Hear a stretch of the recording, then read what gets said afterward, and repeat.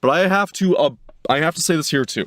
This is the most amount of opinions you're going to hear from me during this stream, because I have to be mindful of also what I say in terms of taking action, because there are many international federal forces that will try to go after anyone who demands that change happens outside of voting in Rupert Lowe. And I know there's guys in chat who will be glowing as much as I will. Either keep it to yourself, or if you post it, I can't read it. Understand that. Understand that. I am going to be reading it in full. And I implore any VTuber, because I know, once again, going back to Asmo, I know he just covered this. There's going to be a lot of VTubers who are going to react to the full coverage. I know the types. Take some fucking initiative and actually read it in full for yourself, because that's what helps spread the word. Don't be lazy, actually do something with a bit of initiative. Though for a lot of you, I know it's going to be hard. I'm going to have to stomach this stuff, and I might have to take some breaks to just breathe us for a second. Now, the only addition I'm going to be doing here, and we're going to start stream, and this is for my live viewers, and this will be on the VOD too. Chat, when I start reading in segments, I will not be able to read chat. Understand, that's my first and foremost prerogative. I'm also turning off any notifications I have. I'm sorry if you just show up and new subscribe, hello, I want us to talk to you, Sirius Kovac. I am not available for that. We are reading. Okay, more respectful, I was going to use humorful tone, but you were really mad at this. Oh, H250, you have no idea. But to levy some calm, the only extra material I will have on stream, for now, is myself, and I'm going to be playing some ambient music, Brian Eno's Music for Airports, that will set enough tone and won't fight against me as I read the report. It won't fight, and I won't have to be battling over it. I feel like we need something in the background. So be mindful. So gentlemen, women, ladies, anyone who shows up to this, remember this word, it's the only thing I can ever say. Gott Mit Uns. We're going to begin now.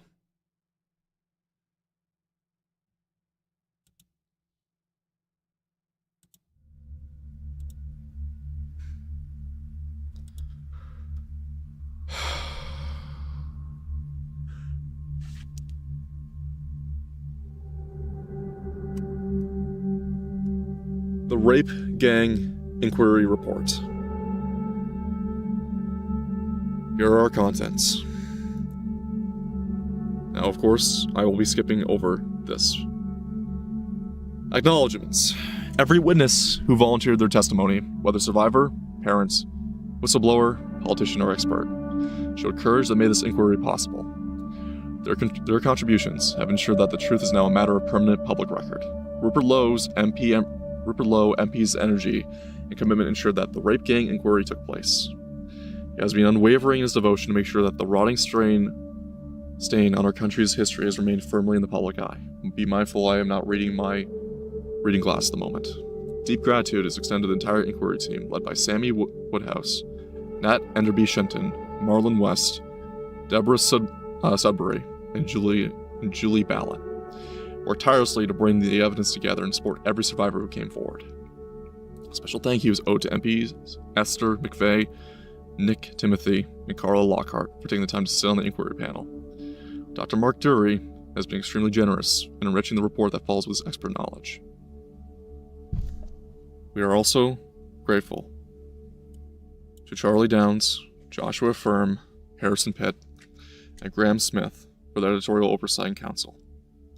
Last but not least, we thank the untold thousands across Britain who made all of this possible by donating to ensure that this inquiry could take place. Forward. Britain doesn't have a racism problem. It has an immigration problem. Rupert Lowe. As is the case with many decent, hardworking Britons, I was unaware of the sheer scale of the evil that has been and continue to be perpetrated by chiefly Pakistani, Muslim men against vulnerable young white women and girls in communities up and down our country. But a single court transcript from one such horrific case, amplified by Elon Musk early last year, set in motion a long overdue national reckoning on the matter that inspired over 20,000 British patriots to help fund a rape gang inquiry. What follows is a comprehensive report of its findings. It is essential that all related court documents are securely preserved, both for legal and historic reasons. Just gonna go here for a sec. Hide this. Hide this. I'm pretty sure all my alerts are down right now. I am grateful to everyone on my team who has contributed to exposing this demonic chapter in Britain's history. A combination of the paralyzing fear of racism, accusations, and scramble for votes from imported foreign subcultures means that our pure evil was allowed to metastasize. Forgive me, I have not seen that word in a long while, and I am mispronouncing and butchering it. I am terribly sorry. Metastases. Nor is the horrendous ordeal over. The root cause was immigration, beginning with the British Nationality Act 1948, and escalating under Tony Blair from 1997 onwards. Leaving proud nations to be responsible for the mid-20th century destruction of Europe, our post-war leaders embraced diversity and multiculturalism as a supposedly civilized alternative. This report establishes beyond any doubt that this open society obsession has in fact enabled untold barbaricism of its own. Oil and water do not mix, and cultural differences going back centuries are the genesis of the problem. I urge all Britons to read this report in full. Lessons need to be learned, and prosecutions need to follow for the appalling cowardice of these responsible for refusing to resist such horrors. The strongest possible penalties up to and including death must also be sought for those yet to be properly punished, or indeed punished at all for this vile, unspeakable crimes. The world is a dangerous place to live, not because of the people who are evil, but because of the people who don't know anything about it. Albert Einstein. Man is the cruelest animal. Friedrich Nietzsche. Introduction. The Rape Gang Inquiry has now concluded the first phase of its work. It was established to examine one of the most horrendous scandals in the long history of our country, the systematic targeting of vulnerable girls, overwhelmingly white British by predominantly Muslim Pakistani gangs across towns and cities up and down our nation. The evidence presented throughout the hearings confirmed what had been long known but repeatedly denied by many in the political class. The inquiry welcomed girls, boys, men, and women of all races and religions to testify to their experiences to gain a complete picture of a rape gang phenomenon. The case report of 2025 stated that disproportionate numbers of men from Asian ethnic backgrounds and quotations, heavy quotations mind you, were among the suspects for group-based child sexual exploitation, CSE. Baroness Casey quoted local reports showing that a significant proportion of those convicted were of Pakistani and or Muslim heritage. The crime stretched back generations, and what they do mean by this is 95+ percentile of the total criminals. We're not including Bulgarians, it's not including those of proper Southeast Asian descent. It's mostly a Middle Eastern and Sub-Saharan and North African descent of Islamic descent and faith. The Rape Gang Inquiry was necessary because the state and its institutions have failed catastrophically over decades. Police, social services, schools, the NHS, licensing authorities, and governments allow these gangs to operate with impunity. There was a demonstrable lack of political will to confront them. The Labour Party initially refused a public inquiry altogether, only relenting under considerable pressure. It will be many years before this inquiry is complete, and there is no guarantee that will adequately address the politically sensitive, ethno-religious nature of this phenomenon. Despite now pushing for an inquiry in opposition, when in government the Conservative Party did very little. The Rape Gang Inquiry was survivor-led. Every day, the panel sat with Sammy Woodhouse, a survivor-turned-activist herself, alongside a variety of experts who attended whenever their specialist subject formed the focus of our efforts to get to the truth. We examined distinct areas of the scandal in turn, so that a maximally full picture could be established. Parents and carriers described their experiences, instances of pregnancy, abortion, children born of rape were laid bare. Whistleblowers who had previously been ignored gave evidence. Policing and justice failures were documented. Social care, NHS services, including sexual health and mental health, education, taxi licensing, demographic trends, cultural and social issues, and ideological obstructions to justice were all scrutinized without restriction. Nothing was off the table. Misguided political correctness and cultural sensitivities played no part in the proceedings. The promise was made, every donor was honored in full.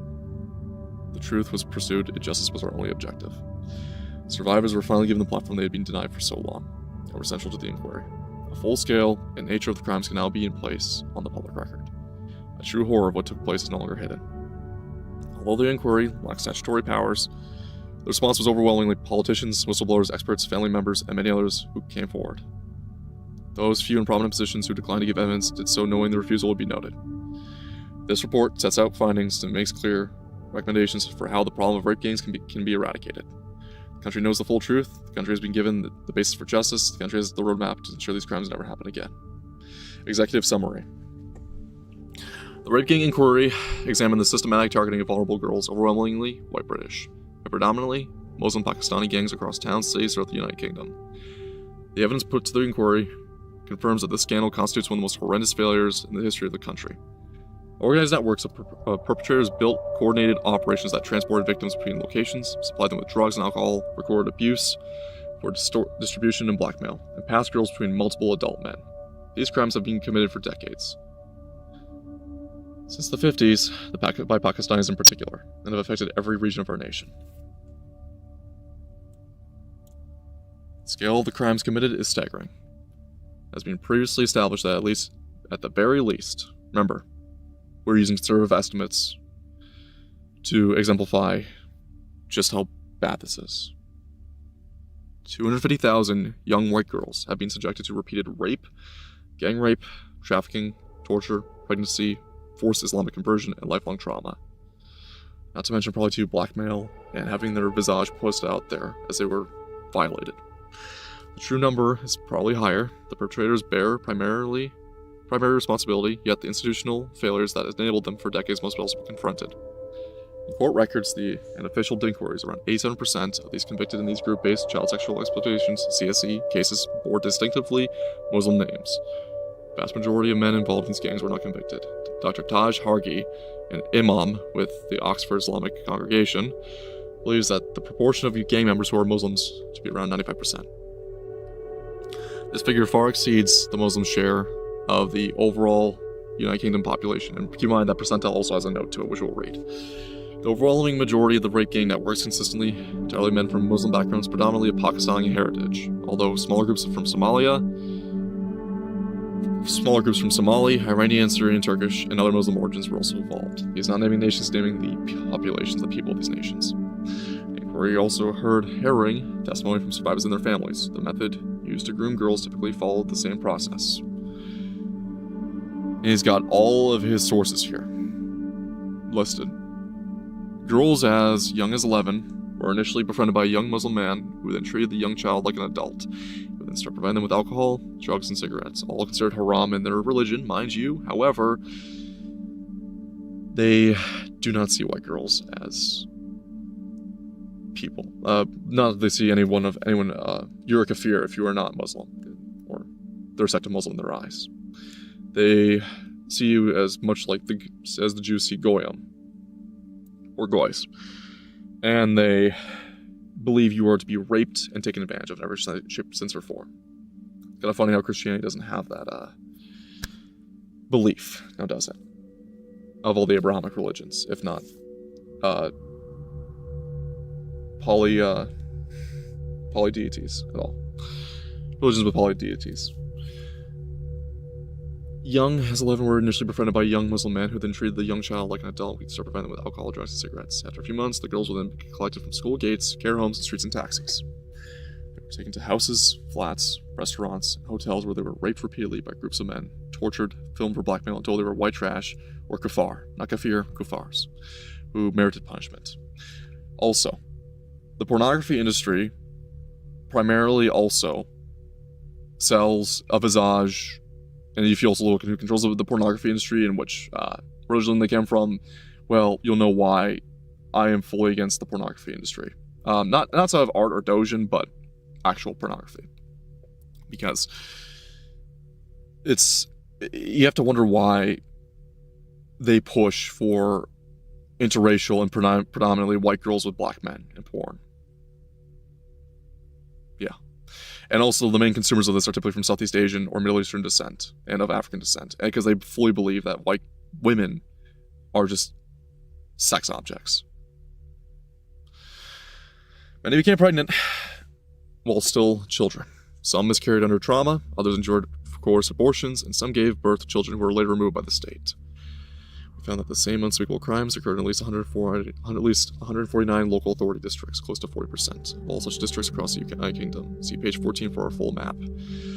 Survivors described daily rapes in red rooms of extreme torture, trafficking between cities, institutional belief that compounded their suffering. Some girls were even trafficked to the Middle East, where they would endure Islamic marriage. The demographic and cultural drivers are clear. Perpetrators from Pakistani Muslim and other Muslim backgrounds operate under an honor and shame-based culture clan code. They treated non-Muslim girls, especially white working-class girls, as property available for sexual use. This pattern was reinforced by 8 theological and legal aspects of Islam. These include the doctrine of Muslim superiority drawn by Quranic verses that position the Muslim at the top with the duty to correct non-believers. Gang members' justification for their crimes can be found in the Islamic principles of loyalty and disavowal, known as al-wala wa al-labara. I don't speak Arabic, as you can tell. It demands enmity towards non-Muslims. The superiority of men over women, forced marriage, combined with the absence of any fixed minimum age of consent. The perception of female sexuality is inherently dangerous, a system of sex slavery that authorizes sexual relations with non-Muslim captives, and religiously sanctum social hierarchies that subjugates conquered non-Muslims. These elements, filtered throughout clannish immigrant subcultures, provide a religious justification that enabled the systematic rape and even slaughter of white British girls, which we'll get into. There is a tale about a kebab shop that I know isn't here, and it's going to be very brutal. Were Britain functioning effectively, these girls would have received considerable state protection. However, every one of our institutions failed them, catastrophically. Police forces ignored repeated reports, criminalized victims instead of perpetrators, destroyed evidence, and allowed known rapists to walk free on bail. Social care services undermined protective parents, placed children in trafficking hubs instead of children's homes, closed cases despite clear indicators of exploitation, and retaliated against whistleblowers. The NHS recorded genital inquiries, multiple sexually transmitted infections in children as young as 13, pregnancies caused by rape and suicide attempts, yet discharged victims back to their abusers without safeguarding referrals or trauma care. Schools observed older men collecting girls at the gates, heard disclosures of rape on school premises, and responded by excluding victims rather than protecting them. Taxi licensing authorities renewed permits for drivers who form the logistical backbone of the networks and collapsed in the face of organized protests when basic safety measures were proposed. Political failure lies at the heart of the scandal. Successive governments lacked the will to confront the ethnic and religious patterns. The Labour Party bears particular responsibility. It initially refused a public inquiry and only relented under pressure by ordering a process reviewed with widespread skepticism. Labour-dominated councils and MPs were briefed on the gangs long ago, yet later denied knowledge. The party prioritized electoral reliance on Muslim voting blocs and then blocked or watered down inquiries, suppressed ethnicity data, and framed legitimate concerns as far-right agitation. I will say far-white as well because that's what they see you as. They want you to basically be as field slaves to work for the country, to bring in the new class, which is far less intellectual than you are. Yeah, I'm going there. When finally forced to act, the Labour government produced a national inquiry whose tightly drawn terms of reference deliberately excluded systematic examination of the demographic, cultural, and religious drivers. The Conservative Party, while in government, continued with the Labour's approach and failed to impose mandatory ethnicity recording or launch a full statutory inquiry, despite clear evidence from Rotherham and elsewhere. Rotherham or Rotherham. I can say Rotherham. Scottish political parties have refused a dedicated inquiry and failed to record offender ethnicity. Political correctness, fear of accusations of racism, fear of losing electoral support from certain demographics have taken precedence over the protection of British children. This was all planned, mind you.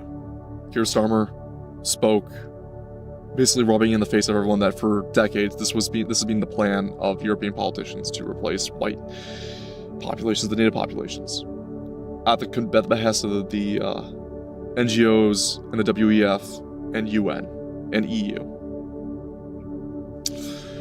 Whistleblowers, parents, and survivors who came forward showed extraordinary courage despite having been met in the past with disbelief and intimidation. The perpetrators operated with impunity because the state enabled them. The evidence now demands immediate and decisive action to eradicate the problem, deliver justice for the victims, and ensure that abhorrent crimes are eradicated from our shores. We have now a clear sense of the problem. There are a number of measures necessary to resolve them up to and including considerable changes to our criminal justice system, the passage of legislation aimed at targeting specifically gang-based CSE, and a great amount of institutional overhaul. Our detailed list of recommendations include improved data recording on ethno-religious patterns among offenders, far stronger sentencing, a comprehensive deportation effort, institutional accountability measures, multi-agency coordination, specialist training, enhanced safeguarding through greater family involvement, and closing the various gaps in British law through which so many victims fell. Following the publication of this report, we intend to release the full witness testimonies, gather additional survivor accounts, identify those responsible in Parliament, and begin civil and private legal actions to ensure maximal accountability. Overview of crimes. Rape gangs have exploited children systematically across every region of the United Kingdom for decades. The independent chair of the Center for Excellence for Children's Care and Protection, Alexis J., has identified the 1970s as the decade when immigrant rape gangs first began tormenting the girls of Britain. However, the British newspaper Archive reveals that the first recorded case of specifically Pakistani rape gangs dates back to 1955, when 4 Bradford-based Pakistanis were charged with the raping of a 15-year-old girl from Middlesbrough. This was soon after former colonial subjects from the subcontinent, as much as the Korean, became eligible to enter the United Kingdom in non-trivial numbers under the British Nationality Act 1948. What began as singular and small-scale instances became systematic industrial over time. Those horrific crimes have only escalated in recent decades, specifically following Tony Blair's 1997 victory and the start of an orchestrated mass immigration. With greater numbers came greater opportunities for abuse. Perpetrators built organized networks that transported victims between towns and cities and passed girls through multiple adult men. In each of these areas, the same tactics were used. Girls as young as 11 were targeted with gifts, alcohol, and drugs. Collected in taxis from school gates, care homes, and streets, taken to houses, flats, restaurants, and hotels, and then raped repeatedly by groups of men, passed between perpetrators, trafficked across county lines, also country lines, mind you, and in many cases impregnated or forced into abortions. Most victims endured violence, were filmed for blackmail, also creating CSAM, and were told they were white trash or kuffar, who deserved punishment. The authorities at every level, including the police, social services, health services, schools, licensing bodies, and politicians, knew the patterns possessed the intelligence and still failed to protect the country's children. The evidence establishes that a national scandal of repeated rape, trafficking, torture, pregnancy, forced Islamic conversion, and lifelong trauma enabled by institutional denial, political calculation, and fear of the accusation of racism took place over decades. The incidents of criminal activities listed in this report are drawn from court cases and court records. Official and unofficial inquiries across the country and witness testimonies provided to the inquiry, they confirmed that this was never a series of isolated local failures. It was a coordinated nationwide pattern of organized child sexual exploitation that repeated in town after town, city after city, from the far north to the south coast. The same ethnic and religious profile of the perpetrators was documented throughout almost all the witnesses who contacted the inquiry. The scale of the rape gang phenomenon is endemic across the entirety of Britain. The 250,000 figure originates directly from a statement in the House of Lords by Lord Pearson of Rannoch on May 14th, 2019. Do the governments accept that if we extrapolate nationality, the J report on Rotherham, other reports from Telford and Oxford, there appear to have been upwards of 250,000 young white girls raped in this century, very largely by Muslim men, usually several times a day for years. He added that this number is probably an underestimate. I greatly agree with him on this one. The extrapolation now has greater support due to further data that has been collected, derived from scaling and patterns documented in major inquiries. Rotherham, J Report 2014, released 1,400 girls abused between 1997 and 2013, with some updated estimates exceeding this. Perpetrators were overwhelmingly Pakistani Muslim men. Telford Inquiry 2022. More than 1,000 children, predominantly girls, over decades, again with the same perpetrator profile. National footprint. The grooming gang model is being confirmed in dozens of towns and cities. Our independent inquiry, led by Rupert Lowe MP, has heard evidence demonstrating coordinated operations extending to all corners of the country, and at least 149 local authority districts. See page 14 for the full map. When the Rotherham-Telford scale is applied across the documented national distribution and multiplied by the extreme under-reporting factor accepted by official reviews, the total reaches the 250,000 threshold as a bare minimum. We are far from grasping the full extent of grooming gang criminality in modern Britain. It is responsible to assume that since sexual abuse of all kind tends to be underreported, this is also true of grooming gangs. The Independent has reported that almost 19,000 children were identified as sexual exploitation victims in England in 1 year alone. Despite the reluctance of state actors to name or tackle the problem of the rape gangs, after decades of abuse, victims must number in the hundreds of thousands. The full scale is not known yet. Every major review has emphasized recorded statistics severely understate reality. Baroness, KC National Audit on Group-Based Child Sexual Exploitation and Abuse, June 2025. The audit explicitly states that the scale, nature, and characteristics of the group-based child sexploitation remain impossible to quantify precisely due to the inconsistent data collection and historical suppression. Independent Inquiry on Child Sexual Abuse, HCSA, multiple local inquiries, 2022 to 2025. It is simply not possible to know the scale because ethnicity, group offending, and historical cases were routinely unrecorded or shelved to protect community cohesion.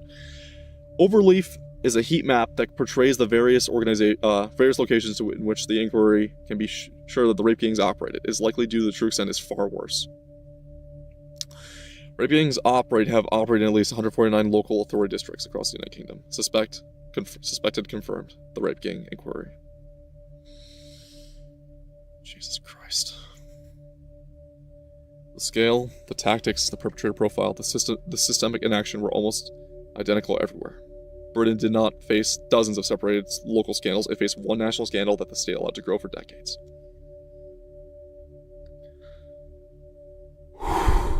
London stands exposed as the epicenter of the institutional denial and the grooming gang scandal. While northern towns faced public inquiries after the truth emerged, the capital maintained a wall of silence for years. The mayor of London, Sadiq Khan, sounds very Britain, doesn't he? Has repeatedly insisted there are no grooming gangs operating in the city. As our inquiry heard from the Susan Hall, leader of the Conservatives in the London Assembly, the rape gang phenomenon is in fact endemic within the capital. After challenging Khan about the presence of such gangs in London, Hall was inundated with calls from women and girls purporting to be victims of their predation. Khan describes evidence from whistleblowers as malicious and politically motivated. Well, isn't that just a funny little coinky dink? All the white girls claiming the exact thing that your people very much love to do. Khan describes evidence from whistleblowers as malicious and politically motivated. He told the London Assembly that the problem was far more complex than in other parts of the country, and that young people were being exploited through county lines rather than organized group-based sexual exploitation. These statements were made despite the Metropolitan Police holding reports of young girls being plied with alcohol and drugs and then raped by groups of men in hotels and other locations across the capital. The Daily Express investigation revealed that Khan had direct access to HM Inspectorate of Constabulary documents. This is going to be very tough. I'm having a dry mouth right now. Detailing exactly these patterns of offending. He reads the files yet continues to deny existence of grooming gangs in public. I'm sorry for butchering that. Shadow Home Secretary Chris Philp, MP, has accused Khan of facilitating a cover-up, and other politicians stated that both the Major and Metropolitan Police had been denying grooming gangs in London. Campaigners, including whistleblower Maggie Oliver and Chris Wilde, described the capital as the last bastion of denial, one of the scale of abuse was far more catastrophic than anywhere else in the country. The evidence now emerging confirms their warnings. In October 2025, Metropolitan Police announced a review of 9,000 child sexual exploitation cases. The National Crime Agency launched Operation Beacon Port to examine thousands more files nationwide after initial assessments found human errors, missed lines of inquiry, cases wrongly dropped. London forms a significant part of this backlog. A former Metropolitan Police detective has described industrial-scale child prostitution and grooming in the capital, with authorities aware but opting to for inaction due to a mixture of incompetence, laziness, and corruption. Love intermingling with illegals as well. Keep that in mind. London has the largest Muslim population in Britain. Connor relies on significant electoral support from those communities, as well as having ethno-religious motive to protect the public reputation of Pakistani Muslims in particular. Widespread acknowledgement of organized networks of predominantly Pakistani Muslim men targeting vulnerable white girls would have shattered the narrative of community cohesion and that success London administrations, none more than Khans, have promoted. As for others in authority, fear of being labeled racist paralyzed the Metropolitan Police and City Hall in the same way it did in Rotherham and Rochdale. Before then, one anonymous whistleblower told us the boys, as well as girls, are an especially vulnerable target for criminal gangs, typically Albanian, Somali, or Turkish, operating in the capital. Yet the relevant bodies still refuse to collect data on ethnicity, willfully rendering themselves blind to the very behavioral patterns that are supposed to aid law enforcement in its pursuit of justice. I need to slow down and stop reading so fast. The Metropolitan Police Review, the National Crime Agency operation, and the witness accounts pouring in prove that group-based child sexual exploitation has thrived in our capital city. This inquiry records the failure without reservation. Khan and the senior leadership of the Metropolitan Police must answer for their role in this scandal until the capital confronts the truth with the same rigor now demanded elsewhere. The children of London remain at risk, and the state remains complicit. Victim testimony. There are thousands of survivors who could have provided evidence to our inquiry team. Below is a summary of some of the testimony provided by brave witnesses who spoke at the inquiry hearings. Some of the witnesses have to remain anonymous for their own safety. So very much understandable. Chloe. Throughout her early childhood, Chloe was popular at school, performed well academically, enjoyed an active social life. Although her parents separated when she was young, she describes her early upbringing as relatively stable. Following the separation, full custody of Chloe and her older brother was awarded to their father. Despite his alcoholism, her mother, on the other hand, was often absent from her life and became homeless following the separation. Chloe recalls a generally secure and supportive home environment under the care of her father. However, following his sudden death just before her 10th birthday, she moved in with her mother and her mother's new husband, a man she describes as a pedophile, by whom she was sexually abused. Chloe's mother caught her husband assaulting Chloe on many occasions, but did little to stop it. On one occasion, Chloe's mother caught her husband in the shower with Chloe. Instead of intervening, she closed the door and walked out. At this time, Chloe was 10 years old. The abuse soon escalated to rape. Chloe's stepfather supplied her with alcohol and cigarettes to keep her quiet, and she began smoking cannabis. Around the same time, Chloe started truanting and spending time in the local town center with her friends unsupervised. She describes groups of Muslim men, primarily Pakistanis, aged 20 to over 50, showing them attention, including wolf whistling and buying them alcohol. Many were taxi drivers who would take the girls into their cars and drive them around town. At this stage, there was no sexual abuse, and although the men's behaviors were clearly inappropriate, Chloe and her best friend, them in their final years of primary school, enjoyed being treated like adults. The grooming soon intensified. The provision of alcohol and takeaways was accompanied by emotional manipulation with the men, many of whom were related to one another. Presenting themselves as sympathetic friends to Chloe, Chloe describes the process as them mapping out, are you a vulnerable person? Physical contact, including kisses and massages, became increasingly common. Meanwhile, the abuse by her stepfather had home worsened, and her mother was all but absent as a guardian. At this time, Chloe had an aunt and uncle who lived nearby, and she often sought refuge with them. She had spent holidays with them during her earlier childhood and felt that they could trust them. On one occasion, she had visited them while truanting, but returning home and spending the day there while her mother and stepfather were at work. To Chloe's surprise, her uncle arrived at her house unannounced an hour later, and she invited him inside. After a brief conversation, Chloe's uncle sexually assaulted her. Chloe resisted, and he relented and left. She told her mother about the assault, and her mother reported to the police. The police accused Chloe of lying, and no further action was taken. Until this incident, she had regarded her uncle as one of the best people in her life. Afterwards, there were no adults left that Chloe could confide in or seek support from. Increasingly isolated, she became more deeply involved with groups of Muslim men she encountered in the town center. On an evening, Chloe's friend suggested that they travel to a nearby town where one of the men had a hotel room. They were picked up by a man who was drunk and under the influence of drugs, taken to the hotel. When they arrived, hotel staff saw them but did not intervene. In the room, the girls were given a potent strain of cannabis, which left Chloe, then 11, absolutely smashed. Chloe's friend was taken to another room by a group of men, and Chloe was groped by a man who remained. Chloe resisted and he hit her. The man did not attempt to sexually assault her again, and instead threw the girls, both of whom were still intoxicated, out of the hotel and refused to drive them back to their hometown. They were forced to walk. It was around midnight. Chloe did not want to go back to her home as she feared her mother would beat her for being out late, so she stayed with her friend. In the early hours of the morning, Chloe was collected from her friend's house by the police after her mother reported them missing. Chloe lied to the police and her mother about where she had been. Chloe's mother grounded her for a month, meaning she was stuck at home with her predatory stepfather, a period she describes as torture. After the month passed, Chloe arranged to see her friend, who boasted that she had a new boyfriend. Chloe left the house to meet her, and the girls were picked up by the boyfriend, who was in fact a 25-year-old Indian man. Initially, Chloe thought the man was nice, posher, than the other men she had been in town center. He took Chloe and her friend to a shop where he purchased a bottle of vodka before picking up one of his friends and taking the girls to the secluded location. During the journey, the men began pressuring the girls for sex. Chloe refused, stating that she was on her period, but the men replied that it did not matter. Night was falling when they arrived, and the boyfriend took Chloe's friend out of the car, leaving Chloe alone with the other man. He proceeded to rape her on the back seats. The incident took place in 2003. In 2022, Chloe took the two men to court, but neither were found guilty. From this moment, Chloe's life spiraled. At 12 years old, she began drinking heavily, smoking a large amount of cannabis, taking hard drugs including ecstasy, anything to block it out of her mind. She would drink before school just to get through the day. Her attendance dropped significantly. She and her friend would spend school hours in the town center, walking around until someone picked them up in a car, somebody bought them alcohol, or somebody gave them drugs.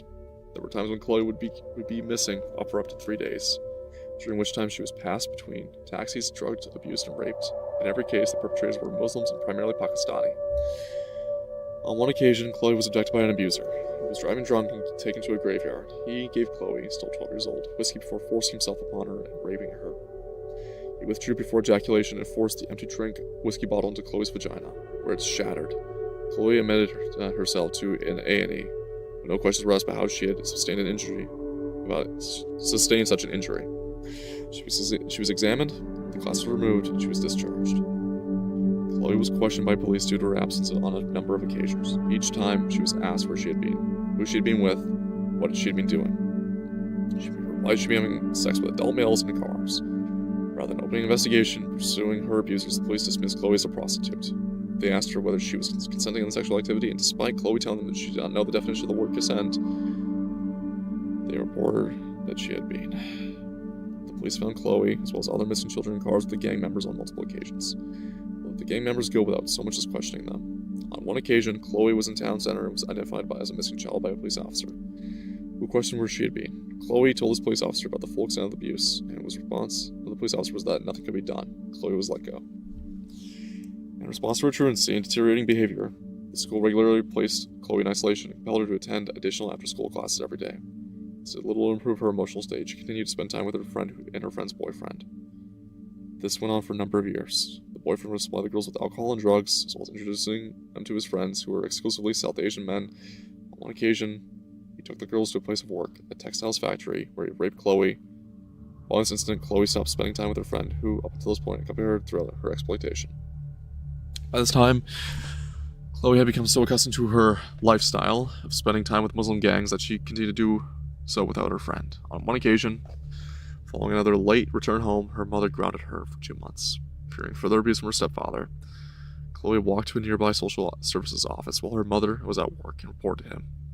Chloe was interviewed by a social worker at the time about the abuse, after which her mother and stepfather were arrested and questioned. Both denied that the abuse was taking place and were released without charge.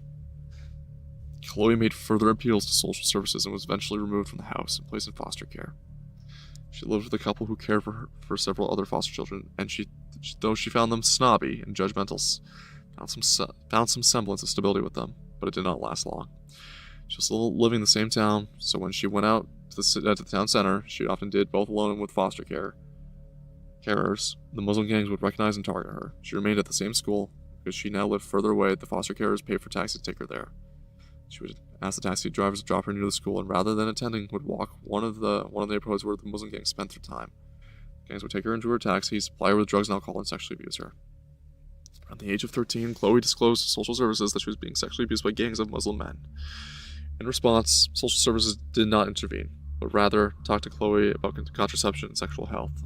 One social worker stated regularly that taking Chloe to a sexual health clinic, where she was diagnosed with chlamydia in her throat and vagina, gonorrhea, genital warts, and pelvic inflammatory disease. Neither the social workers nor the clinic staff questioned or reported this. Police were aware of Chloe's activities, but instead of targeting those responsible for her abuse, they originally failed to question them, let alone pursue further action. Then Chloe was found in cars and houses with them. Chloe was soon moved to a different foster placement, with a far more protective care. On one occasion, a gang came to the foster home searching for Chloe, and the carer fought them in the street to protect her. Around the time Chloe turned 14, a social worker approached her about the ongoing sexual exploitation. This one was about the first times this had happened, and Chloe was relieved that her abuse was finally being addressed. However, rather than offering a solution, the social worker instead told Chloe that the procedures of Emmerdale were looking for a young actress to play a victim of child sexual exploitation, and asked whether she would be interested in auditioning for the role given her experience. Following this exchange, Chloe, upset, angry, and in a state of disbelief, ran away from the foster home after being abducted by a Muslim gang. Was missing for 6 months. Over this period, she was trafficked across the length and breadth of Britain. She was taken to house after house and raped and abused by guy after guy after guy after guy. The men who abused her paid money to the gang, which treated her as little more than a commodity. She was reported missing, and her photograph was shown on TV. Her abusers remarked on this, "You're that girl off the TV that's missing," but her whereabouts were never reported to the police. Chloe describes a cycle of grooming, rape, and drug and alcohol abuse. This went on until eventually she was located by the police. When the police found her, she was in a car with a South Asian Muslim man.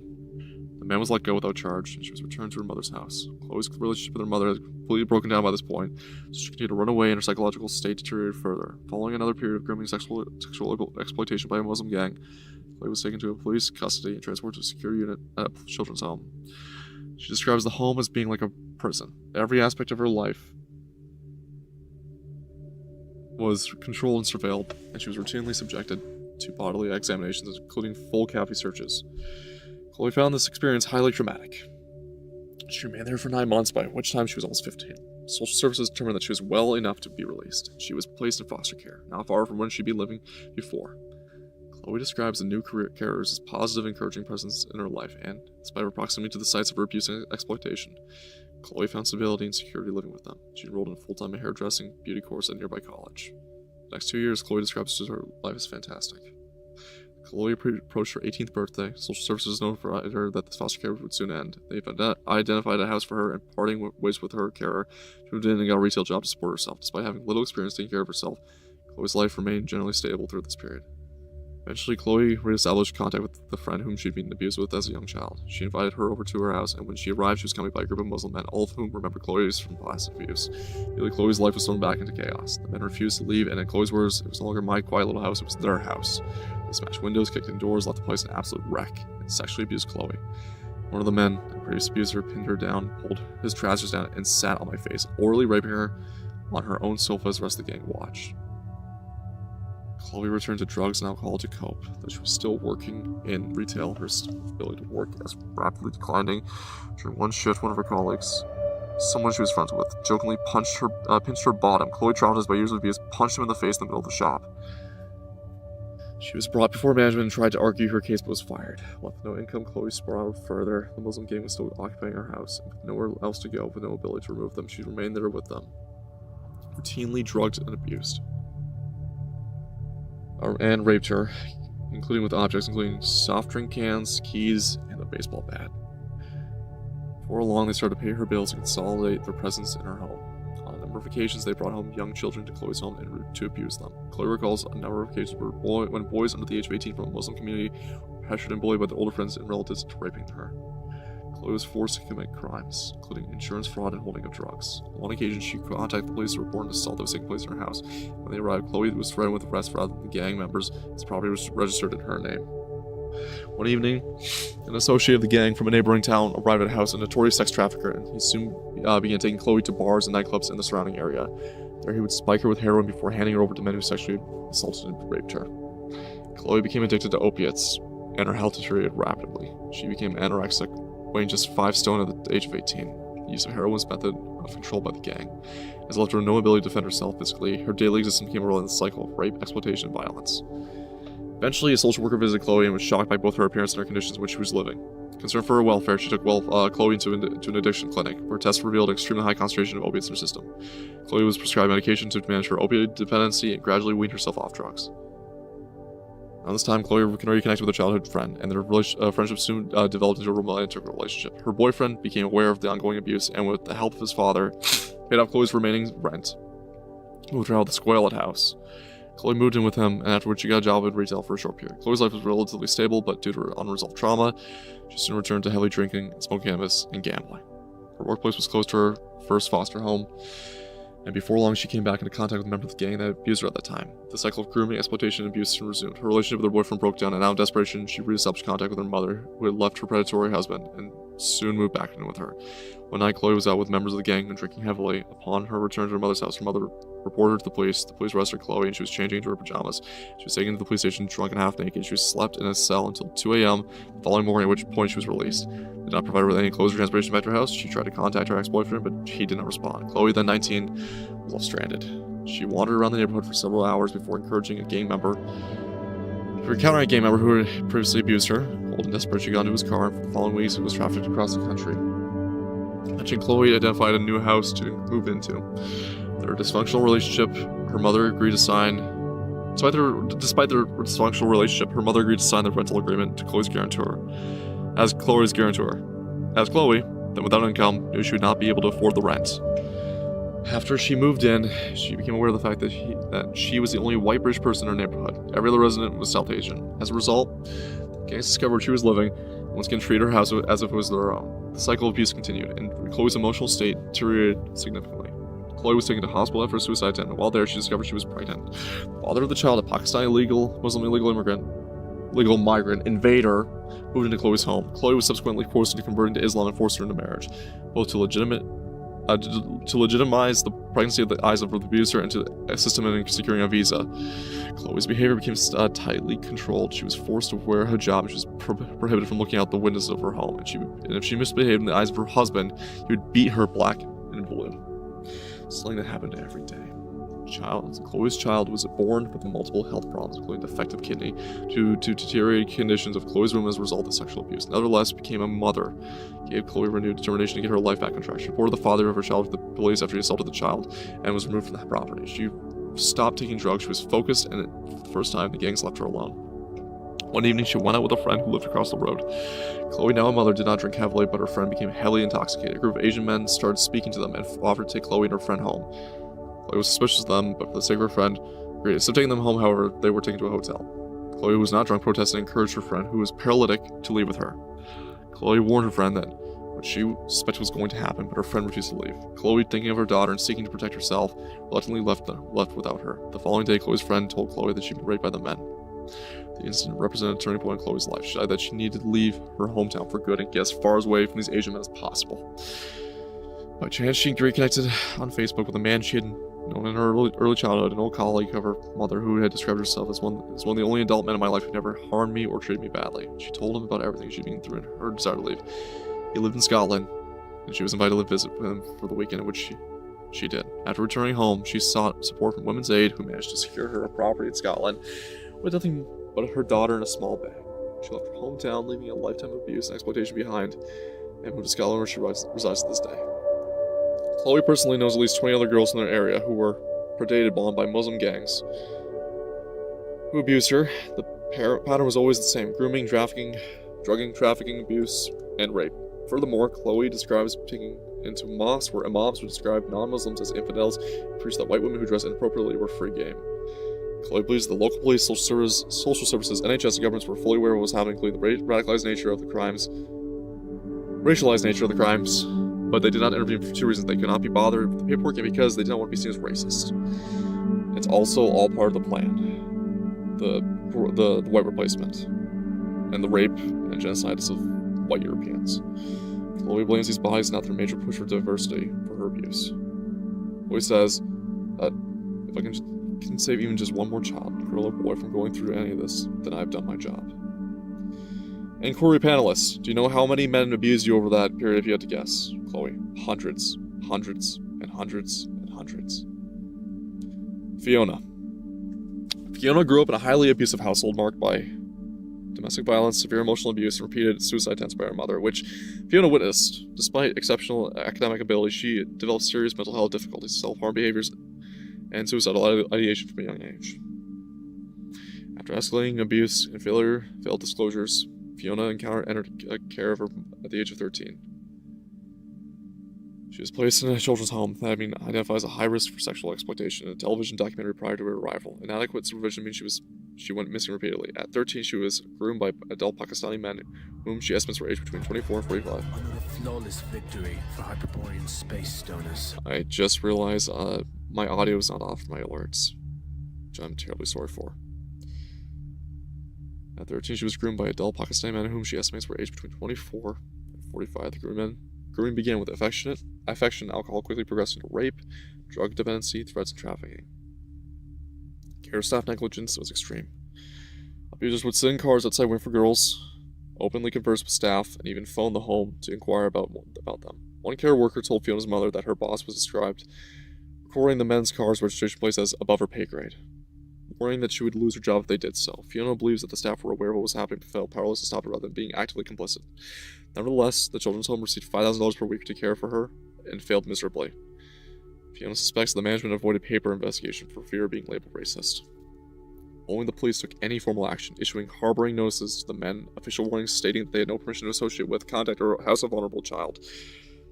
However, no further action followed. When Fiona's mother called the police to report her daughter missing and mentioned a history of abuse by Asian men, the call handler told her, "You can't describe them as Asian men because that's racist. You should just be glad your child is being taught a different culture." On one occasion, a police officer returned Fiona to the house where the abuse was occurring, and they told the men to have fun with her. Yeah, there's that one. On another occasion, police instructed the abusers that if they could persuade Fiona to sign herself out of care, the police would stop bothering them. The gang then tried to convince her to do so, intending to traffic her to Kashmir. She was only prevented from leaving the country because she did not have a passport. Between 2008 and 2012.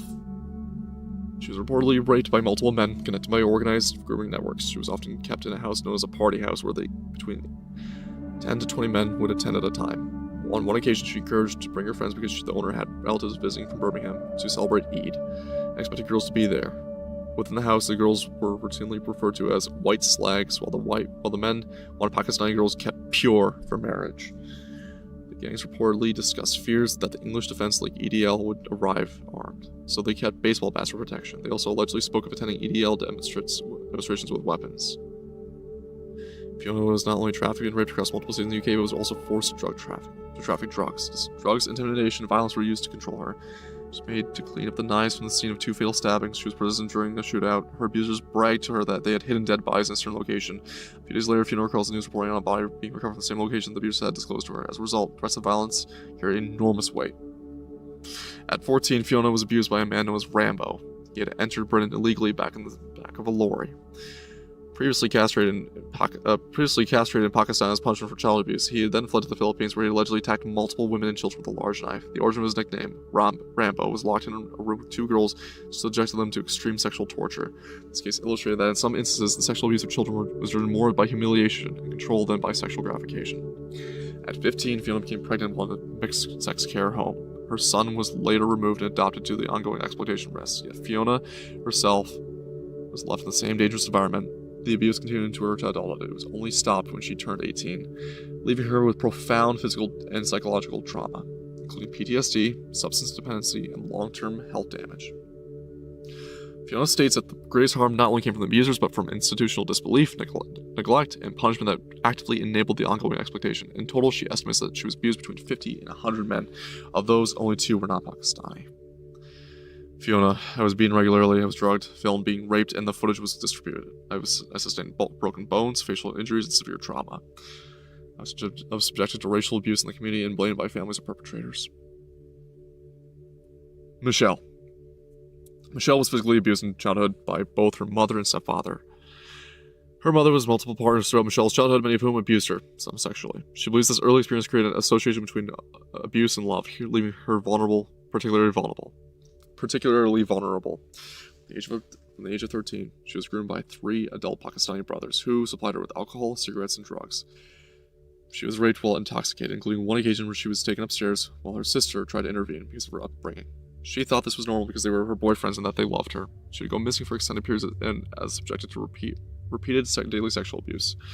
The perpetrators would collect her from school, her home, and public places using threats of violence to coerce and control her.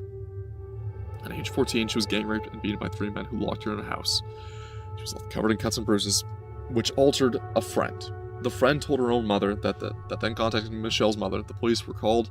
They claimed there was little they could do without more evidence. One of the gang members later forced Michelle to go to a police station with him to retract her statement. The police accepted him as her appropriate adult, a role normally reserved for a parent. Close family members, social workers, or trained professional. The investigation was subsequently dropped. One of Michelle's friends who lived in a care home would be collected directly outside by the same gang. Care staff would call the police, but officers reportedly referred to the girls as prostitutes, despite them being children. Both social services and the police, Michelle says, failed to understand the situation and believed the girls were engaging in the activity by choice. As a result, little was done to intervene. When she was abducted and went missing, no one came looking for her. A social worker once told her that at age 14 she would be allowed to live with her 30-year-old boyfriend as long as they did not share a room. Michelle was raped in bin sheds, thrown with a knife, and forced into sex with multiple men, waiting in cars. She was drugged, beaten, burned with cigarettes, locked in rooms, and passed between men. An amusement arcade was used as a front for drug dealing and sexual exploitation of children. She became pregnant 4 times as a child as a result of rape, leading to miscarriages, 1 abortion, and 1 surviving child. One of her abusers states 90% of them were Pakistani Muslims if they were not Iraqi Muslim or Kurdish. Michelle believes these gangs have remained untouchable because authorities feared being labeled as racist. I once can say it's also for the replacement and rape and demoralization of the native whites. She describes an extensive network of abusers operating across the entire country, calling it industrial in scale. It functions as a large central network with smaller groups, connected groups, in specific localities. Michelle claims she was raped by between 600 and 700 different men over the course of 3 years. She now lives with severe PTSD and lifelong trauma, describing both her childhood and her future destroyed. Inquiry panelists, what would you say the main issue was? Michelle, I don't think that they cared much about us. They didn't want us to open that can of worms because it was a religion thing. I'd probably say 90% of them were Pakistani Muslim. If not, they were Iraqi or Kurdish. Whitney grew up in a household. Her mother suffered from severe mental health issues, and her father was absent from her life. She was both groomed and sexually abused by the age of 15 by 2 adult Pakistani brothers. One of the brothers, Whitney recalls, acted as a boyfriend figure. By 2 adult Pakistani brothers. One of those brothers, Whitney recalls, acted as a boyfriend figure. Both brothers would regularly take her to a flat in Birmingham, supply her with alcohol, and in her words, would have sex with them. Their interactions with Whitney soon turned violent, and they began beating her, and on one occasion held a hot iron to her face. Whitney recalls that the brothers stopped contacting her after the day they arrived at her house to collect her and found that all of her uncles sitting on the wall outside. After that incident, they never came back. She cannot remember exactly how or why her uncles were there. She believes her mother had asked them to intervene. Many years later, Whitney's daughter began self-harming at age 11 and began attempted suicide. Her phone contained sexually explicit messages. Whitney's daughter told her there was a sex room at school run by the older boys. Deeply concerned for her daughter, Whitney contacted social services. They offered little support beyond talking through the problems. In one instance, social services accidentally sent her 6 other children's case files instead of her daughter's, which they'd been deeply distrustful of their ability to help. Whitney's daughter was coerced into sending a sexual image which had been circulated across multiple schools, the local community, and eventually the internet. This led to her receiving unwanted attention from adult men of various ethnicities and from multiple countries. From that point, Whitney's daughter began going missing regularly. These disappearances were directly linked to sexual demands and exploitation by older boys and adult men. She was starting with violence if she contacted the police and sometimes returned home with items of clothing missing. Whitney reported her concerns to the police and social services, clearly stating that she believed her daughter was being sexually exploited. Police responses were often delayed. Statements were not taken, and investigations were closed without further action. Social services refused to locate the family and downgraded the risk level, and eventually closed the case despite ongoing exploitation. Whitney herself was blamed, and her own past was used to undermine her credibility as a parent. Her family received repeated threats, including warnings that their house would be burned down, faces would be slashed, and the machetes would be used. Later, Whitney discovered that her daughter had been placed in the National Referral Mechanism, NRM, as a trafficking victim, without her being informed. The NRM is UK's official framework for identifying, referring, and supporting victims of human trafficking and modern slavery, and serves as recognition by a designated professional as individuals potential victim of human trafficking or modern slavery.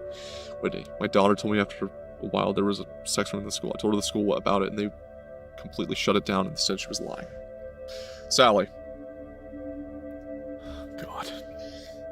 Only 3 stories in, I'm fucking just... We're going through all of this, I assure you, but... Jesus Christ. This is the tip of the iceberg, too. Compared to the cases I've heard that did get reported sometimes in the news, those are children that were on the lesser end of the single digits. This includes in Germany of the one sexual emergency and that one public pool, as it was the sexual emergency which got the guy off scot-free. Or the rape of a 5-year-old boy. Okay, sorry, I'm not crying, I'm just beside myself and bereft of any air, and I am deeply just... It's something I knew was going on for over a decade. When you hear cases over a decade, you can digest it bit by bit slowly, even the horror sets in. Fuck, it's gonna be a rough night. Sally is the mother of a daughter who was found guilty of 9 counts of perverting the course of justice for lying about being groomed by an Asian grooming gang and sentenced to 8 years in prison. Despite this, Sally believes that this evidence suggests that her daughter was a genuine victim of the gangs, so her daughter was in prison for making accusations with evidence, and they jailed her. But false accusations against white British men, that still ruins their lives. Sally describes as a previously stable working family life until housing instability and family stress coincided with changes in her daughter's behavior. The family was buying fell through. They'd already moved out of their family home, and all the positions were in storage. A family friend was able to rent them a part-renovated property on a short-term basis, but it was not ideal for a family with 4 children. It was only meant to be temporary, but the family ended up staying there for 10 months. Her daughter began making up stories such as claiming her mother and stepdad were going away and leaving her to look after her 5-year-old brother at school. This resulted in school involvement in their family life. The stresses the household was under led to arguments that brought in both the police and social services. After leaving school at 16, Sally's daughter began working at a local pub. On one occasion, she was invited to a party. Sally received a call later that evening from one of her daughter's friends saying that her daughter was lying on the pavement outside of her property. If Sally couldn't pick her up, they were going to take her to the bus stop and leave her there. She was making too much noise. When her mother found her lying on the ground, she was making a horrendous wailing sound and kept saying not to touch her. Her mother recognized that something was seriously wrong and took her to the hospital. Sally's daughter told the nurse carrying out the examination that she'd been sexually assaulted. The hospital recorded that her genitalia was swollen and red. The hospital reported the incident to the police. Sally's daughter then received threats via Snapchat, became scared about the outcome of the case, and withdrew from the process. All at the same time, social services closed their case on the family. Sally believes that her daughter did not want to invite more trouble into the household. Later emerged in court that they'd all been smoking cannabis. Sally believes her daughter had participated in that something had happened to her, but she was found guilty of lying about being raped. Oh, God. Sally's daughter then began working as a kitchen assistant at a care home and glass collector at a nightclub. In addition to her pub job, after turning 18, she was able to work behind the bar at the nightclub, where her behavior began to change. She would return home with cuts and bruises. On one occasion, she came home with a black eye, and there had been a fight at the club, and she'd been hit accidentally. She appeared more tired and distressed than usual. Sally began noticing her daughter's phone regularly with Asian men's name appearing on the screen. And keep in mind, they say Asian, Arabic, Middle Eastern, Southeast Asian. These aren't East Asians. These aren't Northeast Asians, man. These are fucking Muslims. But they are using pleasantries here. I'm pretty sure Rupert Lowe being far more pleasant than I am. When asked about them, her daughter tried to hide the calls. The bar manager stopped her daughter from working on the main floor because she was small, and they struggled to keep track of her. They also ensured that she was paired with an older member of the staff, as the Asian men would harass her if she was working alone. One Asian man gifted her a gold chain. Sally's daughter began saying she wanted to move away from home. She had regularly traveled to a nearby town by train. Sally would pick her up and drop her off at the station, and she never appeared to have been drinking or using drugs. One day, Sally returned home, found her daughter had left with her possessions, and she was ignoring her calls. She had told her work colleagues that she had moved because her stepfather was harming her, but this was not true. After a few days of investigation, Sally managed to find where her daughter had moved to. When she arrived at the flat, she found her daughter with 2 police officers, to whom she was reporting an allegation of rape. When her daughter handed in her phone as evidence, police found hundreds of messages from Asian men believing they were being groomed. She later found guilty of lying about rape that she had reported. Over the course of the following year, Sally reported her daughter missing 39 times.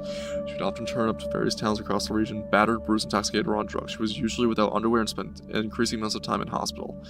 One police force made a referral to the NRM, believing she was a victim of trafficking. Another police force repeatedly arrested her and seized her phone, which meant the referral agency could not contact her as much as the number kept changing. One incident involving Sally's daughters was being locked in a room above an Indian restaurant with a man refusing to let her leave. Police ignored her, believing she was lying. Another incident involving an Asian man following her, trying to grab her and take her away. Thankfully, she was with her sister and friends, who quickly put her in a taxi and sent her home. The same man was later arrested for breaking into a woman's house and sexually assaulting her while she slept. Nevertheless, the police still insisted Sally's daughter had been lying about the earlier incident. The police believed that she had a mental health condition and was deliberately self-harming and put herself in dangerous situations. They wanted her to have her sectioned, but the doctor disagreed, noting that she still had capacity. Another incident involved a different Asian man who refused to leave Sally's daughter's flat. Police told him to leave, but she asked no questions.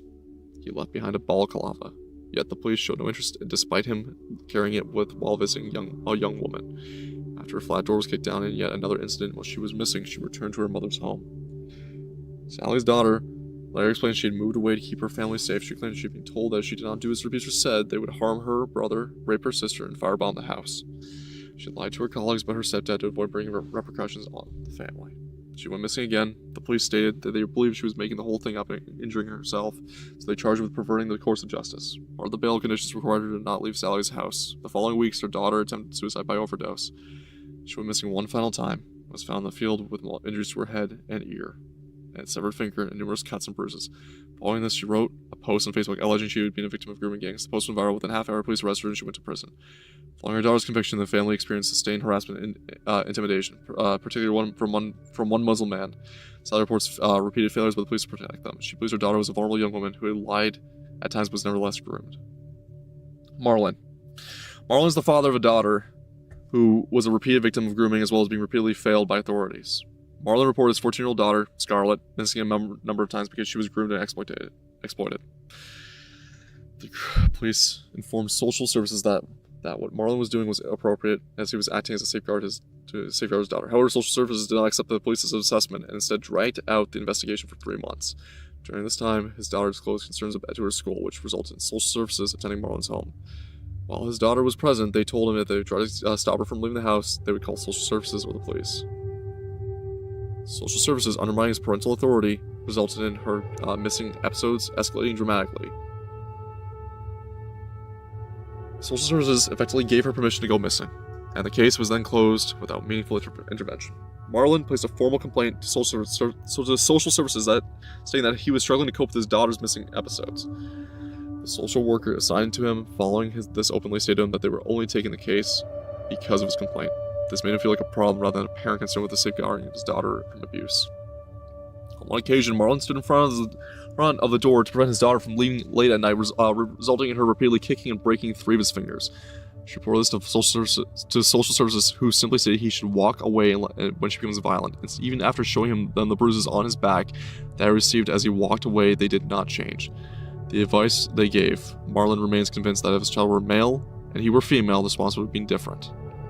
Marlon would often spend his evenings driving in search of his daughter until 3 or 4 a.m. While having work the following day, which his employer was not supportive of.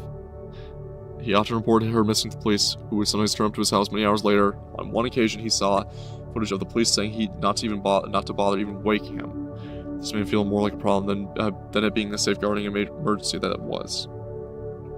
Scarlett was unlawfully excluded from school due to grooming related behavior and assigned a new school where the grooming gang operated. A multi-agency risk management meeting was eventually convened with children's services and the police. The police is missing from the home team. While the meeting was ongoing, one of the police officers and attendants told Marlon to stop reporting his daughter missing. Marlon challenged this, which resulted in the police officer shouting at him in front of all the attendants. The officer has since been dismissed. The social worker and manager present did not intervene, but privately acknowledged he was right to continue to report his daughter missing. They refused to launch a formal complaint against the officer. Shortly after this, his daughter went missing for several days and was eventually found at Marlon's mother's house, unkempt, distressed, and saying that she had been raped. Care staff returned her to the location of the rape, thereby destroying forensic opportunities, and failed to report it to the police until days later. Marlon had to make it his own referral to the Rape Crisis Center, by which time forensic evidence was lost. The perpetrator was arrested but bailed with the condition not to contact Marlon's daughter. Immediately upon leaving the station, he called her and threatened her life. He was an adult and drug dealer, and his associates soon began attending Marlon's home. His daughter was terrified of them. An older woman began to groom and manipulate Marlon's daughter under the guise of friendship. Another missing episode, Marlon would trace his daughter to a specific property. Despite repeated calls and reports of men entering the property, both police and social services failed to remove her or the issue an abduction of a warning notice. His father was later found in the victim of criminal exploitation, including drug supply, prostitution, being forced to dig up a firearm. These acts were directed by an older woman, amongst others. At this point, the impact on Marlon was catastrophic. He was physically exhausted, anxious, depressed, and lived in constant fear. He was attacked by masked individuals in his home, with the police response delayed and dismissive. Marlon's daughter was eventually taken to the secure care, where she was subjected to further abuse, including sexual abuse by staff and other children, neglect, and safeguarding failures. Marlon has made multiple complaints. At a court hearing, social services attempted to place the daughter on a child protection plan for emotional abuse and neglect by Marlon himself. However, the judge intervened and ordered this to be amended to be recorded as beyond parental control. Marlon's daughter continued to be moved between unsuitable placements. She was groomed repeatedly, trafficked, forced to drug supply, and raped by adult men. She became pregnant as a result of rape. The handling of her termination by professionals was traumatic and negligent. Police later charged Scarlett with intent to supply Class A drugs, despite her being a victim of trafficking and on the national referral mechanism. Scarlett was placed in the unit run entirely by male Muslim staff, where she was groomed again. Racist abuse and extremist comments were made onto her. Marlon again raised concern, but which were ignored. Despite his repeated attempts to help his daughter, he has experienced many instances of violence from her as a result of the trauma and grooming. He has experienced many assaults, received black eyes, has had to sleep barricaded in his room. He repeatedly required domestic abuse support, but was refused because he was a male parent. He has been forced to complete parenting courses and blamed for his daughter's abuse. The whole experience has harmed Marlon financially, emotionally, and psychologically. He states that it has destroyed his life. He's no longer the person he used to be. Marlon's case highlights that parents can be victims of both grooming networks as well as widespread institutional failure. If you'd like to hear more about Marlon's story in greater details, Rhea has recently published a book about his experiences titled In Plain Sight 2026. Marlon. Scarlett went missing again for several days. When she was eventually found, she was unkempt, distressed, and disclosed. She had been raped. Shockingly, edge of care staff returned her to the location where she had been raped and failed to report the offense to the police or reduced social workers until days later. Wallace's early childhood in Scotland was marked by poverty, instability, and lack of consistent adult protection. His mother suffered from mental health and substance misuse problems. She struggled to comprehend the situations she put her son in and often failed to intervene, which allowed Wallace's abuse to continue. Wallace's mother psychologically and emotionally abused him throughout his childhood. From a young age, adult men moved in and out of his life, and he was encouraged to refer to them as dad or uncle. This made it seem normal that adult men would be around him as a child. He was moved around many different home environments and learned to accept situations without question. His early experiences made him believe that adults could enter his personal space without consent, that fear should be tolerated, that he had no control. Wallace's earliest childhood memory of abuse occurred when he was 4 or 5 years old. Oh god. When an adult came to his bedroom at night and got into bed with him, he could not identify who it was, but instinctively knew it was wrong.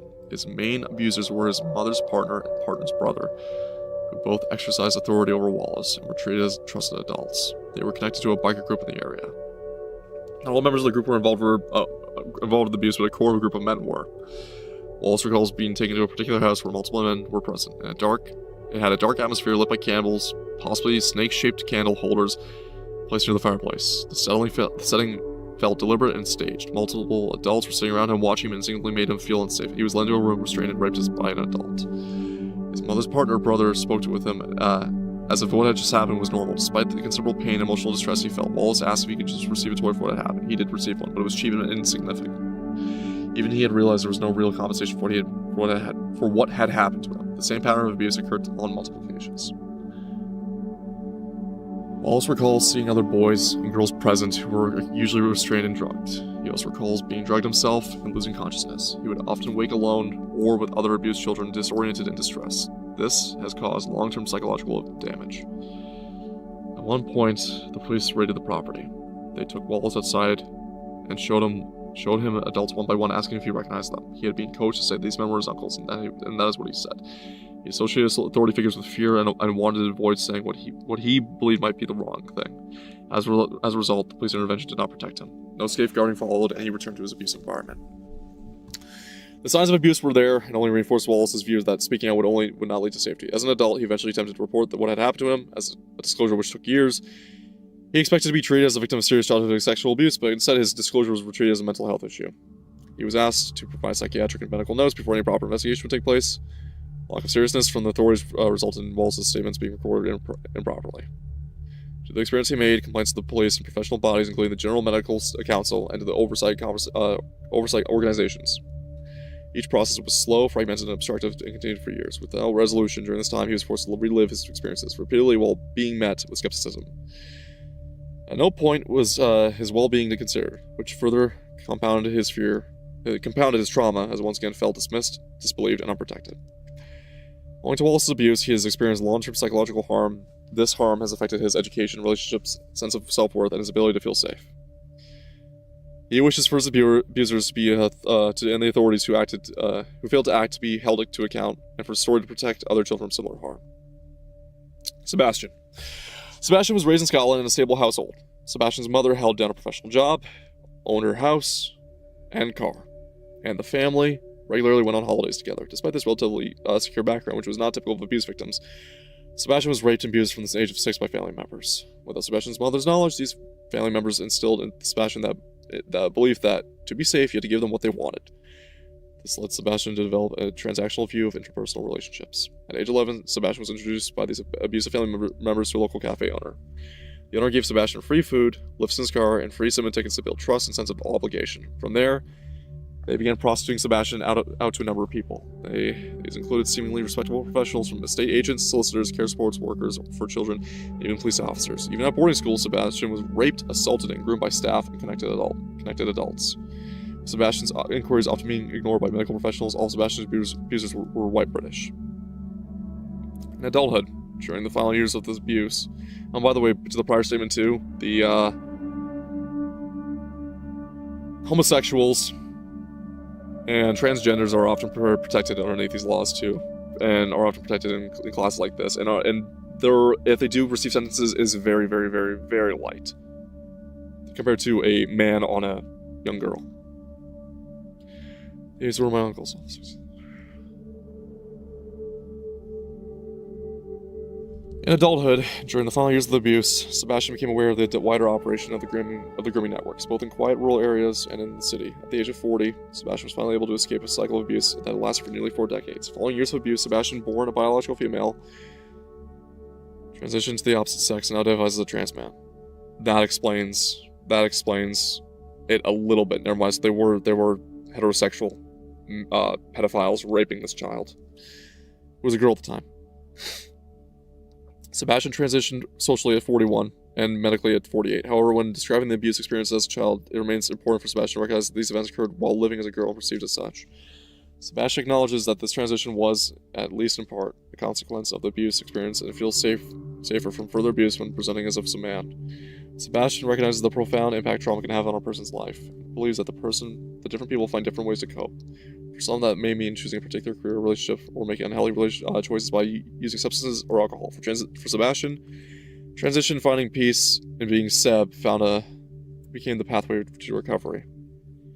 And in a lot of female to males, transgender cases, you'll find out a lot of them are victims of sexual abuse.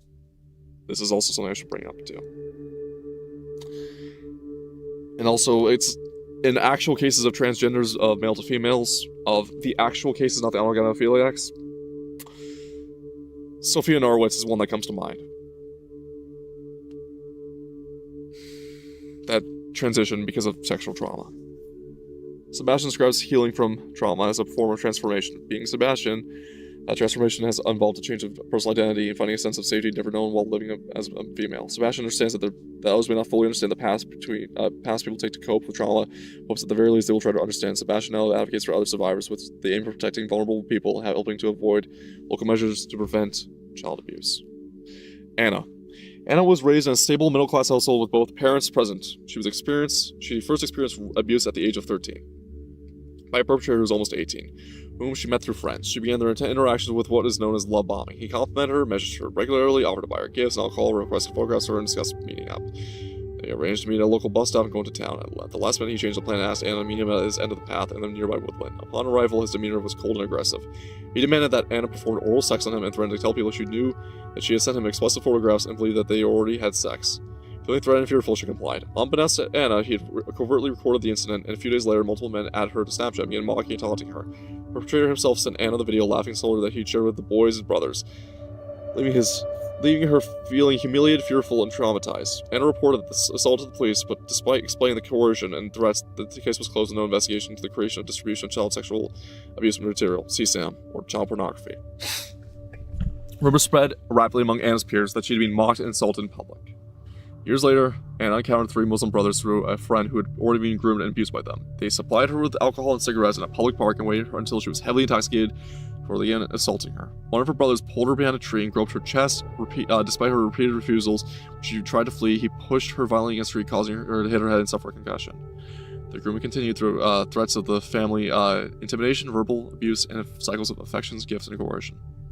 Anna did not feel safe reporting the abuse to the police. On another occasion, she was again supplied with alcohol. One of the brothers grabbed her body violently, dug his fingernails in her, and yanked at her underwear repeatedly while laughing. Anna cried silently, feeling powerless to stop the assault.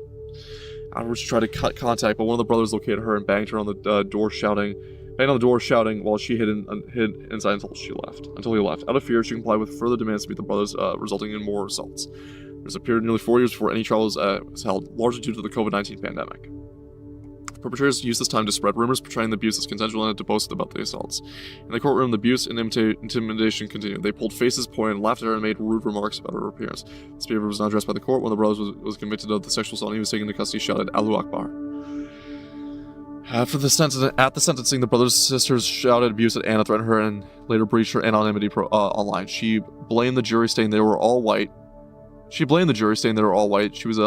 eventually arrested and charged with malicious communications. Anna states that there is a broader failure to confront the role of ethnicity, religion, and cultural dynamics in organized sexual exploitation due to fear of accusations of racism. Anna, as he left the dock to be taken down to custody, I was literally verbally assaulted by his sister, who shouted "Allahu Akbar." Taylor was introduced at the age of 12 to older men through her friends, many of whom were adult Muslim men. They began to giving her lifts home from school, sometimes in black cabs, and sometimes in their own cars. Taylor saw the men buying gifts for her friends and initially wished she could receive gifts too. On one occasion, instead of being taken to school, she was driven to one of the men's sisters' houses and taught how to cook Asian food. Her friends spent more time with the men, but because her parents expected her to come home straight after school, she had limited contact with them beyond the lifts. She noticed that her friends were always doing adult things such as smoking, drinking, going to clubs, whereas she still had more like a childlike disposition. This dynamic continued for 3 years until she turned 15. When the abuse began, she started going with her friends to a restaurant run by Muslim men to help with deliveries. This escalated when one of the men who worked there, a 35-year-old Bangladeshi man, kissed her and causing her to run away. The same man later raped her when she was 15. Because her friends were also abused, Taylor believed it was normal and that the man was her boyfriend. However, she walked in on him with one of her friends. She was realizing this was not the case. After this, her behavior changed dramatically. She began skipping school and drinking heavily. During a family incident that led to the police being called, Taylor's father mentioned that his suspicions that she was being abused by Asian men. The police responded that there was nothing they could do because she had consented. How the fuck do you consent to a man in his mid-30s as a 15-year-old? The only time they helped her was when a group of Asian girls called the police. The only time they helped her was when a group of Asian girls called the police. Officers then returned Taylor and her friend home. Taylor believes they only intervened on that occasion because they did not want to face accusation of racism, given that the call came from Asian women. By the age of 16, she had been introduced to many more men and was constantly harassed by them over the phone. Some men would initially appear kind and caring, leading her to believe they were in a relationship, only to lure her into situations where she'd be violently gang raped. They used a combination of false kindness, violent abuse, and alcohol to coerce and control her. Cars would stop in the street and demand she get in. She'd be raped and taken to the next abuser. She claims that on some nights she was passed to as many as 10 different men, and estimates that she was abused by around 100 men in total. One common tactic used by the gangs was to send taxis to pick up drunk girls late at night. The driver would pretend to stop at a shop for a drink and then drive off, leaving the girl behind. A group of men would then rescue her, only to take her to a pre-arranged house for gang rape. A number of women also played roles directing girls to their abusers in exchange for gifts and money. These women would trap the girls' properties to use for violence or coerce them, or use violence to coerce them. Taylor had witnessed shootings, had knives held to her throat, and gun held to her head. Gangs used the death of one of the other girls as leverage, threatening that anyone else who spoke out would be next. Realizing she had escaped the abuse, Taylor then made a detailed 20-page statement to the police. She provided the phone numbers of more than 100 Asian men and showed the messages which had been clearly threatened to rape her mother, beat her father, and burn down their family home. No investigation followed. Both her teachers at school and her GP, general practitioner, were aware that something was seriously wrong and did nothing to pursue their suspicions further. Taylor, before they were me, they would chant, Bismillah Hiraham Nirahim. Or Raman Nirahim. Translation, in the name of Allah, the most gracious, the most merciful.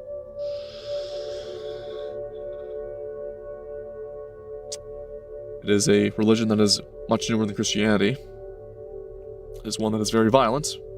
It is one that's subhuman. And it's one built on a prophet that raped a 9-year-old into pregnancy and got gangbanged by 40 black men in the desert to absorb their semen to renew his strength. Keep that in mind. Marie's born in a maternity home from unmarried mothers and grew up with her mother and grandmother. Her mother was cruel and abusive. She would deliberately make Marie cry, touch her inappropriately, and behave violently. She went to school with split lips, black eyes, bruising, and marks over her body. She was never asked what had happened. She was not allowed to go outside, have friends, and was regularly called degrading names. Viewing her medical records as an adult, there was documented concerns from around a year old that there was notes of a rash down below with question marks recorded. There was further entries that was described as a possible nappy rash, again with the question marks. 7 years later, a doctor made a note that she was a child that should be kept an eye on. Her mother refused to discuss her situation with Marie in the room. The record just showed that she had significant bowel and gynecological problems. Despite the signs of abuse, no safeguarding action was taken. From around the age of 7. Oh my god. Marie's mother's partner began grooming and sexually abusing her, and she would bring her presents and then touch her inappropriately. Marie said to him what he was doing was bad and she did not like it. He told her that her mother had told him it was allowed. Her mother would ask Marie how she got on with him, demanded that she thanked him properly and would threaten to get angry if not. She was complicit and abuse continued for many years. Oh god. It's just that cold chill that goes up the spine sometimes. Her mother would deliberately shame her. When Marie began to menstruate, she thought she was dying, but her mother told her that periods were what dirty girls had. She deliberately gave her sanitary pads one leak so she could shame and punish her. She had spot on her face. She would put a large blob of germaline on her face and told her not to remove it, otherwise people would not know she was dirty. When she was unwell, her mother would get her partner to vapor rub on her chest. The mother would soak her underwear in bleach and make her wear it, which causes Marie's discomfort to this day. In one instance, her mother and her partner forced a bottle inside of her, which was painful. Her mother would attach clothes pegs to her clitoris to see how long Marie could last. Marie's mother also groomed her for others, and she had to share a bed with her. God. What? Marie had taken another man's house by her mother's partner when she was raped. He began to traffic her to perpetrators he knew through his work that operated like an organized group or gang. She became pregnant as a product of her abuse. On 2 occasions, her mother took her to a woman's house. There, the woman used a knitting needle to perform the abortions. Fucking God, why? The fuck? The woman's husband also raped her. She had bottle tops open up inside her. They made to drink when it was in a bottle when she was primary school age. There were instances where she ran to members of her grooming network who would lure her to a secluded location and rape her. The abuse she experienced included extreme sexual violence and degradation. She was raped repeatedly over the years, including anal rape. She was subjected to penetration with the object she was urinated on. Her legs were held open. She was bitten on the back and cut on the leg and strangled. She has lasting injuries. Marie attempted to end her own life at school by walking from a van. At college, she drank a bottle of vodka and took a box of tablets in an attempt to kill herself. College counselor raised concerns and contacted her general practitioner, but nothing was done. Between leaving school and joining college at 17, she was groomed by a 55-year-old police sergeant. He knew her background, claimed that she would catch her, attack her, and get justice for her. Instead, one evening, he offered to take her to the house and raped her. He went on to rape her on another occasion. Upon becoming an adult, she went to a women's AIDS refuge for safety. They moved her to a safe location. On one occasion, her mother and partner went to the women's AIDS office, but they refused to give them information and introduce additional measures to protect Marie. While she was in the safe house, she miscarried, a product of her mother's partner. Following this, Marie drunkenly called her mother and told her what had happened. Even after explaining who had pregnant her, her mother said, "We would have loved a baby in the house." She went to the police in recent years, told them that she was a survivor of child sexual abuse, and they told her to go away and sort her head out. None of the perpetrators had ever been brought to justice. Jane grew up in a fractured household, rarely present. Her mother was addicted to drugs and alcohol, regularly using hash and cocaine during Jane's childhood. She tried to end her own life on multiple occasions and left altogether when Jane was 7. Jane's father had significant mental health issues throughout, though until age of 5, he describes a generally positive relationship with him. However, after being a new partner following the departure of Jane's mother, he became colder, more distant, and increasingly abusive. He used his hands, a slipper, and a cane to hit Jane. Jane's mother re-entered her life with a new boyfriend when Jane was 13. The boyfriend was abusive towards Jane's mother, and on one occasion raped her in front of Jane. It was around this time that Jane's mother's drug dealer began grooming her via Facebook. He'd become aware of the fact that Jane was self-harming, presented himself as a sympathetic and supportive friend. Jane, vulnerable at the time, exchanged messages with him for several months. Eventually, the drug dealer began asking Jane whether she'd ever smoked cigarettes, taken drugs, or had sex. During 1.5 term, he asked to meet her, and she agreed. He came to Jane's father's house while Jane's father was at work, armed with a kosh. Took her up to her bedroom, told her stripped naked. He said, "You may be 13, but you got the body of a woman," and raped her before promptly leaving. From then, the drug dealer regularly called Jane and waited outside her school for her. Jane would hide in the staff room and tell teachers that she did not want to leave, as she knew she'd be waiting for her. The staff did not intervene and would force her to leave school. The drug dealer regularly took Jane to his girlfriend's house, where he would give Jane Valium and cannabis. He would also show her the drugs he took, including heroin, methadone, and crack cocaine. The drug dealer sexually abused Jane every day apart from the weekends for several months. Jane was misdiagnosed with personality disorder this time. She did not tell anyone about her relationship with the drug dealer until one night during an argument with her mother. She was drunk. Her mother said, "I don't know why you're like this," and Jane replied, "Because I'm being fucked by a 50-year-old man, and nobody noticed." The following day, Jane returned home from school with the police at her house. The police insisted that Jane, still just 13, would need to testify in court alone against the drug dealer. Intimidated, she did not wish to face him. He was not prosecuted. On the revelations of Jane's grooming, raped by the drug dealer, Jane's father called her a whore and told her that if he wished, she would just hurry up and kill herself. The school accused Jane of using self-harm to manipulate her father. She was regularly placed on detention and threatened with expulsion due to failing behind schoolwork. As a result, Jane became increasingly disobedient and suicidal. At the age of 14, Jane began running away from school, taking drugs, and spending time with men older than her. On one occasion, she took an overdose before school in an attempt to end her life. She was taken to hospital too after the staff told her she would have to be done and was somewhere private she actually wanted to die. Her father then came to the hospital and told her to try harder next time. She was wasting everyone's time. Later that day, she attempted suicide by cutting her own throat and failed. Jane was briefly taken to care at the hospital. She was discharged after less than a month, and every day acted like nothing had happened. Her father would not accept her back in her family home, and she was left homeless. Jane spent a short period of time staying with her friends until social services was informed about her situation by her aunt. Jane refused to return home, disclosing to social services that she was being physically abused and showed them the bruises on her body. She was then briefly taken to foster care. However, being moved into a children's home until she was 16 years old, Jane was then moved into a semi-independent living facility for vulnerable young people. After a few months, a female peer at the accommodation invited Jane to what she described as a party. This peer was coercive and intimidating, and Jane did not feel able to refuse. She was taken to the block flats of Hounslow, expected to be met with multiple groups of people her own age. It said the flat was occupied by 6 or 7 Somali men. Jane was taken into the bathroom by the girl who had brought her there and instructed to shave. She was told that she was being sold to the men for sex. Jane did not want to participate, but she complied out of fear. She was then sexually abused by one of the men and made to sleep in a small child's bed afterwards. The following morning, the girls took Jane to the flat where was paid by the men. This occurred repeatedly over a course of period of months, sometimes with multiple other girls present. Jane told them that she needed to gain weight to be more desirable to the men. In response, Jane began purging, which developed into a severe eating disorder. Jane was blackmailed with the threats of prison by the peer if she disclosed her exploitation to anyone. Violence and intimidation became a commonplace at this semi-independent living facility. On one occasion, a young woman returned to the accommodation, intoxicated and distressed, saying that he had been abducted, sexually abused, and sexually assaulted. Staff were aware that sexual exploitation was taking place in the site, but chose to do nothing about it, responded by accusing her of making it up.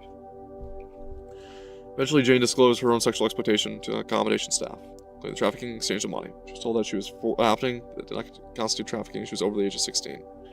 Police were not contacted, no action was taken. Jane was blackmailed by staff with the threats of being blamed for the exploitation of her and others if she took her complaints any further. Jane's eating disorder intensified. She began eating self-harming again. She was sectioned under the Mental Health Act and admitted to a psychiatric hospital. While hospitalized, she disclosed the exploitation again. Police interviews took place, but due to her being heavily medicated, Jane was treated as an unreliable witness, and no further action was taken. She also disclosed in writing that what was happening to her. She was removed by her most recent social care file, but the original clearly states she wrote a letter to them a year before she was hospitalized, and her police interview matched the letter. The letter was not acted on by the authorities. As a result of her abuse and eating disorder, Jane had developed endometriosis, which resulted in a loss of half her uterus. Jane has since then learned that her records as a semi-independent living facility has been lost or destroyed despite statutory retention requirements. Even into adulthood, Jane has not received any closure, and attempts to get her justice have been met with delays, obstruction,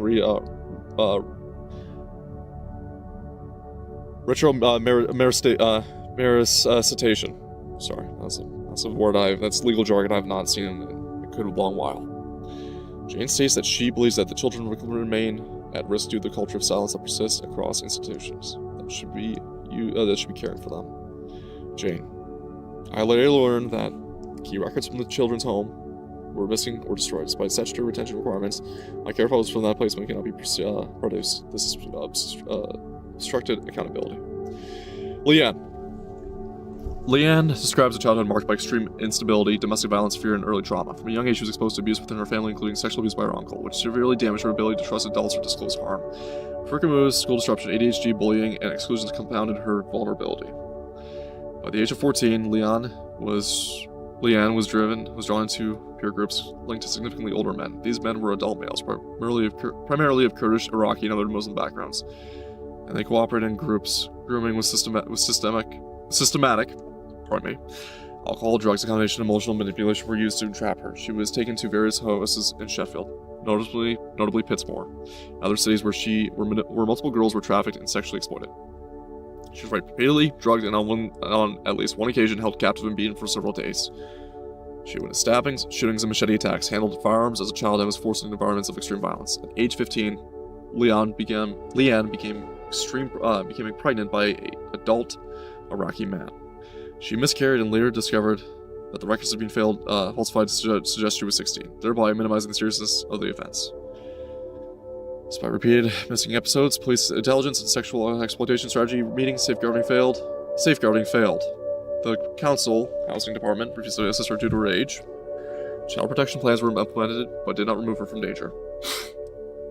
Social services and police were aware she was associating with older Kurdish men at a high risk of sexual exploitation, yet intervention was weak and inconsistent. No perpetrator was prosecuted for her rape. She was eventually escaped exploitation only after becoming a mother at 17 and moving away from the grooming network. As an adult, Leanne travels with chronic physical and psychological harm, including trauma-related fibromyalgia. She has never received justice. She gave her evidence to ensure that what happened is finally acknowledged and not repeated. Lily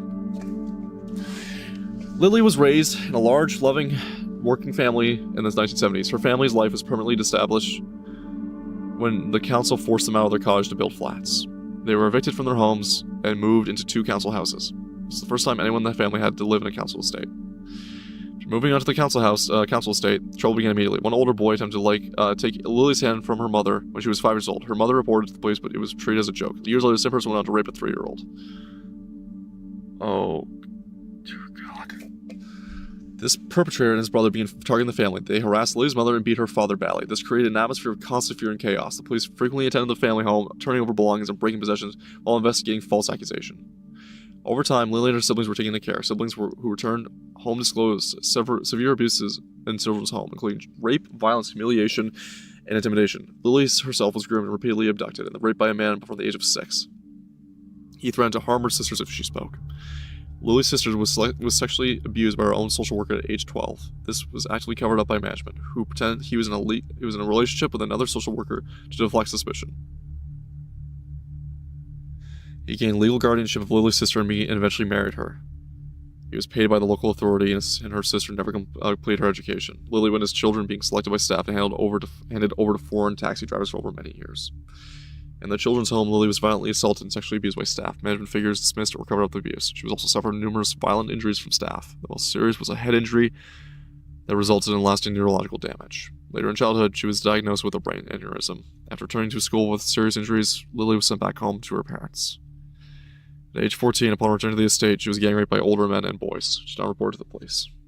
As an adult, Lily learned that police and council records of her abuse had been hidden for decades.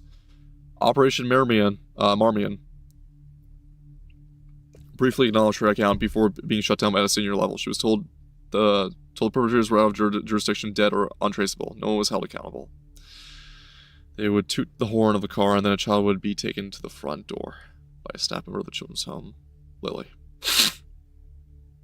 Grace. Grace was raised without a father, and with a mother who met her basic physical needs, but was emotionally cold, neither nurturing nor affectionate. She believes her early life experience contributed to a lack of emotional security and increased vulnerability later in life. At 4 years old, she was sexually abused by a babysitter. She has no memory of the abuse and states that it does not directly trouble her emotionally. Grace's mother prevented contact with her estranged father without giving any reasoning, causing Grace to rebel against her. By secondary school age, her behavior had deteriorated significantly. She began getting into cars with adult men who would offer her cannabis, music, food, and lifts. She says the majority of these men were groomed by her, who groomed her were Pakistani, although some white men acted as intermediaries and assisted in grooming of girls. She was raped on multiple occasions by adult men, often while intoxicated because she had been drinking. She believed that she was responsible for the abuse at 15. She believed she was in a relationship with an adult man, a situation that lasted around 5 years. During that time, she experienced domestic violence, rape, and coercive control. She reported the perpetrators to the police, wishing only to prevent other children from experiencing abuse. However, the police arrested and interviewed some of the men about Grace without consulting her in advance or assessing the potential impact on her. She felt pushed into prosecution without adequate preparation or support. She found the process abrupt and poorly explained. As a consequence of her police's handling of the case, she experienced flashbacks, panic attacks, and relapses into substance misuse. Another partner was a pedophile involved in a grooming gangs who sexually abused her children and others. He stalked, harassed, and threatened her family and manipulated police investigations for years. Police reportedly failed to seize devices linked cases, act on stalking logs, or punish her and her children. Non-molestation cases and bail conditions were breached without consequence. The cumulative impact includes severe mental illnesses, displacement, loss of employment, and ongoing fear. Grace, if I ever got raped tomorrow, I would never come back to the police again, because what was the point? It was just a pointless process that leaves you feeling even worse, because you're either not believed or you're not taken seriously, or they don't use the tools they've gone to investigate properly because it's too hard. Victoria gave evidence as the mother of the vulnerable teenager who starred at a local college in 2022. Who started at a local college in 2022. In 2023, her mother abruptly converted to Islam. Her daughter abruptly converted to Islam. Victoria discovered Muslim clothing, a Quran, and a prayer mat hidden under her bed. Her daughter began quoting the Quran and praying 5 times a day. This sudden change coincided with a secret relationship with an Algerian man, a Algerian Muslim student who held strong Islamic beliefs. She became disrespectful to her family and started speaking negatively about Britain. Victoria says her daughter changed completely. The boyfriend exerted coercive control. He held her daughter's banking details via Face ID, controlled her social media, isolated her from her family, and imposed strict Islamic practices. Concerned by this, Victoria contacted the police and reported the controlling behavior and sudden conversion. Police said that they would refer her daughter to social services as well as she was still a child. When social services visited, they learned her daughter was being made to take contraception. They also discussed the nature of this new Islamic beliefs. The social worker said she would refer to a woman's aid for support when they had a coercive and controlling relationship. Victoria asked the social worker to look into the partner's background, but the college did not respond to the social worker's inquiries. Victoria then contacted the college's safeguarding lead herself. The lead agreed it sounded like exploitation, referred to the case as PREVENT. The British government's counter-terrorism program was designed to safeguard vulnerable people from the radicalization of terrorism. The same people that made the Pathways Amelia game, mind you, that basically shunned you for talking about such things like this. Her daughter's diet changed dramatically. She stopped eating bacon and ate far less than before. She spent a long time in and out hospital, never explaining why to her mother. Her mental health deteriorated severely. After meeting the man, she repeatedly attempted suicide by cutting and made desperate calls that she would kill herself. During one emergency hospital stay, police removed her daughter from Victoria, threatened Victoria with arrest, and transported the girl to the address of her abuser's brother. Despite Victoria's explicit warnings about the danger, there her daughter was subjected to mental and physical abuse, including strangulation, death threats, rape, and financial exploitation. Money was funneled through abuser's brother's bank account, and the man and his family racially abused her, calling her a white slag, and pressured her to drop all complaints and marry him. Prevent's involvement was catastrophically delayed. The college's safeguarding lead initially told Victoria that referrals had been made and accepted, but later evidence showed they were sent late, incorrectly, or not at all. Arrests were delayed for months, and rape allegations were eventually dropped due to lack of evidence and after only limited phone checks. Victoria concluded the systemic failure and institutional reluctance to address Islamist-related safeguarding placed her daughter in grave danger. Victoria. The local mosque where the boyfriend used to go is known for extreme radical views, and I feel that the children and young adults that are attending that mosque are being taught what to go out and do in the community and to our children at schools to preach. Eleanor. Eleanor was born to a financially comfortable family, but despite this, she had a childhood marked by instability, emotional neglect, and lack of adult protection. Her parents separated, and after moving away with her mother and two sisters, she lived in poorer conditions and saw much less of her father without extended family around her, and with her mother, who was emotionally distant, she was left to grow up largely on her own. Her desire for adult attention resulted in poor behavior at school. She was expelled in year 7 and placed in a pupil referral unit, which she was eventually excluded from as well. She attributes her disruptive behavior to a lack of desire and emotional capacity to engage with her education, as well as its lack of structure in her life. She was preoccupied with seeking attention, validation, and care. By the age of 13, she began to be groomed by older men whom she encountered locally, usually in the town center. Some were older white men, but there was also Muslim men connected to the newly opened restaurant in the area. As the grooming continued, Eleanor's behavior deteriorated significantly. She had frequent encounters with the police and was arrested often. During this time, older men gave her drugs and kept her in various houses. She believed these men were looking after her and offering her the care she craved. Whilst this was ongoing, her mother was unaware of her location but did not report her missing. No authority intervened regarding why she was often missing, arrested, and spending a significant amount of time with adult men. When she was 14, she returned home one day after being away, and no one answered the door. Eleanor climbed on the roof of the house and managed to get inside. She discovered the house was completely empty. Her mother had thrown everything away, including her childhood photographs and personal items, and she had left without telling her. She went to the social services of her own volition and was instructed to go to her father. She suspected to travel with him on the train alone. She had no meaningful relationships with her father, only spoke to him occasionally. When Eleanor arrived, he made clear that his new partner was priority and that she and her sisters came second. His partner tried to get her on a more stable path and back in education, but due to her previous exclusions, schools repeatedly refused her. In an ethnic majority area, she was explicitly told by one of the schools that she could not be admitted because she was an English girl and it would be the only one. She was placed in a pupil referral unit, but the behavior of other students there did little to give her the sense of safety, structure, and aspiration she needed. Therefore, she ran away often. A native to your own nation, and you can't even attend your own school because you are the only white girl there.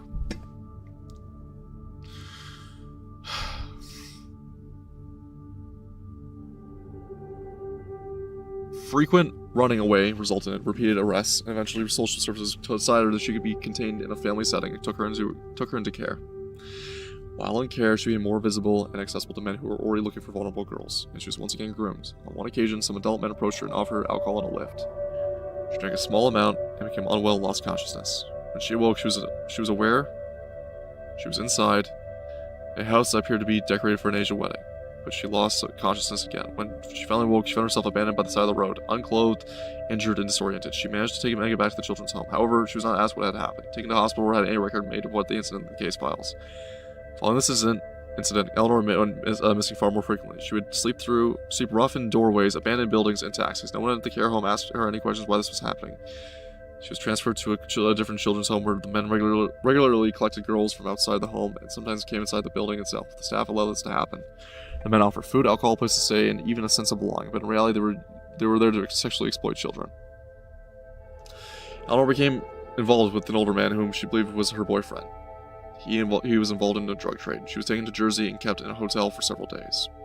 She was not allowed to leave freely. Upon returning to the care home, no one had questioned where she had been. She continued to be arrested for low-level offenses, particularly shoplifting. She was eventually placed in a young offenders institution. On one occasion, she was punched while being arrested, and this experience, among others, destroyed any trust she had in the police. From this point onward, she saw the police as just another threat. When she was 17, Eleanor was present at a stabbing incident involving men connected to a grooming network that had been abusing her. She was not involved in the violence but gave the victim first aid and called emergency services. She's arrested at the scene and charged under the doctrine point of joint enterprise, which with the conspiracy to commit grievous bodily harm with intent. The case did not come to trial until 2 years later when Eleanor was an adult. So she was tried as an adult, but was sentenced to 2 years in prison. She believes she was criminalized for circumstances that arose directly from exploitation, neglect, and systemic failure, rather than being protected from them. Following her conviction, Eleanor converted to Islam. She did not do so for theological reasons but practical ones, as a method of survival. In many environments she'd experienced, Muslim girls were afforded some degree of protection relative to non-Muslims. She felt that this conversion was a way to reduce her risk and make herself less vulnerable. Before serving her sentence, she became pregnant by an older man and entered into an Islamic marriage with him. Believing it might provide stability and protection, she was imprisoned with her young baby, an experience she found deeply distressing. Following her release, she was subjected to domestic abuse and coercive control. This abuse was not always physical, but it involved isolation, monitoring, restrictions on her behavior, and constant erosion of her sense of self. She was controlled through fear and guilt and religious obligation. She was not allowed independence or employment, and others were told she was mentally unwell. This further isolated her. She met and remarried another man who took her to Saudi Arabia. She was entirely dependent on the husband for everything, and she was not allowed to leave the house without him. She felt isolated and powerless. This experience made her realize that she needed to leave Islam.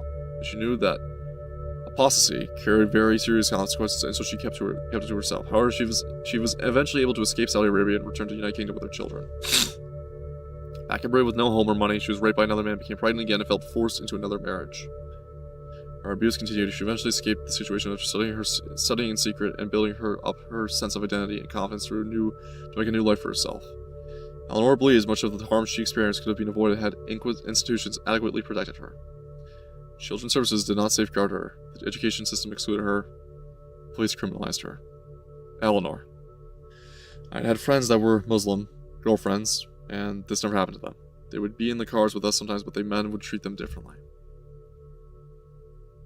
Rachel. Rachel is the mother of a daughter who died age 12 after taking an overdose. Her daughter was a joyful, creative, and academically engaged child from a stable and loving home. She was, however, autistic, which made her far more vulnerable to abuse and exploitation. Following the lockdown in response to COVID-19, her behavior changed dramatically, became withdrawn, depressed, and began self-harming. Rachel's daughter disclosed that she'd been orally raped by a white British boy from her school. The disclosure devastated her and her family. When police eventually identified this family home, she was told it would be her word against his, that the process would take years and involved extensive paperwork. This interaction caused her to shut down and withdraw her complaints. The police investigation went no further. Despite assurances to the contrary, the alleged perpetrator remained in school and safeguarding was ineffective. She was subjected to relentless bullying, including physical assaults by girls linked to the perpetrator, which were filmed and shared online. Police took weeks to respond and failed to act on the video evidence or threats. Rachel's daughter was abused and threatened on Snapchat by others and other platforms daily. The intimidation escalated when the perpetrator's adult brother attended the family home and attempted to force entry. Police advised her that only the family should consider moving from the house. Rachel's son was assaulted at school. On the night of her death, Rachel's daughter took an overdose of colchicine, saying that she just wanted everything to stop. She suffered multiple organ failures and died days later. Even after her death, her abuse continued. Rachel believes that her daughter was failed by the police, her school, and the Crown Prosecution Services. She states that she was effectively murdered by the institutional failure. Jen's childhood was characterized by emotional neglect and a lack of safety. Her emotional needs were not recognized or prioritized by the adults in her life, particularly her parents, who were absent much of the time. Within the wider family context, boundaries were blurred and inappropriate dynamics were normalized. For example, family members introduced her to drugs and alcohol around the age of 13. Throughout secondary school, Jen was bullied, but staff did little to help, despite her obvious distress. On the contrary, they contributed to her victimization. Much of her bullying stemmed from an incident in her first year in which a teacher refused to allow Jen to use the toilet, resulting in Jen wetting herself and being made to stay in the soiled clothes for the rest of the day. The teacher faced no repercussion. Jen began self-harming and running away from home, and the only adult she felt she could confide in committed suicide around this time. Into adolescence, Jen had no stable sense of self-worth, and no adults who consistently protected or advocated for her. Her self-harm worsened and she experienced suicidal thoughts, yet safeguarding responses remained absent. Jen began to believe that she was not worth protecting, and as a result became increasingly vulnerable to exploitation. At 13, adult men began contacting her online, giving her a sense of validation and belonging. Sexual conversations were common, including one man encouraging Jen to insert a knife into her vagina. At 15, offline grooming began with a group of white British men who presented themselves as sympathetic friends to the vulnerable Jen. Though she was not raped by these men, one told her that touching was okay, but we can't have intercourse until you are 16 because of the law. At the age of 17, Jen was introduced to a gang of Iraqi Kurdish Muslim men by a friend who she now believes was herself groomed. The gang members, all of whom were legal migrants, invaders, trafficked Jen to numerous towns and cities across the Midlands, where she was raped by multiple men at what they described as parties. On one occasion, she was anally raped in a park by one of the gang members. She was taken on drug runs and witnessing the slaughtering of a lamb in the bathroom of a house. She describes a closed and intimidating social world governed by fear, loyalty, and silence, which racially supremacist attitudes were openly and regularly expressed. White British people were described as white trash, and white girls as English pig dogs. Schweinehund. Perpetrators insist that the children choose exploitation, and Britain and its institutions were described as soft and easy to exploit. They boasted of receiving free money from the British state, and on multiple occasions Jen was forced to fill in asylum benefit applications on their behalf. Jen witnessed multiple intimidation, violence, trafficking, asylum fraud, and sexual exploitation, including the drugging and raping of the children as young as 13. In the aftermath of the gang-related murder, while involved with the group, it was thus afraid to defy or disclose against its members. The gang became increasingly controlling and abusive, isolating Jen from her friends and family. Her movements, communications, and decisions were closely monitored and restricted, and any attempt to assert independence was met with threats. She suffered emotional, psychological, and physical abuse and at age 18 became pregnant as a result of rape. Jen was repeatedly told she was inferior and unclean as a non-Muslim. Religious coercion escalated into forced coercion to Islam. Partly due to her pregnancy, she was taken to a dark, dingy flat, having converted to a mosque and married by an imam to in an Islamic ceremony without giving consent. The marriage was used as a mechanism to legitimize control of her, and restrictions on her behavior increased. During pregnancy, the threats intensified. Jen was told she had no right to leave or make decisions about her child because to do so would be anti-Islamic. Her behavior was tightly controlled, including the instruction to not eat pork as the father believed it would make the baby gay. She was told the disclosure to the authorities would result in shame and punishment. Nevertheless, she attempted to report her situation to the police, but no action was taken. The ideological and religious dimensions of her trafficking and abuse was minimized, and her disclosure was reframed as relationship issues or cultural matters before being dismissed as exaggerated and unreliable. After the birth of her daughter, Jen's access to her child was restricted and used by means of leverage. The father, an Iraqi legal invader, repeatedly took their daughter to Iraq. Despite having claimed asylum in Britain on that basis, they could not safely remain there. While there, she was exposed to firearms, including AK-47s. When her daughter was 3 years old, Jen contacted the police after the father didn't take her daughter to Iraq and never bring her back. The police responded that it was a civil matter and did not intervene. Jen has not spent a single one of her daughter's birthdays with her since she was 9 years old, and has only minimal contact with her for several years. Her father continues to take her to Iraq regularly. Jen now lives with complex PTSD, anxiety, depression, disassociation, periods of agoraphobia, and persistent fear and distress in relationship to her daughter's safety and autonomy. These difficulties significantly impaired her ability to function day to day. There were evidence to so that religiously motivated course of abuse is properly recognized and confronted, even when doing so is politically, culturally, or socially controversial. Jen, they have no compassion for the young girls that are out there on the streets. They see us as slags, as white trash. English pig dogs came up a lot.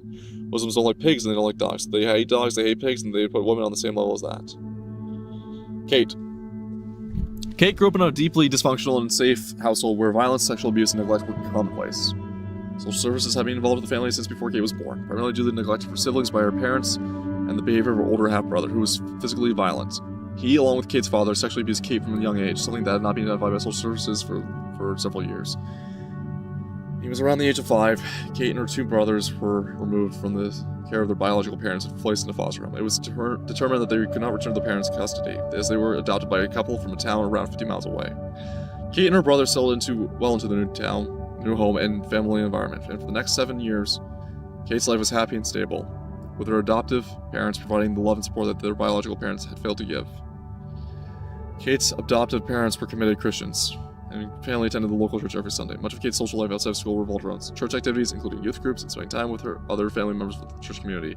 At school, she performed exceptionally well and was identified as gifted and talented across a range of subjects. She was really got into trouble, and despite suffering from low self-esteem, she was well regarded by teachers and peers alike. He maintained a limited circle of friends and directed most of her energies into studies, which provided her with a sense of achievement, structure, and self-worth. Kate was highly ambitious and optimistic about the future. She held herself to high standards and aspired to spend university, complete a PhD, pursue a career in archaeology or prepare medicine. She was driven by a strong sense of family and looked forward to getting married and having children of her own. Around the age of 12, Kate began to receive sex education at school, and these lessons upsetting up to this point, her understanding of what had happened during her early childhood was very limited. Social services had failed to identify the abuse at the time, and so it was never acknowledged, discussed, or explained to her. She entered adolescence confused about what had happened to her and without clear understanding of healthy boundaries and appropriate behavior. She lacked the confidence to confide in an adult and left her vulnerable. Kate came to realize that the abuse she had suffered at the hands of her biological father and half-brother was not normal nor legal. She began to experience a growing sense of shame, fear, and self-blame, and felt a steep uncertainty about her identity, body, and relationships with others. She soon began to experience suicidal thoughts. Still just 12 years old, Kate decided to take her own life. On Saturday night, after her family had gone to sleep, she left her home in early hours and decided to walk to a secluded location where she intended to commit suicide, hoping she would not be found. She paused beneath the tree to shelter from the rain, and after a while she heard a group of men approaching. By their tone, Kate suspected they were drunk. When they saw her, they began jeering. They called her a no-homer and suggested that she could stay warm on their dicks. Kate, terrified and regretful, waited for the men to pass before attempting to return home. As she walked, she was grabbed from one behind by one of the men. Kate was overpowered by 3 men, forced to the ground, and arms and legs were pinned, and men took turns orally and vaginally raping her. When it ended, the men hit her repeatedly and threatened to find her, kill her, and harm her loved ones if she ever told anyone what had happened. So violent was the assault, Kate's clothes were left bloodstained.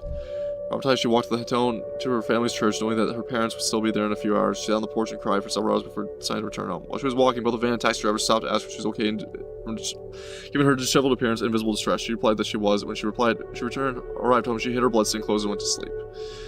Kate did not disclose the assault to anyone, and her mental and physical health rapidly deteriorated. She began self-harming, and her suicidal thoughts intensified.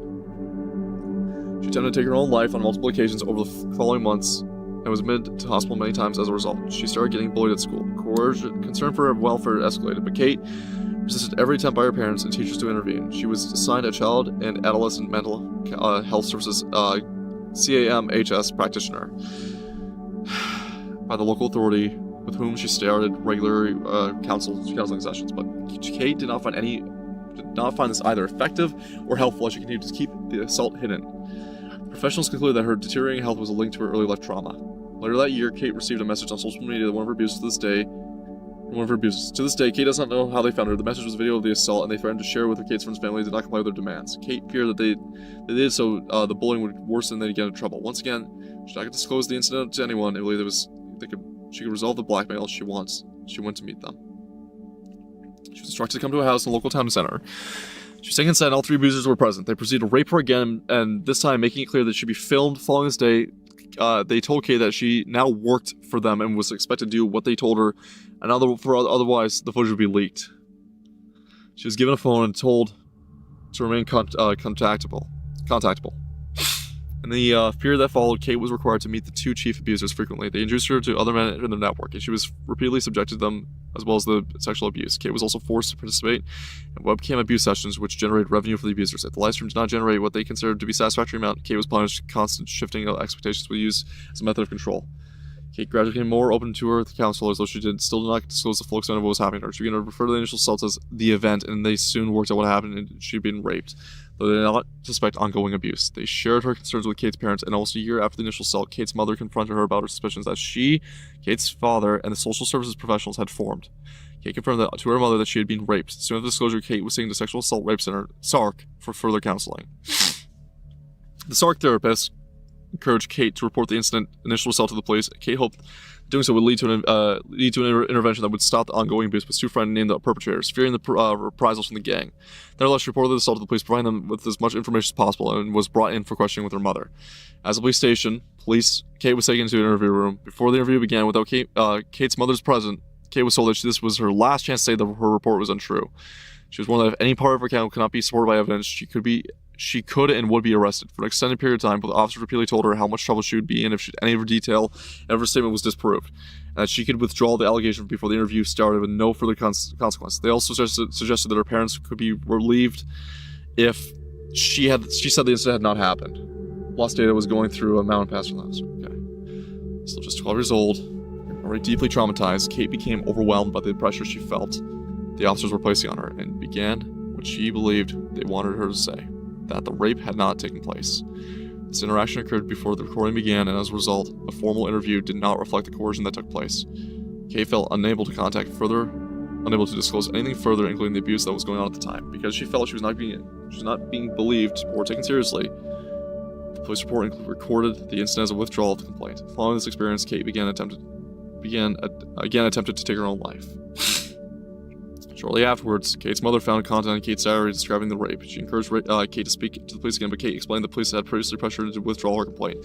Nevertheless, Kate returned to the police station and this time completed the interview. Some weeks later, Kate's parents discovered sexually explicit messages in her phone between Kate and several adult men, including sexual photographs, and reported to the police clearly that Kate was engaging with these men consensually. Despite being just 13 years old, Kate, still afraid of retribution from the gang, denied all knowledge of these exchanges and was not questioned further. Over the course of the following years, Kate went missing on numerous occasions, including during school hours and late at night. She alleged that no record was made of her absence. The gang was blackmailing her and doing what they called jobs. Sexual abuse by gang members and their associates for which the gang received payment. These included webcamming, gang rapes, parties, cop nights, and red rooms. Kate was raped multiple times a week, sometimes 2 to 4 times a day. During this time, Kate encountered another girl from whom the gang was exploiting Kate.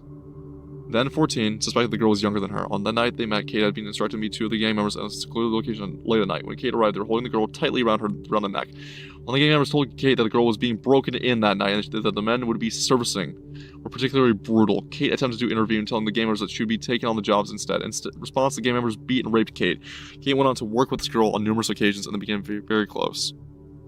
For the first half of the next year, the exploitation intensified, and Kate made another attempt to take her own life. Shortly afterwards, she entered into the relationship with a relative of one of the gang members, leading to a temporary pause in the abuse. The relationship lasted for almost a year, but when it ended, the exploitation resumed almost immediately. Later that year, Kate, then 16, experienced the most significant missing episode to date. During this incident, the gang trafficked Kate to a town far from her home, where she was restrained and raped repeatedly on a canal boat, including, she alleges, by a police officer. At one point, Kate tried to escape, was caught, when the gang beat her and cut off much of her hair as punishment. Kate attempted to escape a second time and was successful. She reached a nearby house and kicked and knocked for help. The woman who lived there took in Kate and gave her clothes. Kate's own clothes had been badly damaged by the abuse and she was partially naked. The woman called the police who attended the property. The woman attempted to remove the rope that remained around Kate's wrist, but was instructed by police to leave them there as the place was considered evidence. Kate was hesitant to speak to the police, given both the recent alleged abuse by a serving officer and the wider context of threats, coercive control, and physical and sexual violence that she experienced. Nevertheless, she disclosed that it had happened on the canal boat, but not the historic exploitation. Fearing that reprisals to the police, she also did not report that she had been raped by police officers. The investigation did not progress, and the police accused Kate of lying about the exploitation, which presented a turning point in Kate's dealings, which the police, she thereafter felt she could not turn to them for help, fearing that they could not be believed. Kate was placed on a child protection plan by the local authorities. She shared the diary with one of her social workers containing details about the sexual abuse. She had been suffering, though once again she was not believed. During this period, Kate was diagnosed with dissociative identity disorder. Soon after, Kate alleged that she was raped in a hotel by a man whom she believed was a doctor. The police were called to a hotel as the staff was concerned she was a prostitute. When the police arrived, she was found alone, naked in the room, being left there by the abusers and instructed to wait for more men to arrive. At this point, both Kate's family and the professionals involved in her care began to express frustration that with what they did would proceed to be her lifestyle choice. They did not believe that she was being sexually exploited, and instead assumed that she, still 16, was willingly meeting adult men. This misinterpretation of Kate's situation had a profound impact on how professionals responded to her in the following months and years, because they believed her behavior was voluntary. Subsequent incidents, such as unexplained absences being found in hotels, receiving inappropriate messages, or associating with adult men, were treated as matters of personal choice rather than indicators of ongoing exploitation. As a result, these events were not treated as safeguarding concerns. Instead of public exploring the possibility that she was being coerced and controlled, professionals increasingly framed the issue as one of the behavioral difficulties, risk-taking, or non-compliance.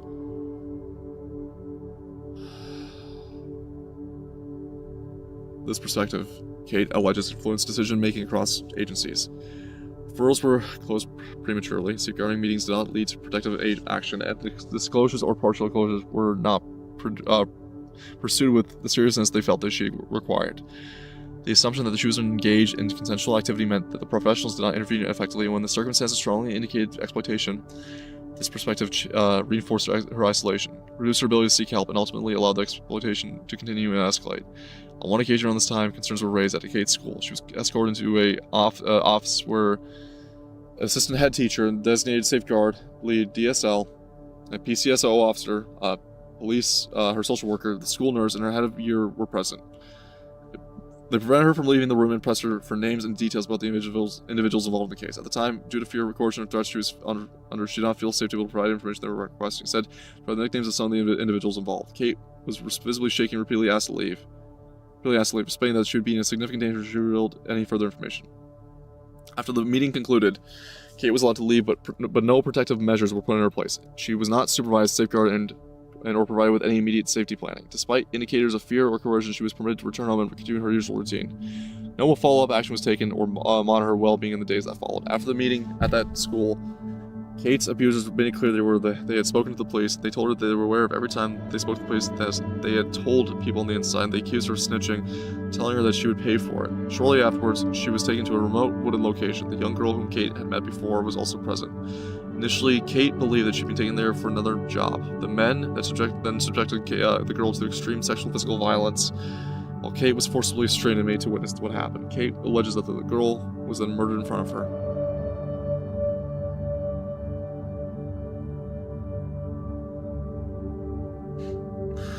Oh god. Following the incident, Kate reports the abuse used what had happened as direct and ongoing threats to ensure Kate's silence.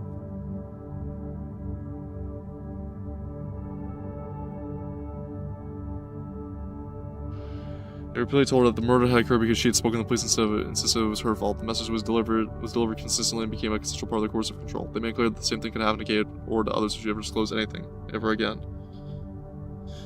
On another occasion, Kate reports that she is taken from her local church at a Sunday's morning service. She was taken to a nearby city an hour away to do jobs. She alleges that she was raped in a car on the way to the city. She eventually managed to get away from the perpetrators, but they followed and caught up with her, dragged her off a canal path, and raped her. After the perpetrators left, Kate left the structure and attempted to walk back on the canal path. She was visibly injured, distressed, and her clothes were damaged. A group of men now fishing nearby saw her in the state and contacted the police. Emergency services attended, and she was taken to the hospital for medical attention. Kate reports that no effective safeguarding measures were put in place following this incident. When Kate turned 17, she joined a local college. This transition created a significant change in her routine. She had more independence, fewer supervised hours, and less direct oversight from adults compared with her previous school. This increased her vulnerability, and as a result, as the individuals exploiting her were able to take advantage of this additional freedom and reduce monitoring associated with college life. Kate's parents found it increasingly difficult to keep her safe and was placed on the edge of care services until under the age of 18. She stayed at the care home 2 nights a week as respite care for her family. During this period, she reports that she was trafficked by the gang to London. While there, she was subjected to repeated sexual exploitation. At one point, she managed to contact the care home and then inform them of her location. A colleague provided guidance over the phone and directed Kate to a place where she could remain safe until help arrived. The police attended and collected her from this location. She disclosed exploitation that occurred, and on this occasion, the officers took her account seriously and responded with what she felt was appropriate concern. They advised her that she should not return immediately to her local area to do the risk to her safety. However, Kate's local authority did not agree with this and insisted that she be returned home. Staff from the care home were traveled to London to collect her and return to the placement. During this period, a retired police officer became aware of Kate's situation through a mutual connection. A friend got in touch with him on Kate's behalf, and when he got in touch with Kate, he traveled to meet her in person. The next morning, he came to her college. He expressed his intention to support her and stated that he believed he could assist, explaining that due to her age, he would need to liaise with a allocated social worker before taking any formal action. Kate's social worker declined to engage with them. The situation quickly became confusing and overwhelming for Kate. The lack of cooperation from professionals combined with the ongoing exploitation and deteriorating mental health led to a significant emotional crisis. Kate became extremely distressed and expressed intentions to end her life while at college.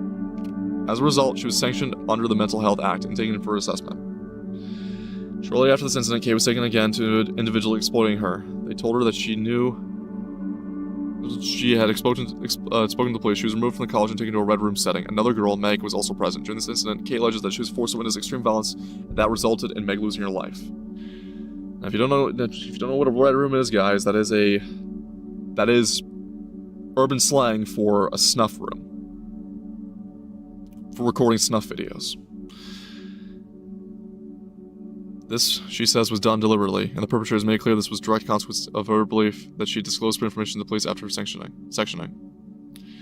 Before Kate was due to start university, reports that she was taken to London during a Notting Hall carnival and made to engage in street-based sex work. At one point, Kate found the nearest police officer and attempted to explain that she was not safe and she'd be trafficked. She'd been worried her abusers would find her. They confirmed her that she'd been reported as a missing person, contacted Kate's father, who told the police officers that she was lying. He was to come and collect her.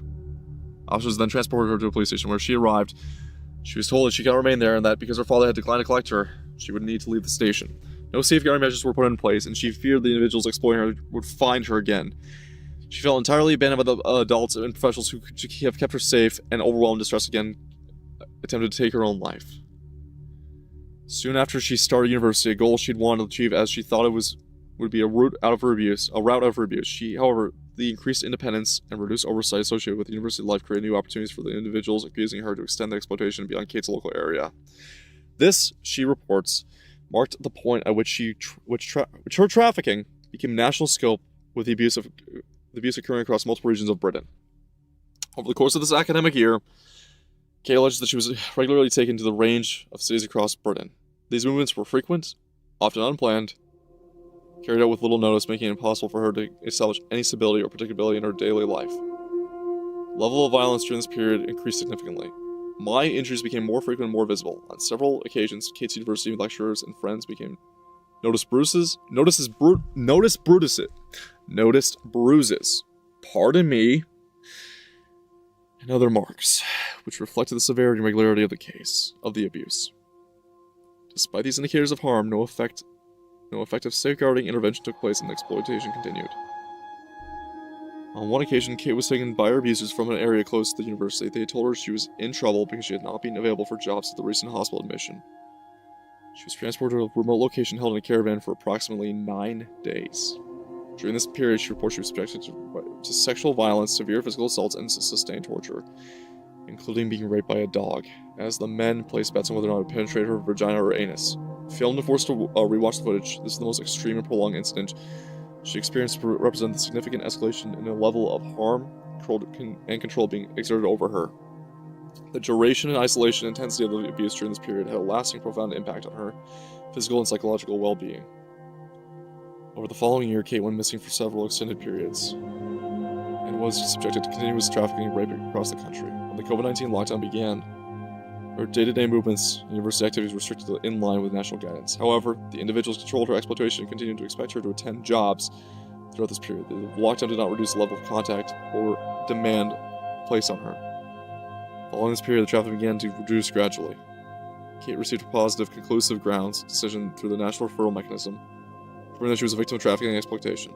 The grooming behaviors to which Kate was subjected did not follow the boyfriend model, or grooming tactics that are often associated with child sexual exploitation. Instead, abuse was based primarily on blackmail, coercion, and threats. From the outset, the individuals involved used fear, intimidation, and control rather than affection or persuasion to entrap and exploit later.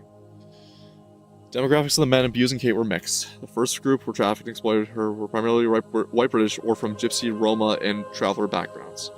She got older and was trafficked more widely. Primarily, abuser demographics were Pakistani, Bangladeshi, Bengali men, Muslims, and the other victims she encountered were almost exclusively white British.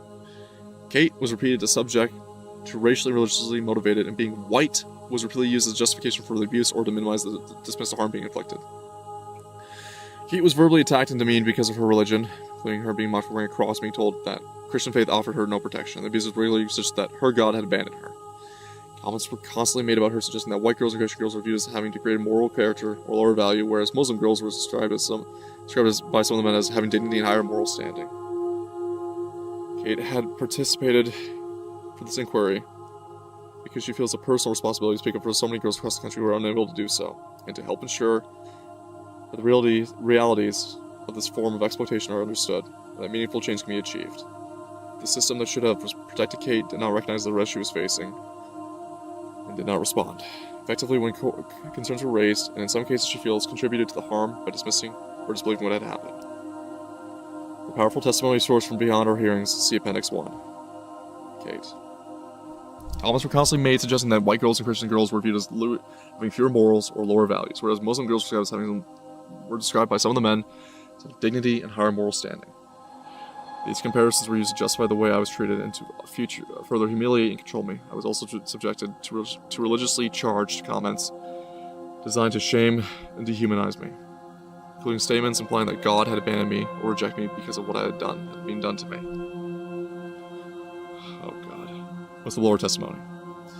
Whistleblowers who tried to expose rape gangs were systematically silenced, discredited, and punished. On occasion, their careers and reputations were also tarnished. Social care professionals, campaigners, and public activists who raised evidence of ongoing grooming, trafficking, and financial abuse of children in care, and institutional cover-ups faced suspension, defamation proceedings, dawn raids, asset freezes, fabricated charges, gag and bail conditions, and career-ending isolation. Authorities assured them that full investigations had taken place when none had occurred and records were destroyed. Senior officers and elected members acknowledged concerns as credible, yet took no remedial action.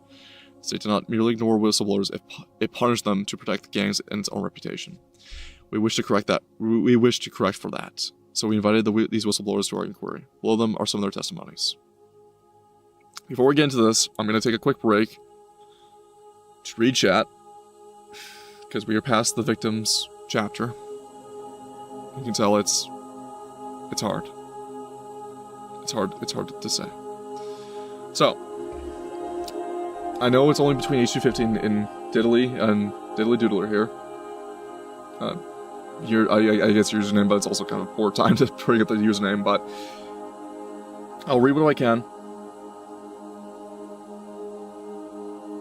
Lost data was going through a mountain pass for the last hour. Okay, I understand. Not gonna lie, after a while I can get this, H250, not gonna lie, after a while I can get this, can turn into noise, but man, how deeply ingrained all of this is.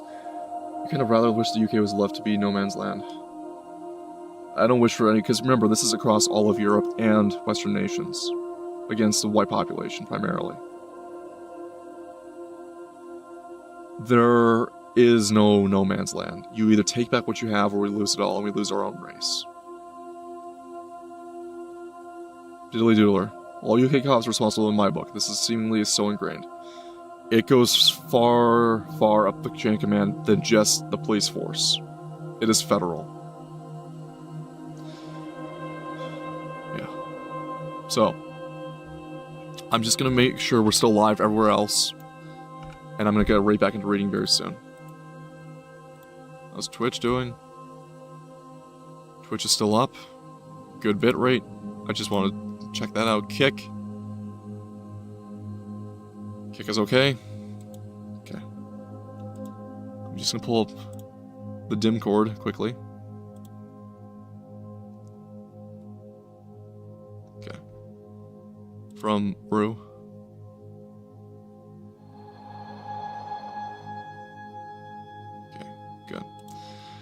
Just checking my notifications here. Sorry, guys.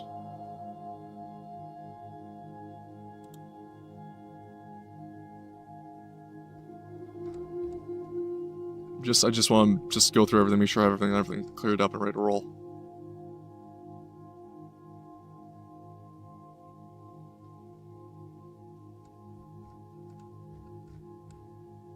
Okay.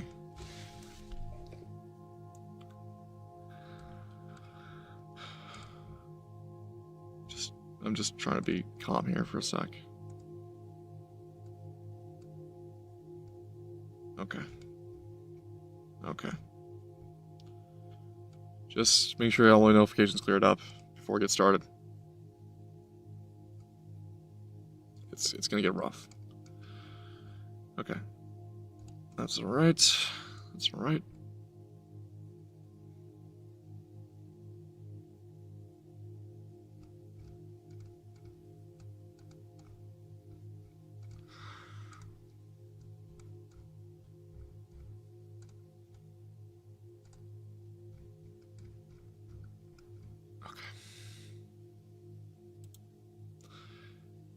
Okay, we're ready to roll again. Gentlemen, starting off at page 102.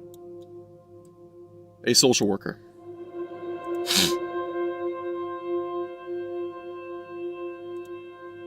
Our whistleblower social worker is an experienced children's social care professional with nearly 4 decades of service. Her specialist work focused on leaving care services and safeguarding highly vulnerable young people. In February 2018, she raised extensive whistleblowing disclosures concerning financial abuse of young people, misuse of public funds, and unlawful sanctions, illegal evictions, and racism towards children in care, systemic failures to safeguard against sexual and criminal exploitation. She was assured that a comprehensive investigation would occur in the event responses were delayed. Fragmented and opaque, senior officers later acknowledged that financial abuse was likely, but claimed proof was impossible. Due to missing records, she was informed that the shredders had been purchased at units and that records may have been destroyed. Despite this, the disclosure was deemed reviewed and without her ever being interviewed. She describes repeated safeguarding failures witnessed while she was in interim and co-manager of semi-independent units, including children with severe mental health needs, placed unsafely, repeated missing episodes, untreated exploitation risks, delayed police or mental health intervention. Her evidence illustrates its escalating harm, including self-harm, sexual exploitation, criminal exploitation, and unlawful housing practices.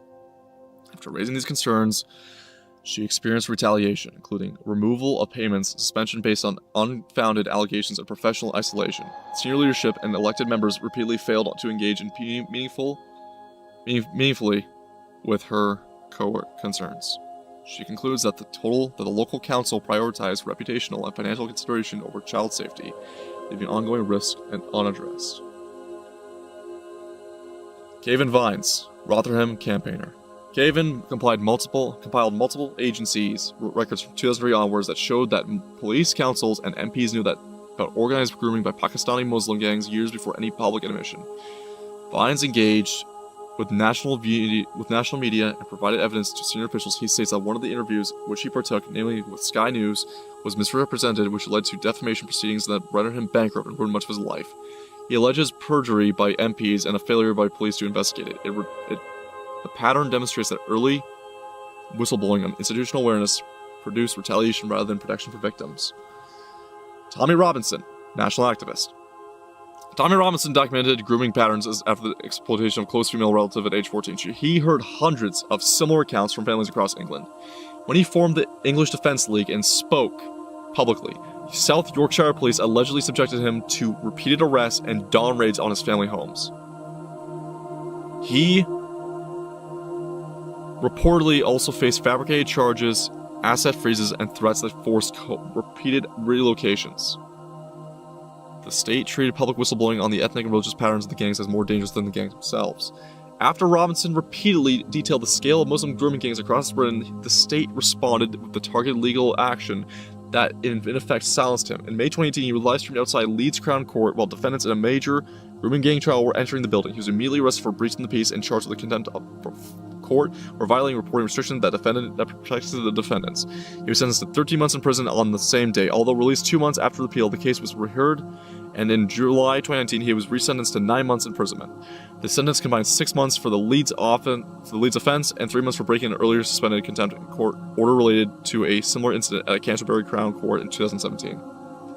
The timing and nature of these prosecutions to me suggest clear retaliation. Robinson had been one of the most high-profile cases, highlighting the grooming gang scandal at a time when authorities in Rotherham, Rochdale, and elsewhere were still denying its existence or suppressing evidence. Instead of investigating the gangs he identified, the state focused its resources on imprisoning the man who had drawn public attention to them. The contempt charges ensured that his reporting on ongoing trials was criminalized while the grooming networks continued to operate.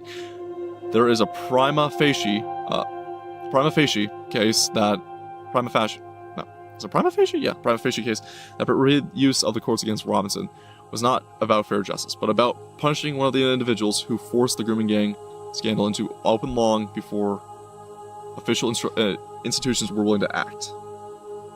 Fred. Fred is a father and information technology specialist with approximately 6 years' experience in child protection work. His involvement began after his own daughters were groomed offline by a former partner of their mother. His eldest daughter recognized the risk and disclosed the situation, enabling Fred to intervene promptly and protect his children. This experience prompted him to join an online child protection scheme. For around 2 years, Fred worked as a decoy, posing as a child online to identify adults seeking to groom and sexually exploit children. He was exposed to highly disturbing sexual communications, which had severe psychological impact, which led him to step back from the decoy duties. Leveraging his professional background, Fred shifted his focus to developing tools for digital tracking, perpetrator identification, and forensic evidence gathering. His work is designed to produce court-ready evidence. He has collaborated with multiple British child protection teams and interfaced with various police forces, including specialist online child protection units. To date, Fred has assisted in the identification, tracking, and reporting of nearly 1,300 suspected child sexual predators.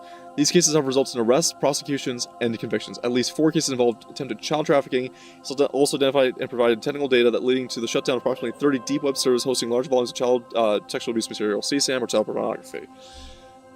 Fred has observed that many offenders are repeat perpetrators, with some convicted multiple times. In his view, rehabilitation is ineffective for this category of offender, and current sentencing practices frequently fail to act as a deterrent, with some individuals receiving only community orders despite strong evidence. Fred believes that online grooming could be substantially reduced or eliminated through existing technology and artificial intelligence. Such systems could detect grooming behaviors in real time based on established models. Recurring pattern in this case is Fred has reported that the vast majority of suspects initiate contacts with decoys, suggesting that they're actively targeting multiple children. He highlighted one specific case on one platform involving an individual who presented publicly as a Quran and Arabic tutor linked to a mosque and teaching center at 2 universities. Extensive digital evidence, including that chat logs, IP data, and location information, was submitted to the police. Despite this, the individual appeared to leave Britain shortly after, later resurfacing in the country and abroad while the investigation remained open. Fred expressed concern about the lack of apparent action in this case despite strong evidence and noted subsequent cyber attacks on his systems originating from the Middle East. Fred has faced direct personal threats, including a life threat from a serious repeat offender with prior convictions for abduction, torture, and murder. Fred provided his testimony to highlight the scale of online grooming, technological opportunities for technological, I have a dry throat, opportunities for prevention, and systematic gaps that allows perpetrators to continue offending. Demographics and culture. Perpetrators from Pakistani, Muslim, and other Muslim backgrounds form the core of the rape gang nationwide. They operated under an honor and shame clan code that treated non-Muslim girls, especially white working-class girls, as property available for sexual use because these girls had no male protectors and could retaliate. Who could retaliate? The men began by showering the girls with attention, gifts, alcohol, and drugs. This then escalated into coercion, gang rape, and trafficking. They transported victims across towns, shared them with their friends and family, and sometimes forced conversions to Islam following by religious marriages. The Muslim men justified the abuse by describing white British girls as easy, trash, or morally inferior. The same networks targeted Sikh girls until Sikh communities mobilized collective male protections and forced the gang members to withdraw. British girls were not permitted such a defense. This religious framed exploitation was repeated in every major town and city and beyond. Britain has seen a series of high-profile convictions for organized group-based child sexual exploitation, commonly referred to as grooming gangs. However, the number of convictions amount to only a small proportion of the men who carried out the crimes. In cases where perpetrators of Pakistani heritage were named publicly in court records or reports, their names have consistently been Muslim in character. According to the 2021 census for England and Wales, around 93% of individuals identifying as Pakistani by ethnicity also identify as Muslim, with only about 1% following another religion, the remainder having no faith recorded. Researcher Peter McLaughlin in Easy Meat 2016 compiled a comprehensive list of grooming gangs convictions from 1997 to 2018, with updates and subsequent analyses. Drawing from published court outcomes, his examination of names indicated that approximately 87% of those convicted bore distinctively Muslim names, which was a figure echoed in related analyses, far exceeding the Muslim proportion around 6% of the general population of Britain. The majority of these convicted groups consistently entirely of men from Muslim backgrounds. These groups are predominantly of Pakistani heritage, especially when the group exceeds 10 or more members. The larger group size dynamic of the Pakistani perpetrators is on display in the major prosecutions and official reviews from locations such as Rockdale, Rotherham, Huddersfield, Oxford, Telford, and others. Other convictions have involved groups primarily composed of Muslim from non-Pakistani origins, demonstrating that the issue is not necessarily confined to one ethnic group. 2 Somali origin gangs in Bristol, a mainly African heritage gang in Banbury, 3 Iranians in Chelmsford, 3 Syrians and 1 Kuwaiti in Newcastle, 2 Turkish men in Somerset, a Romanian rape gang in Rotherham, the large Newcastle Operation Sanctuary case involving 17 men and 1 woman from diverse Muslim backgrounds, Albanian, Kurdish, Bangladeshi, Indian, Turkish, Iranian, Iraqi, Pakistani, Eastern European heritage. Nearly all published names were Islamic. These patterns are drawn from judicial proceedings, sentencing records, official inquiries such as those of Rotherham, Rockdale, and others, and public reporting on concluded cases. Recent developments, including ongoing reviews and data audits, e.g., example given, national audits, and reopened historic cases, continue to examine the scale, characteristics, and patterns of such offending. With regards to the scale of the crimes, this is reflected in conviction records, police data from relevant force areas, and audits, all of which more overrepresentation of South Asian, Pakistani, heritage men in certain group-based cases, while acknowledging data limitation on ethnicity. Nationwide, smaller non-Muslim groups often feature different dynamics or victim profiles compared to those with the classic multi-offender grooming model in larger operations. The term Asian has frequently been described in media, official statements, and public discourse to describe the perpetrators in grooming gangs across Britain. The broad labeling can be misleading, however, because Britain hosts a substantial number of non-Muslim Asian populations, such as Hindus, Sikhs from India, Buddhists from Japan, and Christians from the Philippines and Vietnam. These populations have, with only very rare exceptions, had no involvement in these offenses. In fact, members of these communities have often appeared as victims than as perpetrators in the grooming gang cases that have come to light. Dr. Ella Hill, survivor of Rotherham grooming gangs and now a qualified doctor, has courageously shared her experiences and reflections in multiple public forums, including testimony in the 2022 J Inquiry, a July 2020 podcast, and a 2018 article in The Independent. Her report is entirely consistent with the evidence that was heard at the rape gang inquiry. Following years of repeated sexual violence, severe beatings, and attempted murder by her abusers, her family members were forced to change their surnames and relocate to another part of the country so that she could complete her schooling and later pursue it and obtain a medical degree. In her accounts, Dr. Hill has consistently described the abuse as being both racially and religiously aggravated. She was explicitly told during the rapes that the attacks were happening because she was white and because she was Christian. She explained that she was initially groomed and then trafficked by Pakistani Muslim boyfriends to groups of Muslim men. She was repeatedly taken to various houses and flats where she was raped, physically assaulted, and tortured. Even after she tried to escape and hide, her main perpetrator tracked her down, broke into her home, and attempted to kill her on 5 separate occasions. She survived these attacks, but was left with extensive lacerations and bruising. On at least 5 occasions, she approached the police presenting medical evidence of her injuries. Yet each time she was told there was nothing they could do, and her evidence was not accepted. Dr. Hill had emphasized that the verbal abuse she endured was saturated with both racial and religious slurs. While being beaten, she was really called a white slag, a white whore, a white cunt, and simultaneously condemned her as a non-Muslim who deserved punishment for failing to follow Islamic rules. Her abusers, she said, operated, and according to her termed grooming gangs ideologies, under what they believed their crimes were religiously justified. In fuller detail, her submission incorporated in the Associate Professor Lisa Oakley's evidence to the 2022 J Inquiry, Dr. Hill stated, "I was told that I must have respected religion. This was the first of many confusing lies I was forced to believe, that I was to show them, Muslims, respect. I mustn't eat pork. I was told that Muslim girls are good and pure and stay virgins until marriage, but all white girls are slags and they all sleep with hundreds of people. So white girls are trash, they're all whores, they're all lower, they're shit, they are lower than shit under your shoe. They don't obey Allah, so they deserve to be punished. They don't dress modestly. Muslim women are pure because they cover down to their ankles and down to their wrists. At the hem on top of their top comes down below their knees. White girls show the curves of their bodies, so they're asking for it. They should be raped as punishment for not obeying Allah. Kafir, non-Muslim girls, are worthless, such as sex with a kafir girl does not count as adultery. Only sex with a Muslim woman counts as adultery. If you're not a virgin before marriage, you should be beaten. Many times I was told the Quran says, if one of your wives disobeys you, you beat her. This was often quoted to me before they beat me with their hands. They believed they had a position of religious moral superiority over non-believers. They believed it was their duty to punish us, and that they believed doing so made them good Muslims. This is what they were taught by their mothers. They were taught that witches in Pakistan are blonde, so blondes are more evil, and they deserve worse punishment. I was told that in Islam, if a girl or woman looks at a man who isn't her brother, father, or husband, that means she wants to have sex with him. So I was told to look at the floor when I was around Muslim men. So when I did look at a waiter in a restaurant, I was taken away to be gang raped as punishment. I was told that according to their faith community, girls are old enough for sex when they start their periods at age 11. Many of us had to endure sexual act of thighing, Arabic, mufakadaha.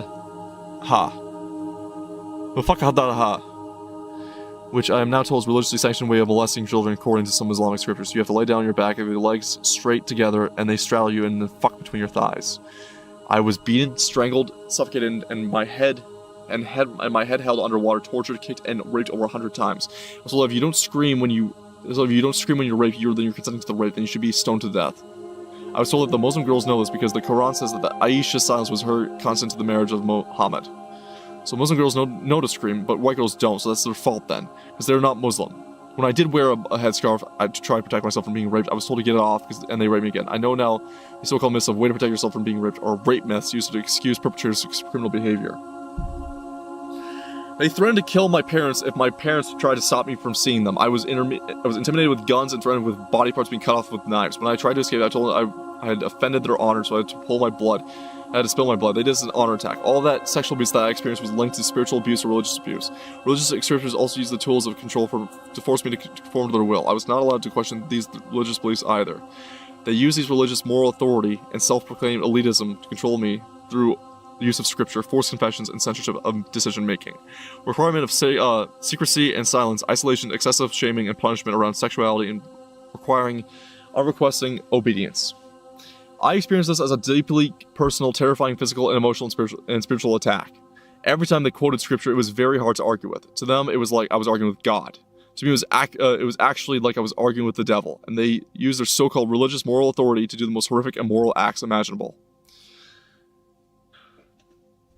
The entirely typical experience of survivors known as Sarah and Anna, both of whom were helped by the Christian Legal Center, provide further illustration of the religious elements reported in some grooming gang cases. Sarah endured a 12-year ordeal after being kidnapped from the street at the age of 15. During this period, she was repeatedly drugged with Valium and being raped. At one point, her abuser presented her with a certificate from the mosque and declared that they were married according to Islamic rites. Later, he divorced her under Sharia procedure simply by saying, "I divorce you," 3 times. She was then immediately married in a ceremony conducted by an imam to a man she did not know. Within minutes of the ceremony ending, while the wedding party continued downstairs, she was raped by her new husband. Over the years, Sarah was subjected to 8 forced abortions, one of them 5 months into pregnancy. While she was accompanied her abuser to medical appointments, he required her to wear a hijab and walk 5 feet behind him. And she was compelled to learn the Quran in Arabic, and permitted to speak only Urdu and Punjabi. She was also made to cook and clean for the gang members who abused her. Sarah made several unsuccessful attempts to escape. On one occasion, after she reported her kidnapping to the police, she was interviewed by a Muslim officer, who switched off the tape recorder and instructed her to drop her allegations because of lack of evidence. She later learned that this officer was imprisoned for child sex offenses. Okay. In separate cases, Anna was living in a children's home in Bradford in 2002. From the age of 13, she was raped and abused while in the home, and at age 15, she was forced into a Sharia marriage.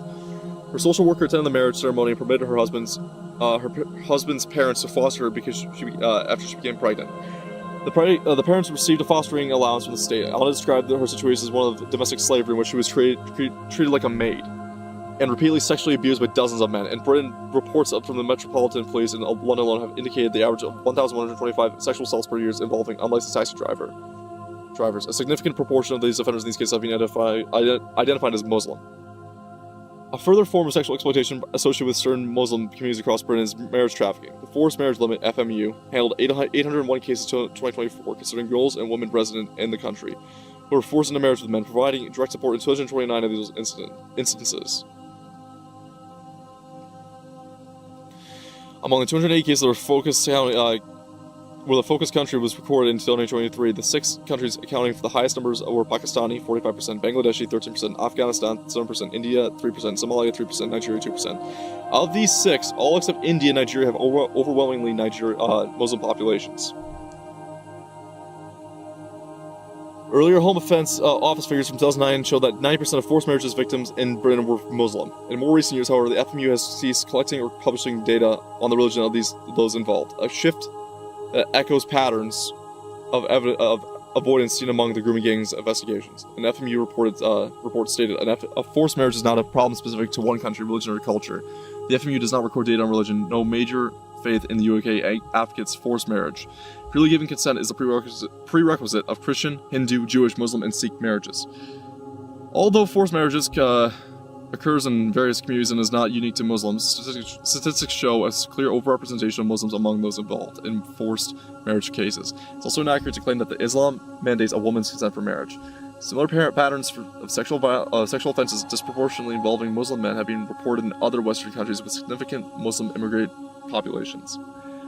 In the Netherlands, considerable media coverage has focused on so-called lover boys who are predominantly Moroccan Muslim men. These individuals first seduce Dutch girls, often teenagers, and then coerce them into prostitution in order to profit from their earnings. According to the 2001 report by the Amsterdam-based child rights organization, approximately 5,000 ordinary Dutch schoolgirls aged 13 to 14 from typical family backgrounds have been lured into prostitution by lover boys. The documentary film Lover Boys, directed by Julia Rook, follows the work of Ibrahim, a Dutch Moroccan social worker supporting both the perpetrators and their victims. In Sweden, a 2021 academic study examining Swedish rape offenders concluded that nearly half the convicted individuals were born outside Sweden, with invaders from the Middle East and North Africa being markedly overrepresented among them. In Australia, 9 Lebanese Muslim men were convicted in 2002 of gang raping white girls. Contemporary media reports at the time indicate the police were aware of over 60 female victims linked to the group. Though the convictions related to the rapes of 7 girls, police seized a mobile phone message of one of the perpetrators that read, "When you are feeling down, bash a Christian or Catholic and lift it up." Statistics.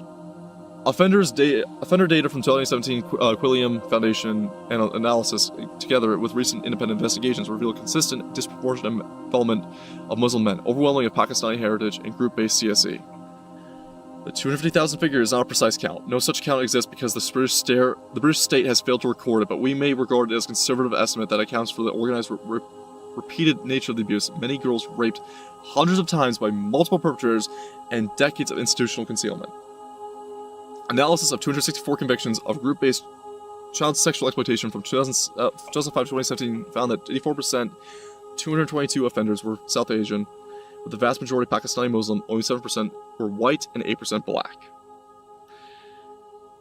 Additional context from Oxford commentary includes statements by Dr. Taj Hagi, an imam of the Oxford Islamic congregation, who observed that virtually every individual in these grooming gangs appears to be Muslim, estimating that 95% of these involved are of Muslim faith.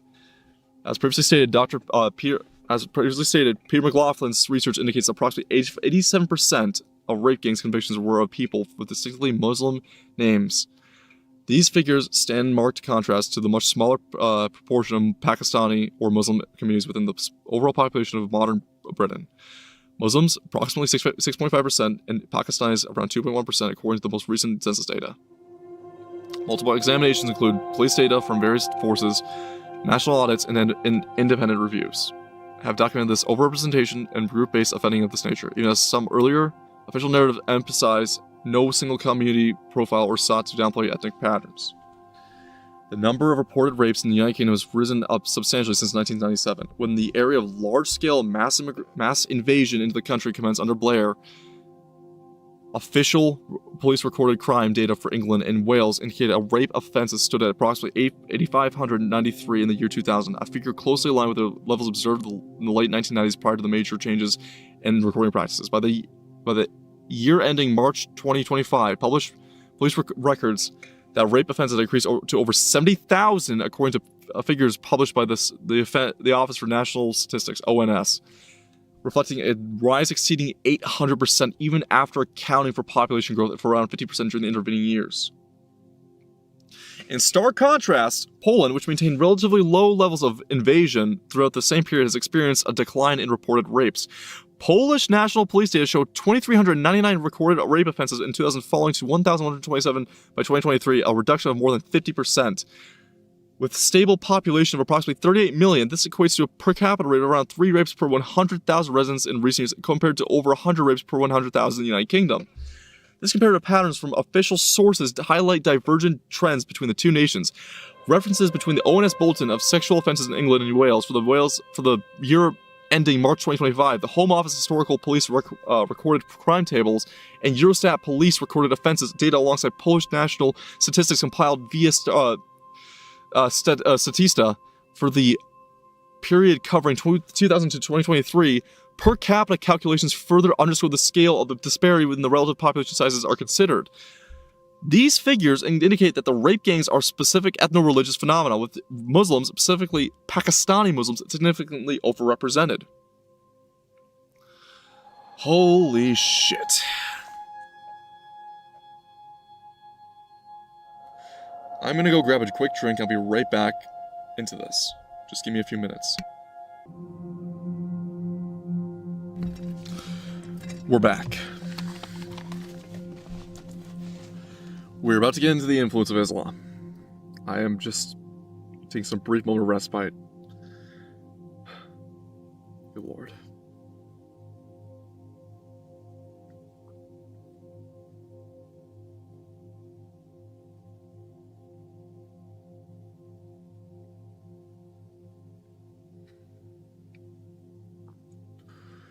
Okay.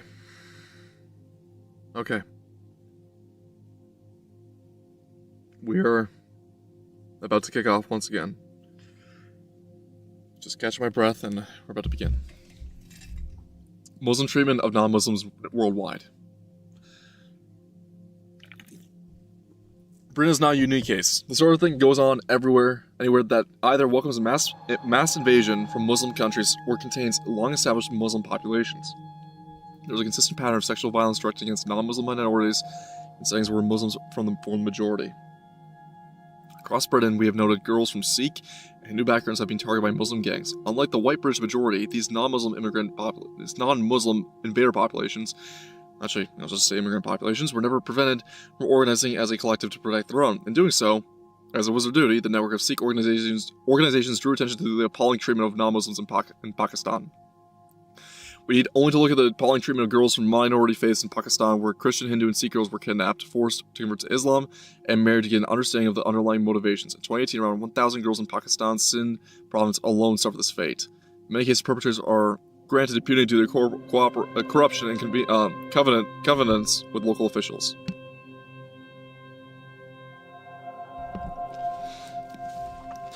In April 2024, UN human rights experts expressed serious alarm regarding the vulnerability of minority girls in Pakistan to forced religious conversions and forced marriages. Their press release highlighted that Christian and Hindu girls, in particular, face heightened risks of abduction, trafficking, child forced marriage, domestic servitude, and sexual violence.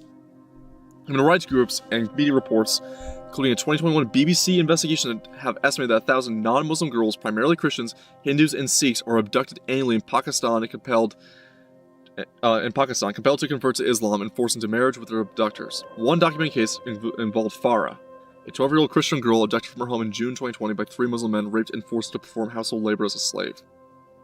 Common sequence in these cases is a girl is abducted, coerced into signing a conversion certificate, swiftly married to a Muslim man, placed in Pakistan, where frequently side with the abductors over the girl's family.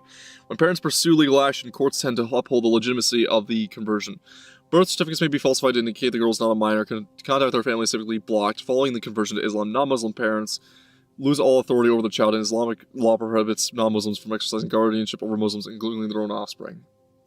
This evidence from grooming gang convictions across Britain repeatedly shows a Muslim background among many of the perpetrators. When this is viewed alongside similar patterns of sex crime observed both in countries of origin of immigrants and in Muslim-majority societies, it offers compelling grounds to consider what the elements of Islam are contributing to the grooming gang scourge in our country.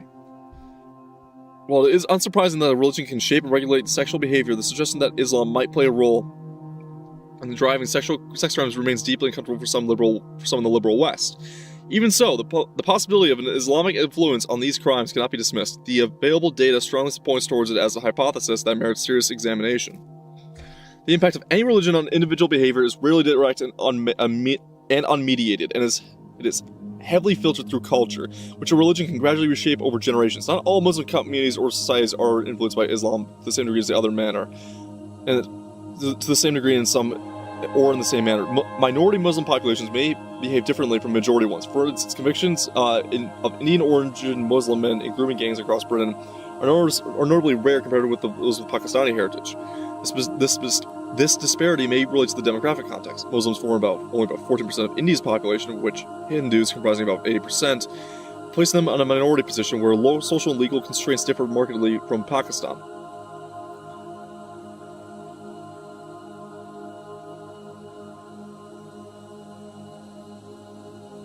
In such a setting, exploiting a non-Muslim neighbors becomes far easier. At least 8 theological aspects of Islam may contribute to cultural patterns that enable or normalize the sexual abuse of non-Muslim girls. These include 1. The doctrine of Muslim superiority, 2. The principle of loyalty and disavowal, al-wala wal-abala, male dominance over women, that's number 3. 4. Enforced seclusion and yet violating of women. 5. Forced marriage combined with the absence of fixed minimum age of consent. 6. The perception of female sexuality is inherently dangerous or fitna. 7.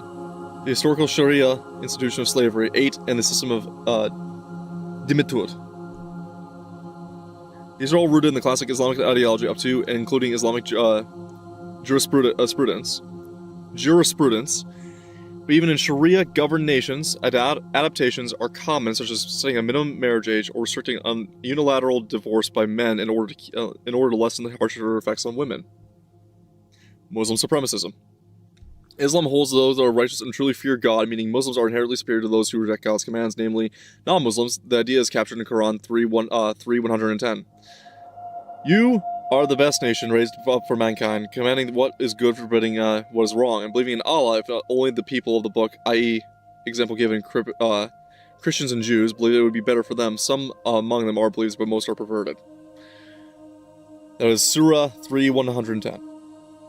The verse positions Muslims as a finest community entrusted by God with the duty to enjoin good and prohibit evil. This responsibility can be understood as authorizing Muslims to corrupt, compel, or act, or if needed, punish non-Muslims.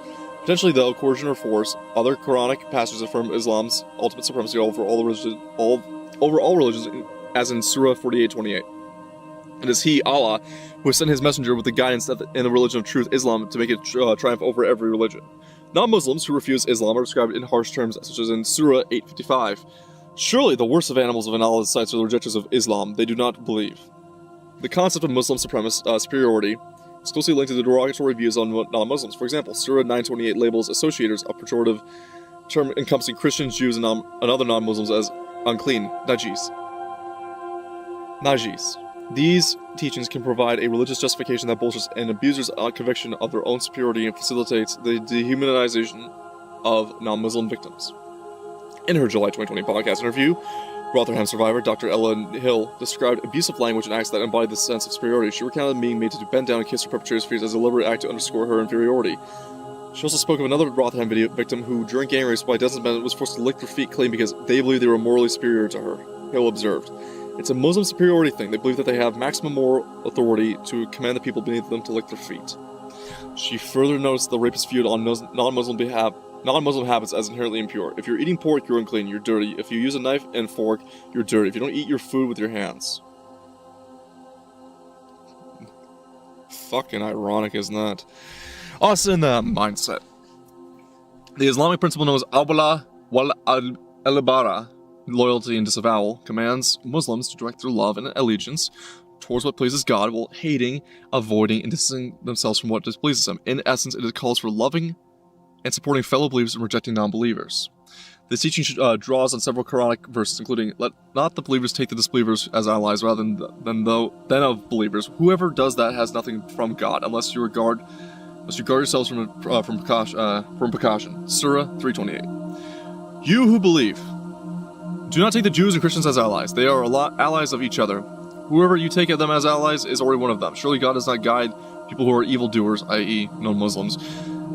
Yet you see in those hearers as a sickness. They are quick to turn to them.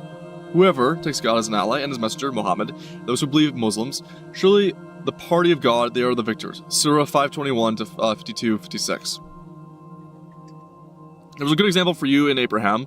Those who were with him, when they said that to their name, "Surely we are quit of you and what you serve instead of God. We repudiate you. We repudiate you." Fucking hell. We repudiate you, and between us and you enmity has appeared, and hatred forever until you believe in God alone. Surah 64. These passages emphasize that Muslims should maintain strong bonds within the Muslim community while keeping non-Muslims at a distance and harboring enmity toward them. The Quran warns that God views non-Muslims with contempt, and that Muslims who befriend, ally with, or associate closely with them risk being regarded by God as disbelievers themselves. While some Muslims downplay the doctrine, revivalist movements, which have gained considerable influence in Western countries, have actively promoted it, presenting strict adherence to loyalty and disavowal as vital for the Muslim community's success in carrying out its divine mission. Which you see in Minnesota, you see in Texas, you see in Detroit, you see in Canada. It's part of certain religions, except for Christianity, to lie to your neighbor. Beyond its theological role, Allah Wala Bahara has profoundly shaped certain Islamic cultures. In such environments, many Muslims feel strong pressure not to do or say anything that could damage the image of the Muslim community or bring discredit to Islam. With an honor and shame-based framework reinforced by these values, speaking out to outsiders about wrongdoing committed by fellow Muslims is often seen as an act of betrayal. This dynamic can have serious real-world consequences. For example, in her book The Imam's Daughter, 2009, Hanan, later known as Hannah, described her experience as a 14 or 15-year-old Pakistani teenager in Britain.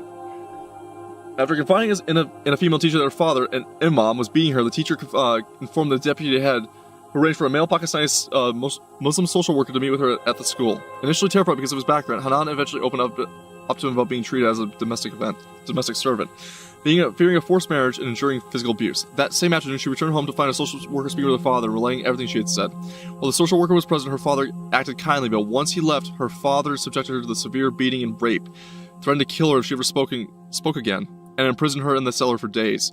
When Hanan later encountered the social worker at school and refused further contact, he reportedly told her, "Hey, I was just doing what I thought was right. You know what? It's not right to betray your community." Similar patterns have appeared in accounts from grooming gang survivors. Some have described approaching the police only to be interviewed by Muslim officers who switch off the recording device and urge to abandon her complaint due to supposed lack of evidence. A deeply ingrained culture of enforced loyalty and community protection can discourage individuals from reporting abuses for providing evidence against members of their own groups. Had the social worker in Hanan's case reported her disclosure to the police, leading to her father facing criminal charges, he would have exposed himself, and by extension those associated with him, to the serious risk of being labeled as a traitor within the community. The prominent Indian Pakistani Muslim thinker and revivalist Abul Alal Maududi, in his influential work, Let Us Be Muslims, 2016, and maintained that Muslims cannot achieve true success until their highest allegiance is given to God and the Muslim Ummah community. The doctrine of loyalty and disavowal exerts particularly strong when Muslims live in a minority in non-Muslim host societies in such settings as they seek to preserve and assert a powerful collective identity. Muslims may place even greater emphasis on internal solidarity and separation from non-believers than they would in their countries of origin. Superiority and dominance over men over women. Islam establishes that men hold the position of managers or maintainers, qawwamum, over women. As stated in Surah 434, where the role involves ensuring women remain in their proper place, under Islamic law, every woman remains under the guardianship, wali, as of a male relative. Normally, this is her father, should the father be unable to serve due to death, loss of mental capacity, or apostasy from Islam. A specified order of male relatives from the paternal line steps in, starting with the paternal grandfather, the sons, brothers, nephews, and uncles. Surah 434 further authorizes men to discipline their wives, including through physical violence.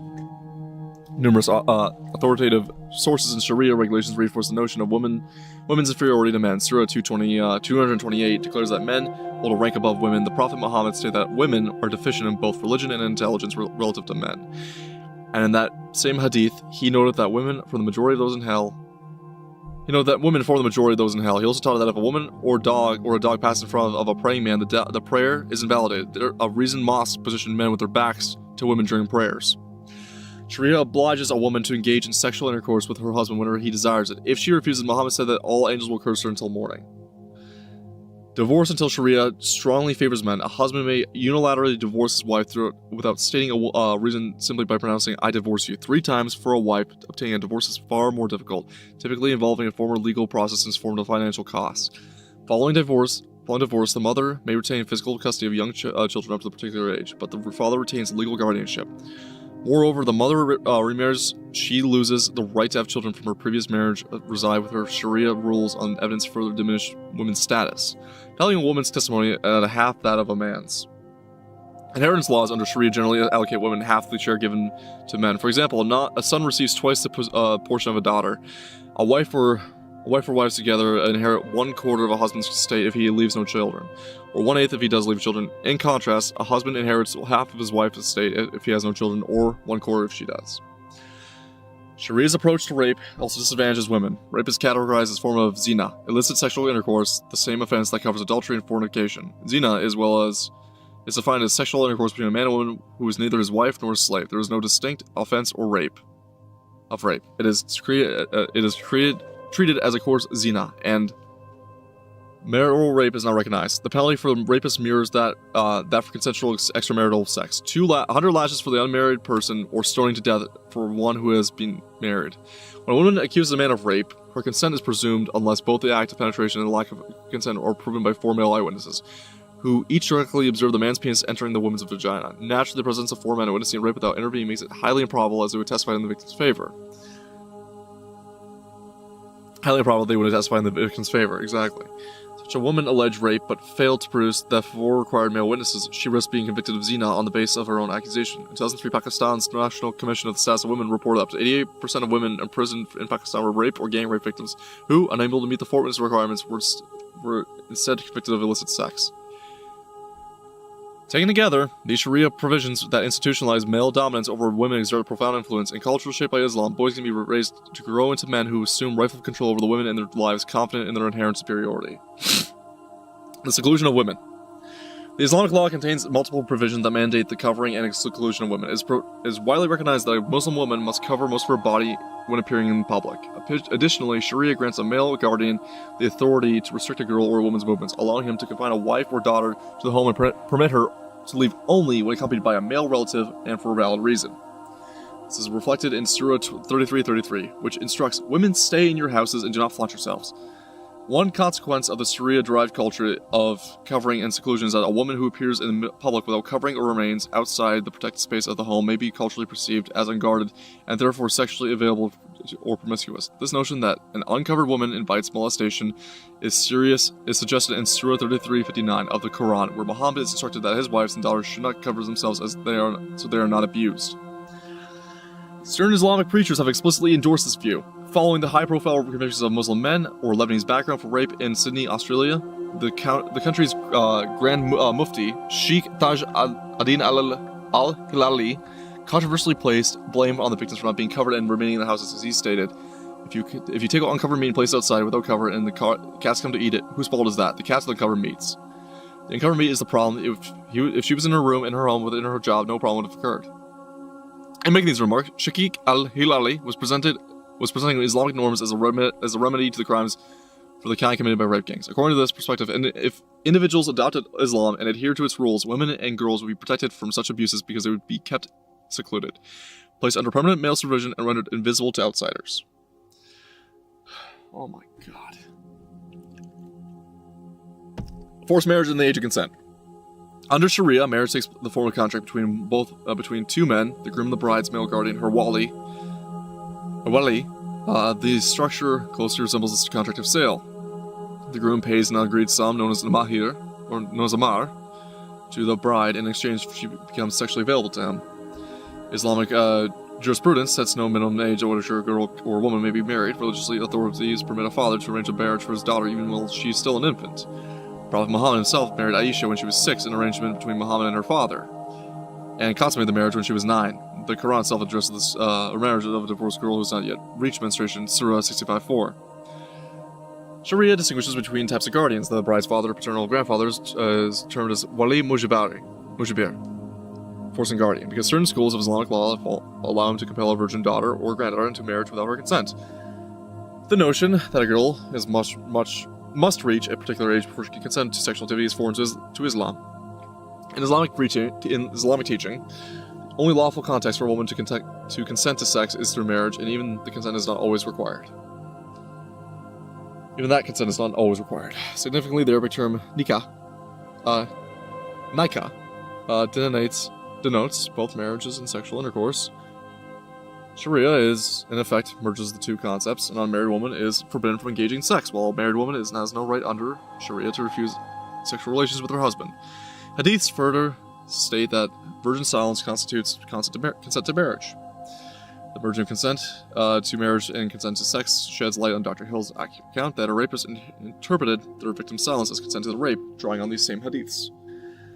Islamic scholars differ on the degree of physical and emotional maturity needed for the sexual intercourse within marriage. Some hold that the onset of puberty serves as a threshold for readiness, though Muhammad consummated his marriage with his 9-year-old Aisha before she reached puberty, and others permit thighing,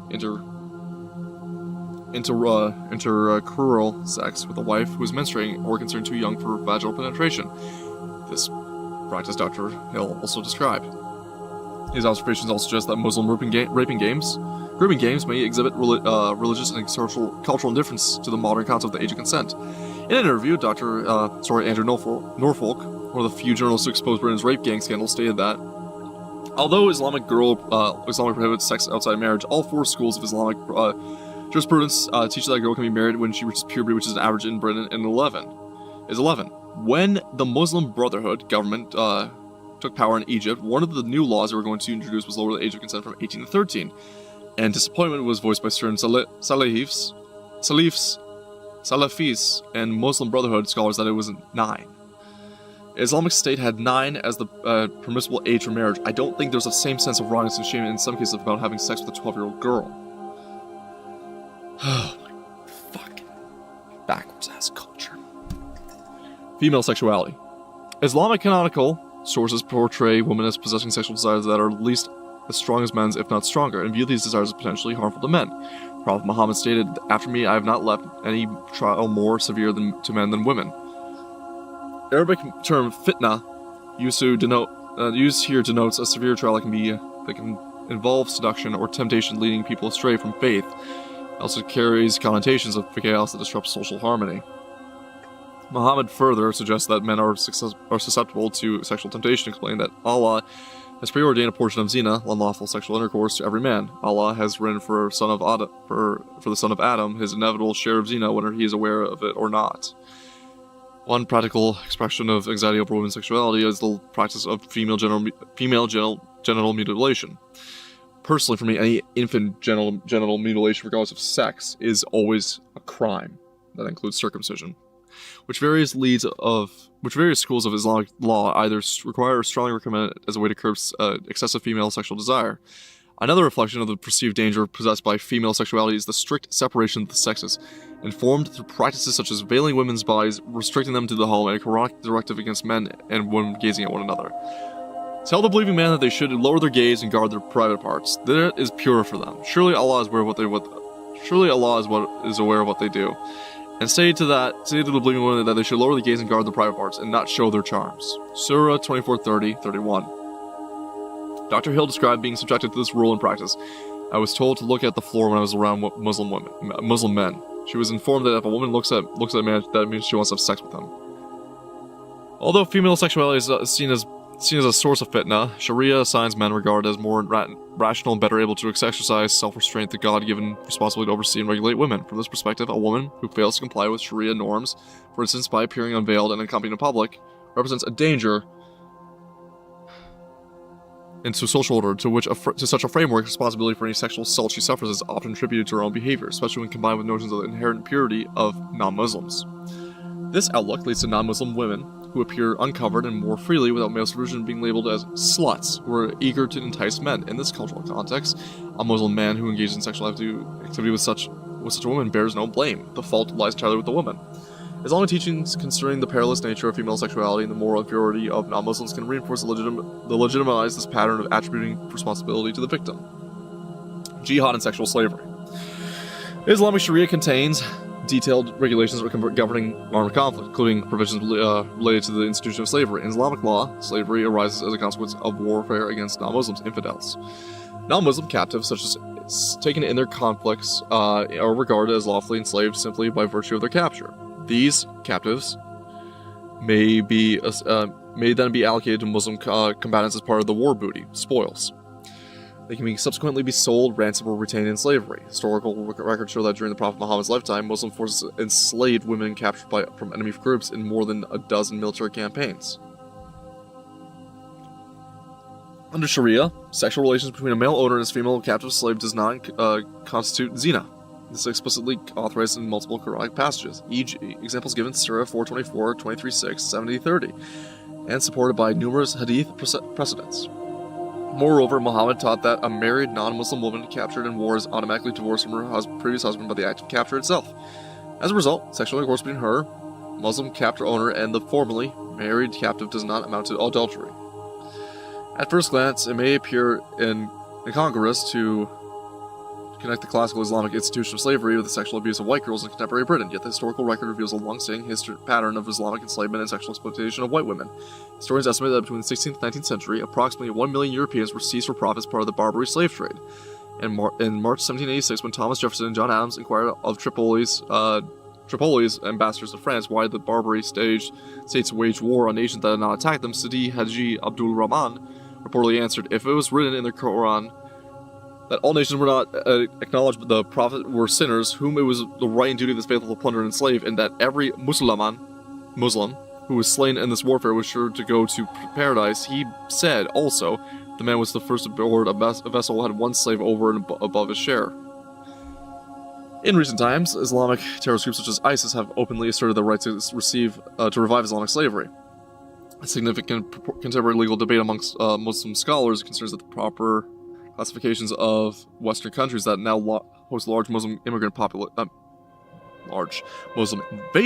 populations and classical Islamic jurisprudence.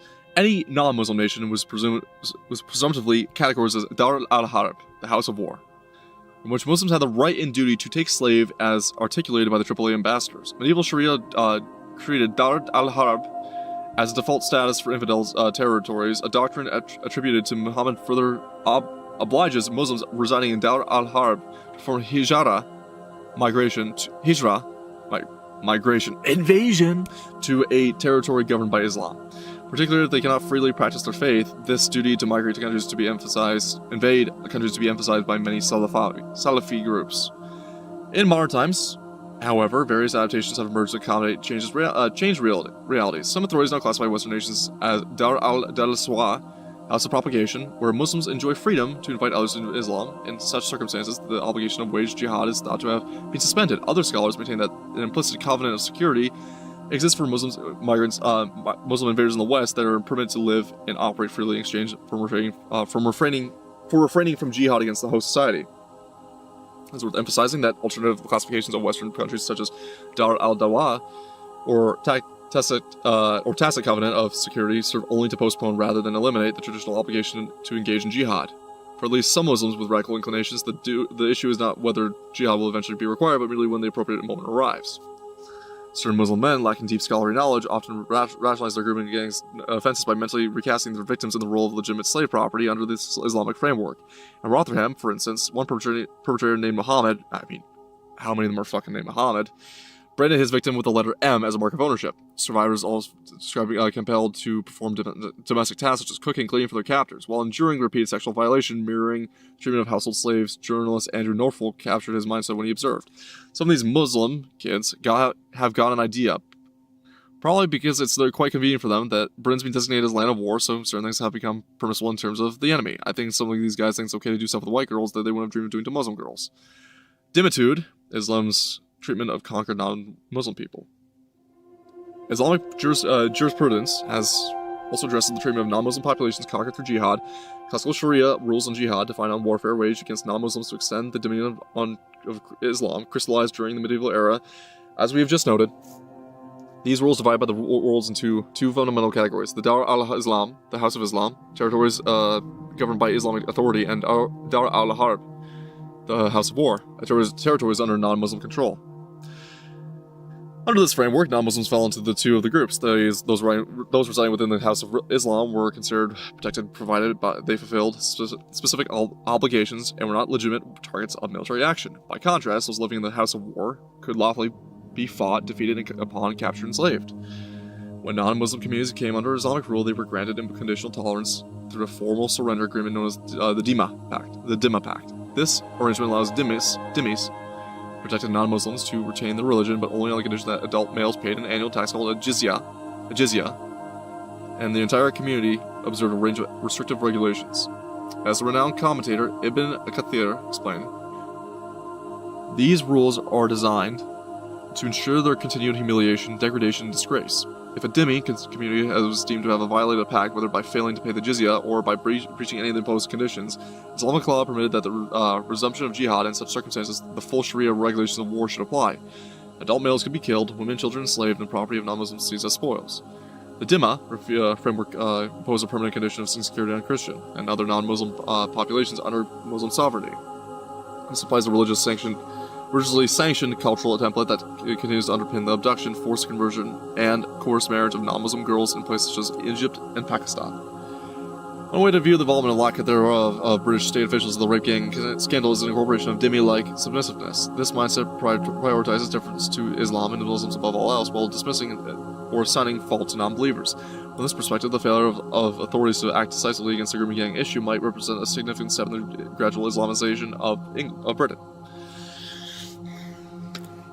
Kind of like it was planned to do so. Islamic clan war, clan culture. As evidence from the author and activist Ayaan Hirsi Ali, the inquiry highlights that the grooming and rape gangs operating in towns such as Rotherham, Rochdale, and others are not isolated instances of criminality, but stem from imported pre-modern clan systems embedded within certain ethno-cultural communities, reinforced by specifically Islamic collectivism. As before stated, the crimes disproportionately involved perpetrators from Pakistani heritage backgrounds with patterns rooted in honor and shame-based dynamics that are wholly anathema to British norms, or antithetical. The behavior is deeply tied to tribal structures prevalent in parts of Pakistan, Afghanistan, the Middle East, North Africa, and Somalia. Family honor is primarily vested in the conduct, modesty, and virginity of girls and women. Strict codes require obedience, covering, and restricted interaction for the outsiders. Breachings within the community trigger severe sanctions, including honor killings or collective retaliation by male clan members. When the target is a non-Muslim girl, particularly a white British girl, perceived as unguarded, dressed in Western styles, and lacking male protectors, the risk calculation shifts. No retaliation is expected from the girl's family or community, so some young men feel emboldened to treat her as property and then approach, assault, groom, and share her among groups and sell her services. The proprietary view of women escalates into organized networks that traffic girls across regions. Impunity fuels the cycle. Initial assaults without any consequences. It's a perception of Britain that has a place where such behavior carries no risk, turning vulnerable girls into commodified products. A key contrast emerged in evidence. When similar gangs targeted Sikh girls, the Sikh community mobilized men to confront and deter their perpetrators. Effectively, white working-class girls lacked equivalent collective protectionism, not least because authorities often silence concerns with accusations of racism, allowing the abuse to persist and expand into modern-day slavery. Even second, third, or fourth generation immigrants raised in Britain continue these patterns, acting as demographic clusters where the clan system reproduces itself and intensifies regardless of the wider culture. Ongoing immigration from such clannish foreign backwaters serves only as to replenish and strengthen such communities. While the foundational system is tribal rather than purely religious, Islamic elements provide ideological justification, communal shielding, and strategic expansion. Perpetrators sometimes hide actions from families, mosques, and yet imams, because the behavior brings disgrace to the community. Yet remorse towards British victims is limited because non-Muslim girls are not viewed as fully human individuals deserving protection, but as unprotected outsiders, available for abuse without moral consequence. This fosters widespread silence within affected communities. The inquiry evidence points to fundamental clash of worlds across the West. Our historic repeat for the individual has, thanks to mass immigration, being overpowered by the more primitive attitudes that prevail elsewhere, according to which group membership matters first and foremost. The elite obsession with the diversity has invited the latter to take advantage of the former. Scare words like Islamophobia and racism have been employed to exploit the goodwill of the Western host societies, paralyzing investigation and enforcement. Hello, Aliana. You may not like what you're reading right now, but this is the truth of the matter, and this is Rupert Lowe's report on the rape of British girls, a holocaust, if you will, of rape. Homegrown enabling factors, Islamophobia and political correctness. Concerns have been long raised that fear of accusations of Islamophobia have inhibited open discussion and effective action on group-based child sexual exploitation cases, particularly those involving grooming gangs. A series of reports and analysis from think tank Policy Exchange have documented how the charge of Islamophobia has been deployed to challenge, intimidate, or discredit individuals and organizations attempting to highlight the issue. In a 2025 research note titled The Rotherham Grooming Scandal and the Creators of Islamophobia Definition, the Policy Exchange examined connections between the scandal of Rotherham and the development of contested definition of Islamophobia by the all-party parliamentary group APPG on Muslims. The report highlighted the role of a staff of the APPG staff member from Rotherham, Mubin Hussain, who in 2015 organized a community protest against South Yorkshire police, accusing them of scapegoating Muslims among the grooming investigations, actions described by some local figures and inquiries as unhelpful to addressing the abuse. It also tells us the great deal of politically correct institutional culture within Rotherham Metropolitan Borough Council that in attendance at a safeguarding strategy meeting dated June 6, 2000 was an anti-racism coordinator named Bhupinder Moku. Similar themes appear in Police and Policy Exchange's June 2025 publication, How Not to Tackle Grooming Gangs, which argues that accusations of Islamophobia, independent of any formal definition, have been used to suppress exposure of the scandal and the pursuit of the justice of victims, and it recommends pausing government work on official Islamophobia definitions until the conclusions of National Grooming Gangs inquiry are known. You hear Andrew Gilligan and Dr. Paul Stott if you want to have the source on these exact quotes. Politicians have echoed these worries in relation to proposed definitions of shadow equalities. Minister Claire Coutinho has warned that adopting such definition, particularly one framed as targeting expressions as Muslimness, could intensify a culture of censorship, potentially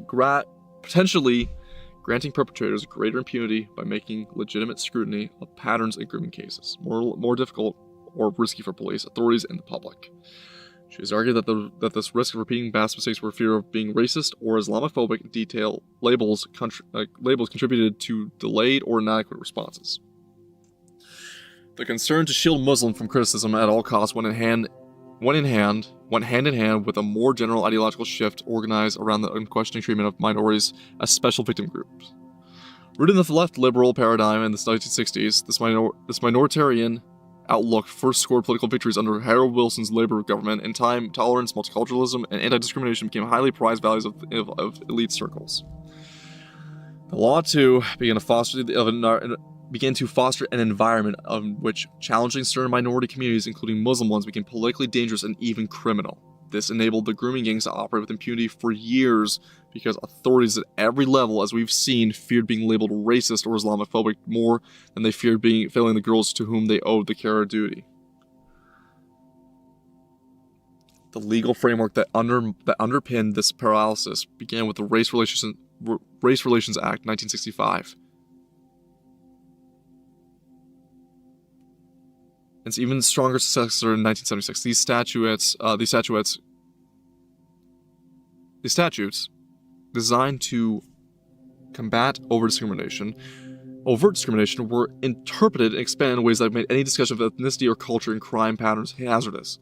The McPherson Report, 1999, followed the Stephen Lawrence inquiry, branded the police institutionally racist, and introduced a definition of racism so broad, that police officers and social workers became terrified of any action being construed as targeting ethnic minorities. Across Britain, clear evidence of organized abuse by Pakistani gangs, among other majority Muslim ethnic groups, was ignored because confronting it risked accusations of racism.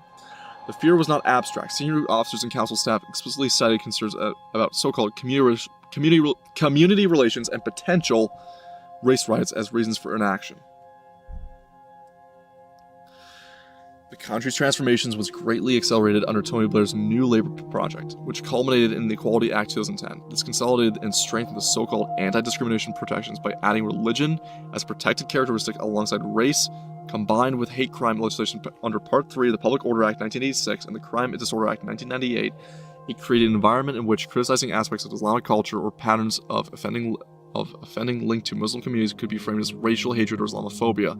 Official definitions of Islamophobia, promoted by some campaign groups, further blur the line between legitimate concern and blind prejudice. The result was a chilling effect across public institutions. Police forces, social services, and local councils repeatedly chose silence or denial over robust investigation, as the political and professional cost of appearing to single out Muslims was deemed too high. The KC National Audit of 2025 confirmed this pattern, noting that authorities shied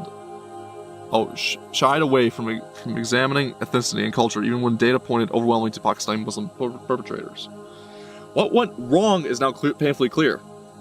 The post-war liberal consensus that began with Wilson emphasized diversity, inclusion, and non-judgmentalism as supreme virtues. Multiculturalism replaced national self-confidence as the guiding principle. Long-standing British norms around free speech, child protection, and partial application of the law were subordinated in the need to avoid offending minority sensitivities at all costs.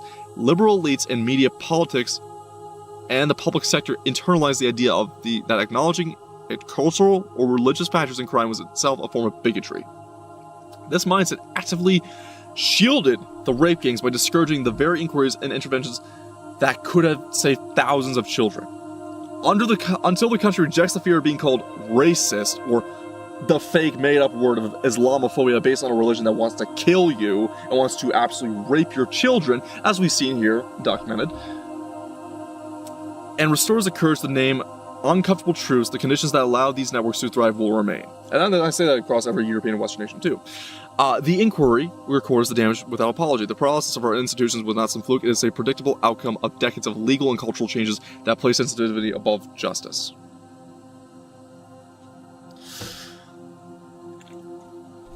The law of the land has not merely failed the victims of the grooming gangs, but has actively enabled the perpetrators. For decades, statutes that should have delivered swift exemplary justice were either ignored, diluted, or deliberately misapplied in a manner that protected organized networks of predominantly Pakistani Muslim men while leaving thousands of British girls without protections or redress.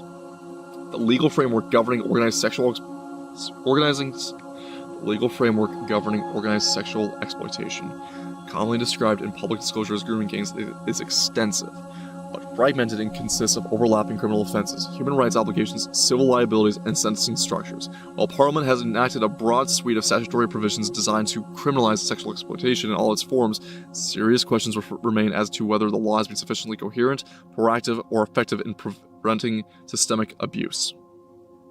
At the core of the primal law response lies the Sexual Offense Act 2003. This statute represents the principal legislative mechanism for addressing rape, sexual exploitation, and grooming. It criminalizes a wide spectrum of conduct, ranging from rape and assault by penetration to causing or inciting a child to engage in sexual activity and facilitating sexual exploitation.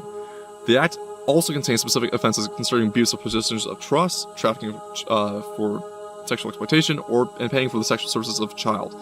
Collectively, these provisions were intended to modernize and consolidate earlier sexual offenses legislations.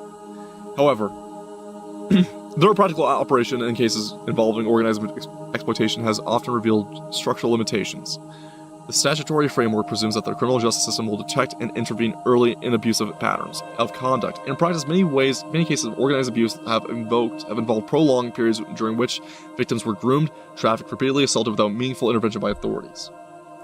Subsequent legislation, including the Serious Crime Act 2015, expanded the concept of sexual exploitation to encompass a broader range of behaviors, including non-contact abuse and technologically facilitated exploitation. This expansion reflected in an evolving understanding of grooming as a process rather than a single criminal act.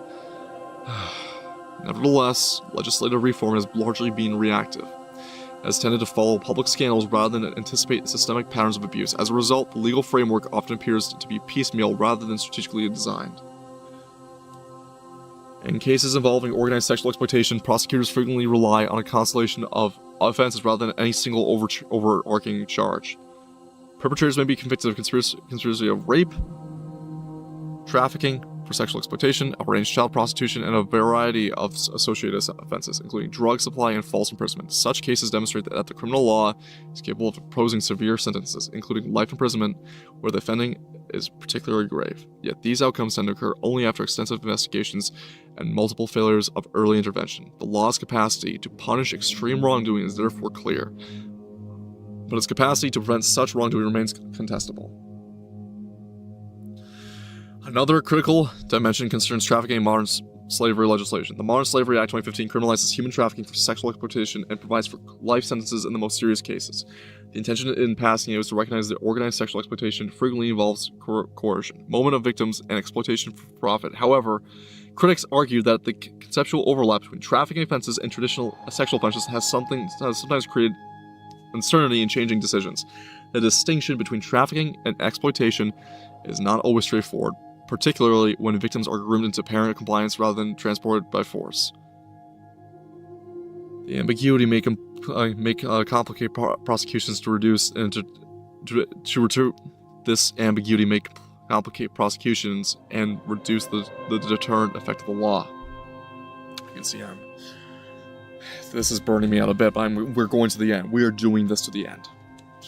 The legal framework also extends beyond criminal liability to encompass civil and human rights obligations. Article 3 of the European Convention of Human Rights, ECHR, imposes a positive duty on the state to investigate credible allegations of rape and serious sexual assault.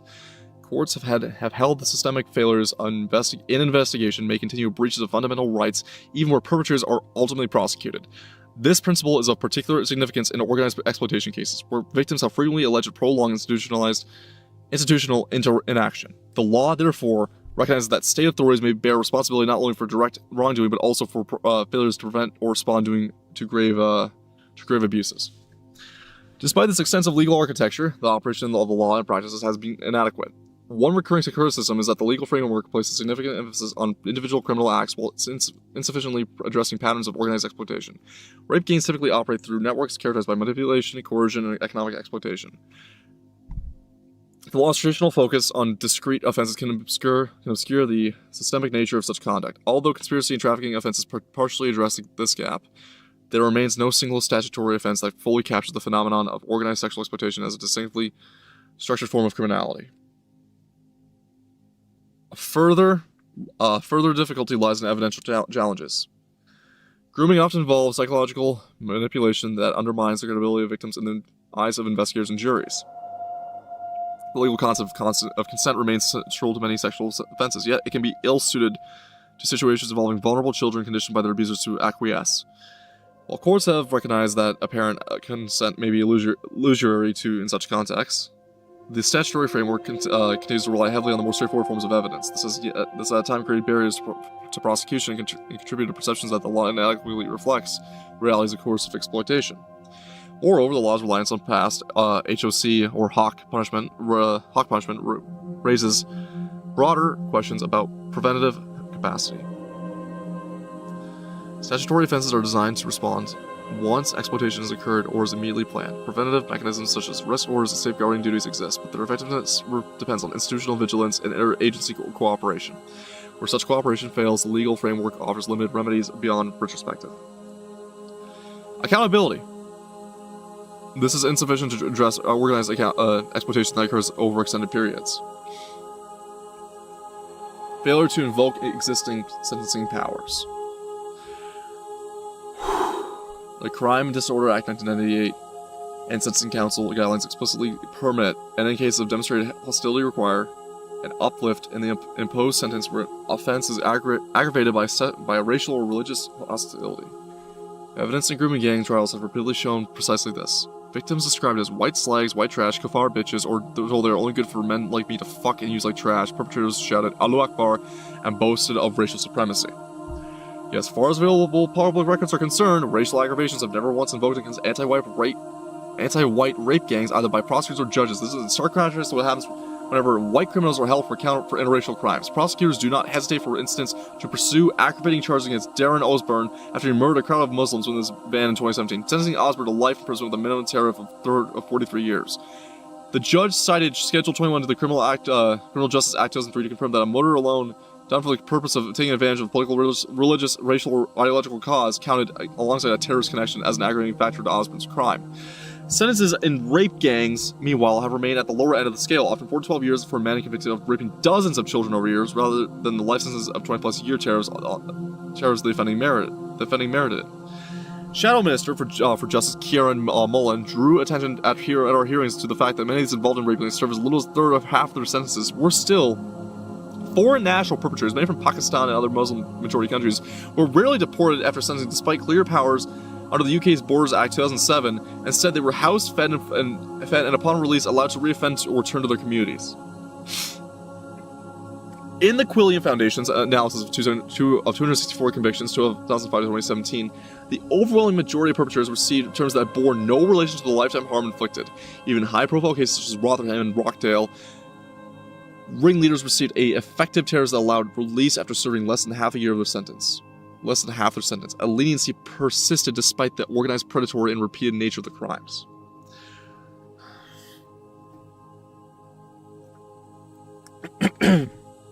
Cultural defense and judicial relativism. British courts repeatedly allowed cultural background to function as a de facto mitigating factor. And one Bristol case documented in the Quillian report, a defendant argued that forcing a girl to have sex with his friends was simply Somali culture and tradition. Kind of like the German case of the 5-year-old boy that got raped at the public pool and they called it a sexual emergency in his culture.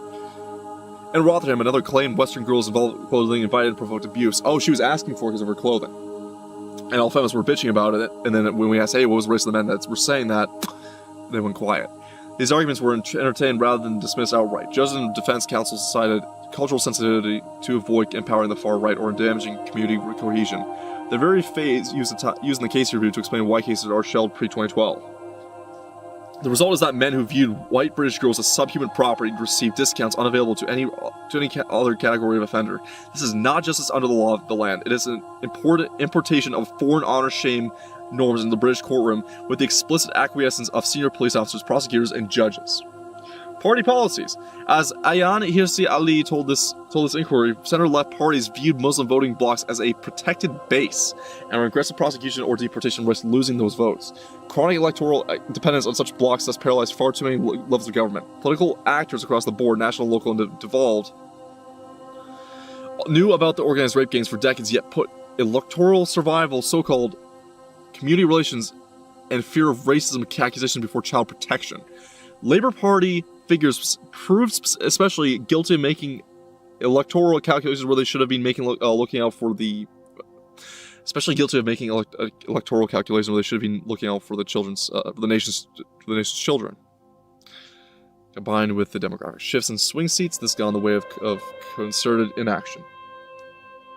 Scotland refused to hold its own inquiry before finally caving in February 2026. It continues to fail to record offender ethnicity or create specific child sexual exploitation markers. Earlier warnings in the 1980s onwards went ignored because addressing an offending risked political costs.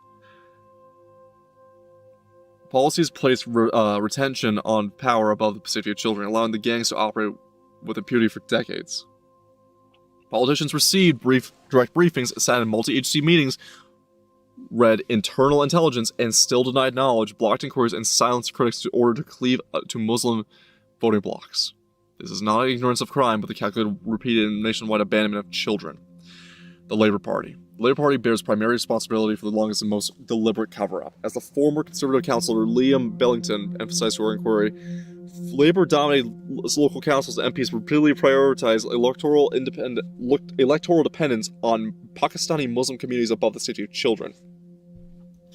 Jess Phillips MP and Naz Shah MP maintained public silence for the ethnic and religious patterns of the gangs while their constituents suffered.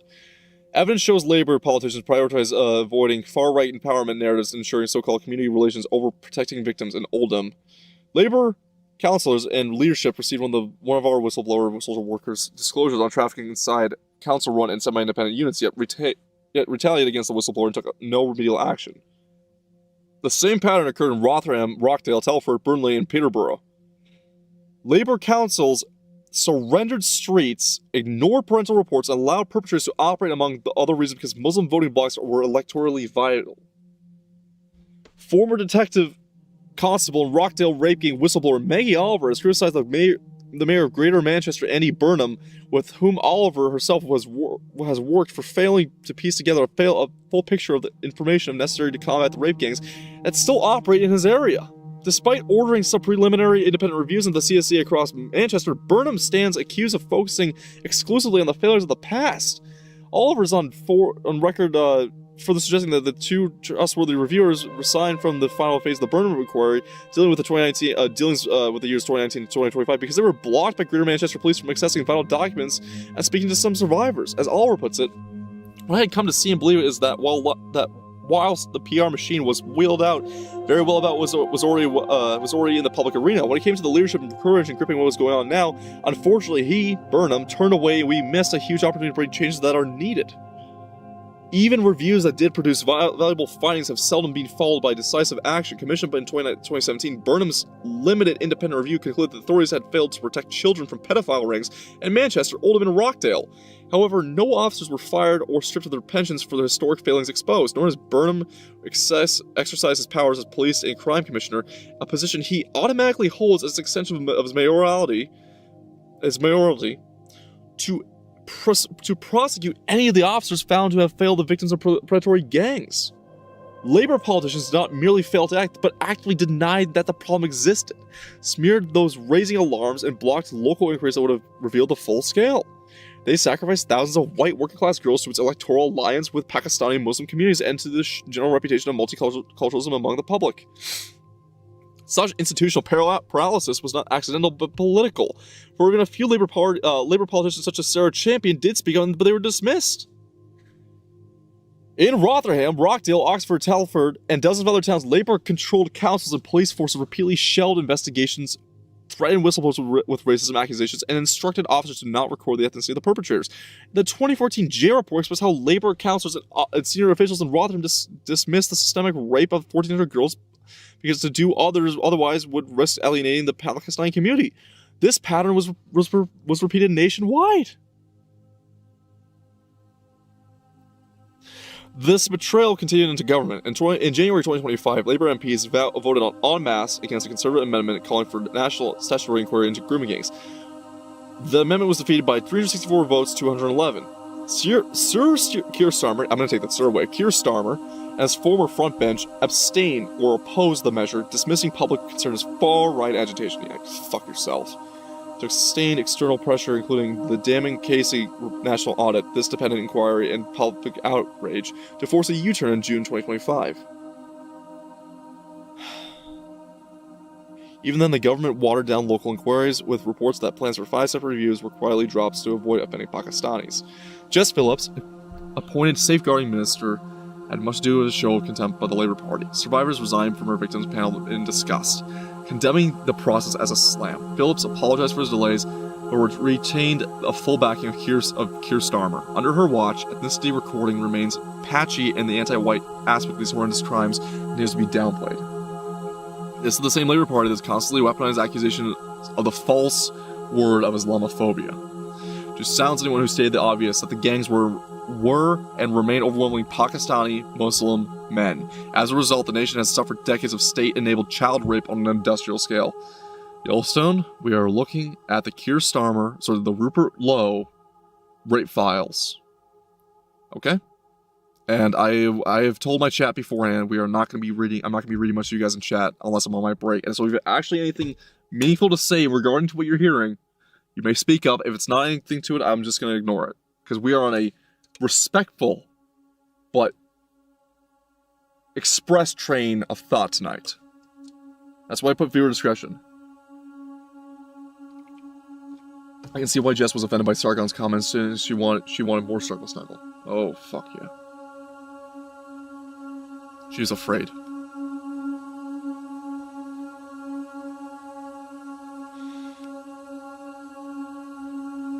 So, national inquiry. Here we go.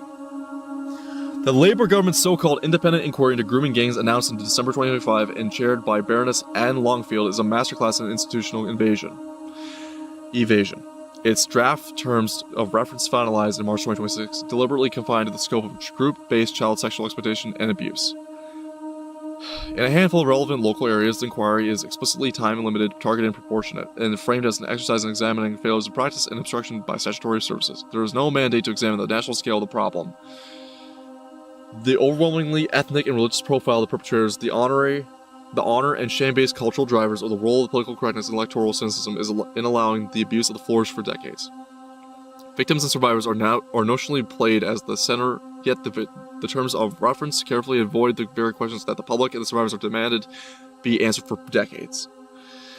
This is not an inquiry designed to deliver truth or justice. It is a containment exercise. By narrowing the focus to local operational failures and excluding any systemic analysis of the demographic, cultural, and religious patterns that witnesses have repeatedly described, the government has ensured that the most uncomfortable truths, not least those that implicate labor's own chronic independence on certain voting blocks, will never be confronted.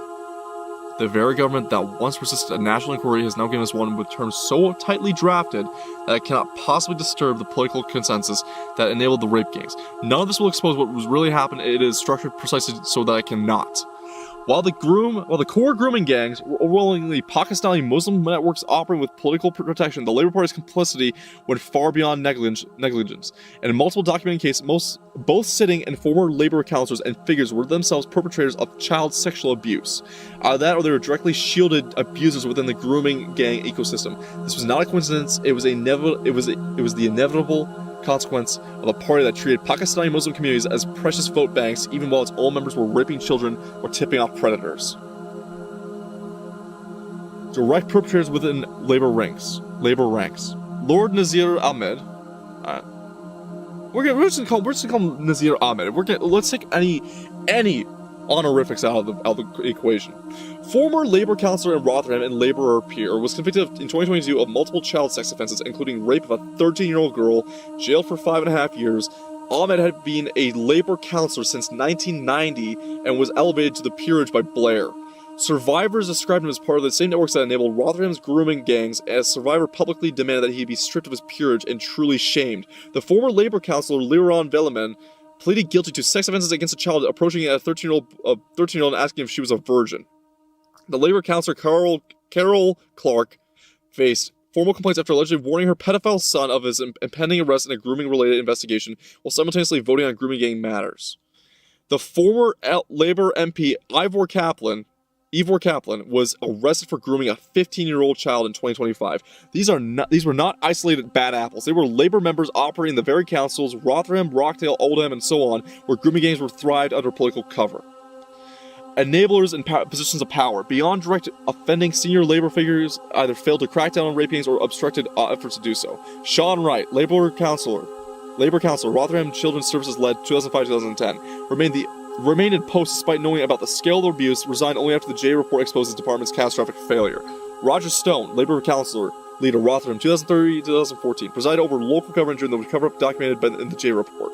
Multiple Rotherham Labour councillors interfered in police investigations tipped off by perpetrators of or dismissed victims as making lifestyle choices to protect community relationships and votes.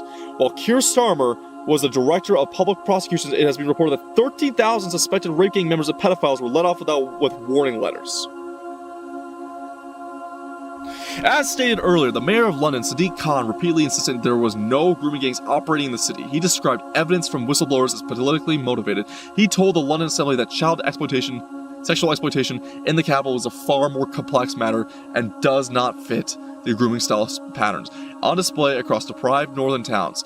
These statements he made despite the fact that the Metropolitan Police had in its possession reports of young girls being plied with alcohol and drugs, then raped by groups of men in hotels and other locations across London. A Daily Express investigation revealed that Khan had direct access to HM Inspectorate of Constabulary documents detailing the very patterns of offending he had denied. Khan read these files, yet continued to deny the existence of grooming gangs in public. Overall, the Labour Party did not just fail to prosecute the gangs. In some cases, its own members were the abusers, and in most cases, its councillors, leaders, and ministers put loyalty to Pakistani Muslim blocs before child safety. No other political party has such a well-documented track record of direct involvement with and institutional protection of industrial-scale child rape. This was in large part due to Labour's own electoral self-interest. The Conservative Party.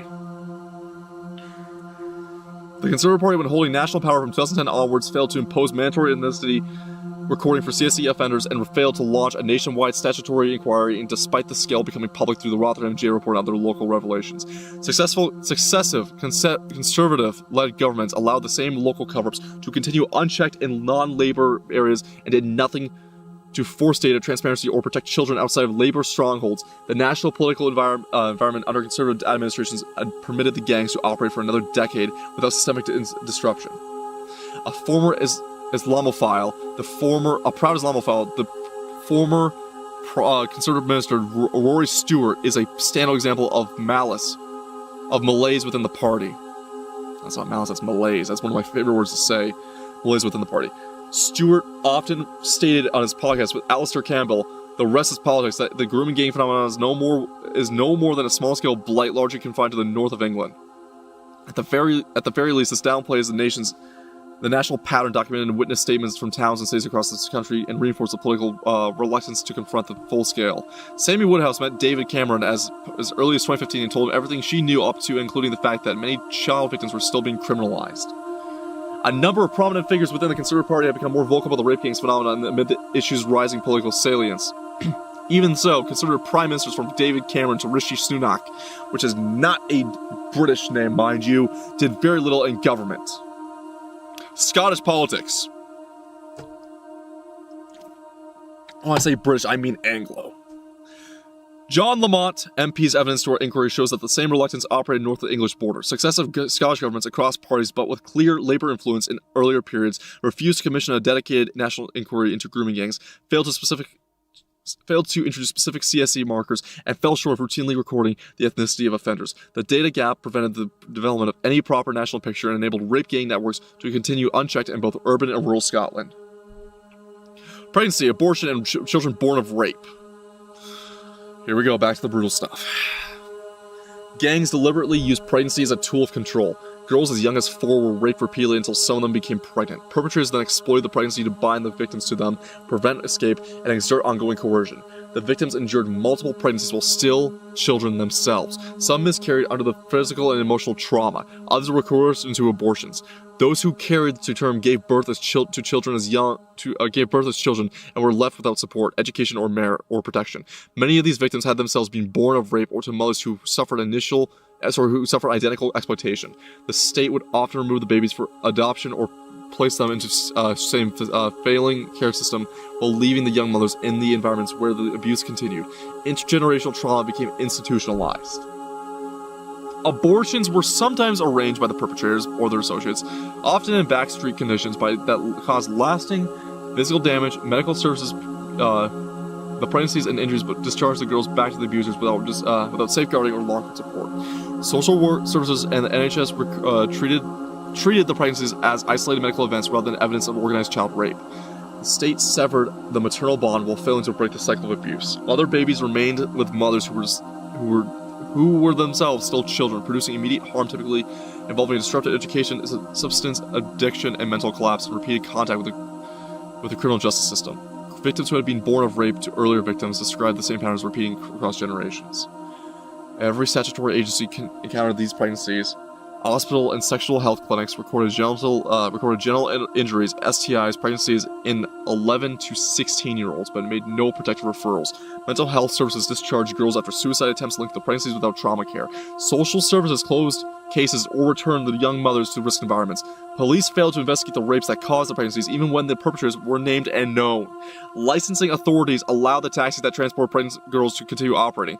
The family law courts made matters worse for victims across the board, often by awarding rapists parental rights over the very children begotten by their heinous crimes. In some cases, such rapists were even allowed to have even been allowed to apply for contact to order to meet their grandchildren.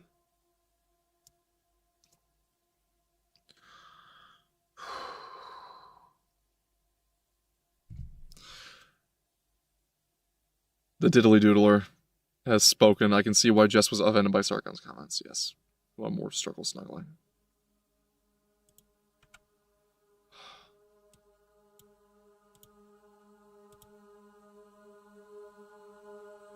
Good, my music is still playing.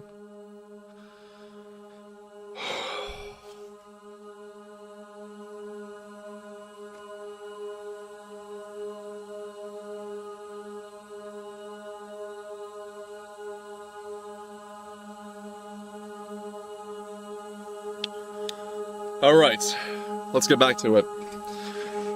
Impact on survivors. The rape gangs destroyed the lives of hundreds of thousands of children. Survivors lie with the permanent physical and psychological damage that no institution can have ever properly addressed.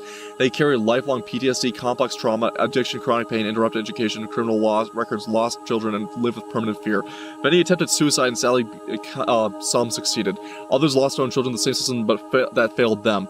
The state did not merely fail to protect these survivors, but it compounded the harm by criminalizing them, discharging them from hospitals without support, removing their babies and leaving them in environments where the abuse could continue. The evidence shows a national pattern of lifelong devastation inflicted on children who were raped, trafficked, impregnated, and then abandoned by every agency meant to help them. Fiona was raped repeatedly from age 13 while in care. She became pregnant at 15 and her child was removed from her adoption while she remained in the same exploitative environment. Due to her abuse, she developed psychosis at 17 and mutilated her own legs with a blade because the gangs had complimented them during her abuse.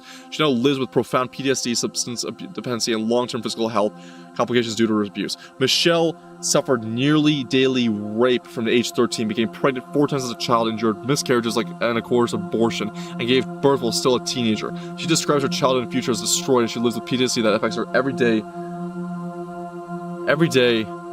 of her life. Chloe was raped repeatedly from age 11, contracted multiple STIs as a 13-year-old, starved to 5 stone, drugged with heroin, imprisoned in her own home, and publicly humiliated. She now carries severe gynecological damage and lifelong trauma. Leanne was abused from infancy, trafficked, and subjected to extreme violence, including penetration by objects, strangulation, and backstreet abortions. She lives with profound physical injuries and total lack of trust in everybody and every institution.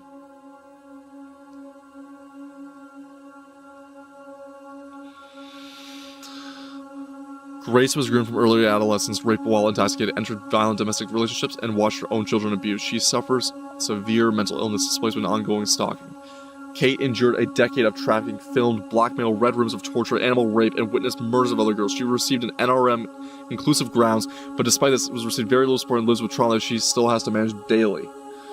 Anna's recorded assault at 13 led to ostracism and interrupted education and lasting mental health damage. Jen was forcibly converted, married, and controlled under religious coercion, and she now has complex PTSD and lives in fear of her daughter. Leanne was held captive, beaten, and raped while pregnant at 15. She miscarried and now suffers chronic fibromyalgia and psychological trauma. Taylor was gang raped across multiple towns, and she carries lifelong psychological harm. Jane was trafficked from care placement, developed a severe eating disorder, was sectioned, and left with a life with lasting physical and psychiatric damage. Rachel's daughter, H.L., was raped, bullied, and abandoned by police in school, and she took her own life. Every survivor describes the same long-term consequence: destroyed education and employment prospects, broken relationships, inability to trust adults or institutions, chronic physical pain, addiction, repeated suicide attempts, loss of children, and a permanent sense of shame and worthlessness implanted by the gangs and reinforced by the state. The human cost is not abstract, but measured in ruined lives, lost futures, and children born in the same hell their mothers endured. If only people didn't harass the lady charging victims to be in a group. Yeah. So, before we get to conclusions, I am gonna read what you sent me. Asked you. I just feel like saying your other name is not really fun to say in chat. YouTube ate my chat, but I said that I'm pro forcibly ending the NHS and those who work for it based on the inquiry. Kudos. It is quite hard to say what's going on.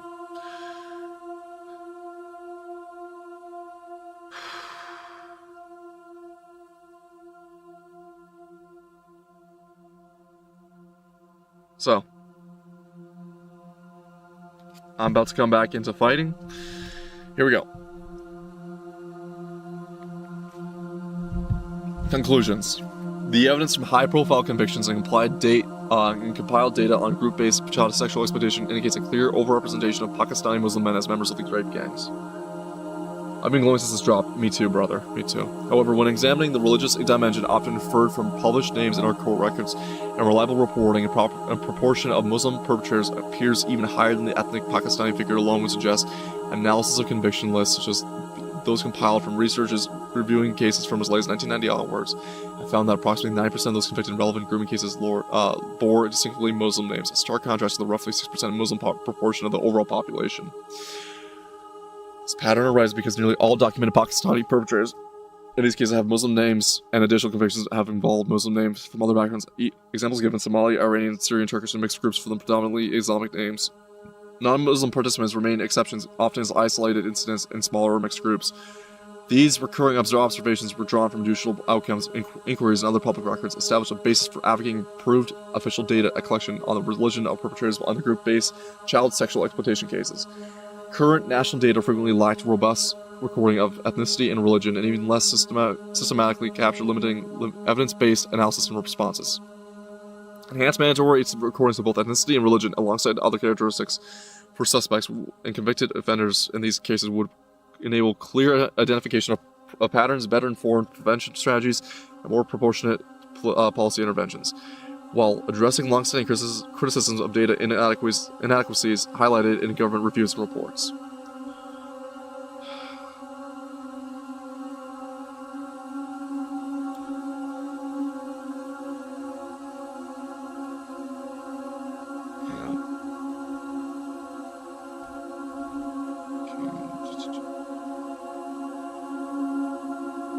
The evidence heard by this inquiry is unequivocal, overwhelmingly, and is devastating in its clarity. Organized networks of Muslim men systematically rape, traffic, drugged, impregnated, and destroyed the lives of thousands upon thousands of British children across every region of the United Kingdom for decades. When the documented patterns from Rotherham, Telford, Rockdale, Oxford, Newcastle, Oldham, Huddersfield, Peterborough, Burnley, Tameside, and dozens of other towns and cities are extrapolated nationally, the scale reaches at least 250,000 victims. It's not a collection of isolated local scandals. It is a national scandal of industrial scale child rape and modern day slavery, enabled, protected, and prolonged by deliberate failures of the British state at every single level. The testimony of the survivors and their families leaves no room for denial or equivocation. Sally watched her daughter's life unravel. Although her daughter has admitted to lying on occasion, the police privately acknowledge of grooming, yet in public communications treated her only as a liar. Marlon has parental authority stripped away so that his daughter could be returned to the very place where she had been raped. Whitney's reports of exploitation were dismissed while her own childhood trauma was used to undermine her credibility as a mother. Rachel saw her 12-year-old autistic daughter discouraged from pursuing justice, bullied relentlessly, and ultimately driven to her death by an overdose after the authorities failed her at every turn. Fiona, Michelle, Chloe, Marie, Grace, Kate, Anna, Jen, Leanne, Taylor, Jane, Lily, and so many others described the same relentless pattern: repeated rape, gang rape, blackmail, filmed abuse, pregnancies used as weapons of control, miscarriages, coerced abortions, and the birth of children who enter the world already condemned to the same cycle. These were not all vulnerable children in the narrow sense that the authorities preferred to believe. Some came from stable homes, middle-class families, and loving parents. The perpetrators targeted them precisely because they were unguarded by the collective male protection that some minority communities could mobilize. The gangs operated under an honor and shame-based clan code that treated non-Muslims, specifically, especially working-class white girls, as property available for sexual abuse. They transported victims between towns, shared them among brothers and friends, forced conversions to Islam followed by unregistered religious marriages, and justified the abuse by describing the girls as easy meat, white trash, or morally inferior. The same networks targeted Sikh girls until Sikh communities responded with collective male protection. White girls received no such defense. Every institution that exists to protect children instead enabled the gangs. Police forces across England and Scotland discouraged reporting, criminalized victims, destroyed evidence, allowing no rapists to walk free of bail, and in some cases actively participated in or shielded the networks. Social care removed parental authority, placed children in trafficking hubs inside children's homes, and semi-independent units closed cases despite clear evidence of exploitation, destroyed records, and retaliated against whistleblowers. The NHS recorded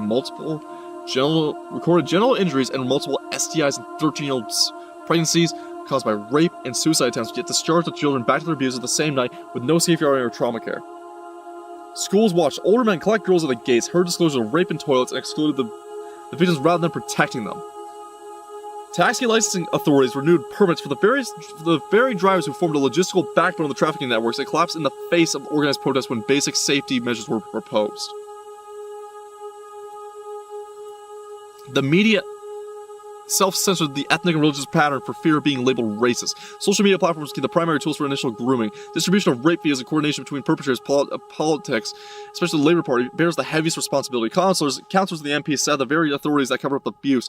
They briefed as early as 2003 through the CROP multi-agency group, yet later denied knowledge. When finally forced to act, the Labour government produced a national inquiry whose terms of reference are so tightly drawn, limited to group-based child sexual exploitation in a handful of relevant local areas, time-limited, and deliberately excluding any systematic examination of demographic, cultural, and religious drivers that cannot possibly confront the truths that this inquiry has heard. Labour did not merely fail to protect children, it actively obstructed justice, suppressed ethnicity data, voted against the proper national inquiry, and sacrificed tens of thousands of white working-class girls to the altar of multiculturalism and electoral arithmetic.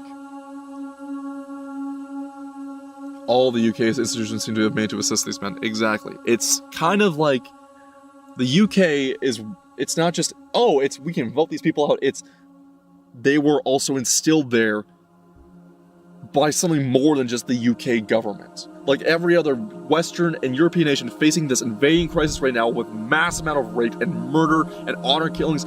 Do you know where it comes from? It comes from the fucking NGOs, it comes from the UN, World Economic Forum, and certain fucking nations. We all know their names, and they push for multiculturalism in Western and European nations and East Asian nations to be raped and murdered and ran over with this multiculturalism, so they have their new cast of Goy to work for. And not just Goy or Kufars to work for them. Because it's not just the one group, it is multiple. And it's not just that, it's also a idea of a class of elites that just think they're better than you outright. I said I was going to hold my tongue on a lot of things, but there's some things I just can't hold my tongue on.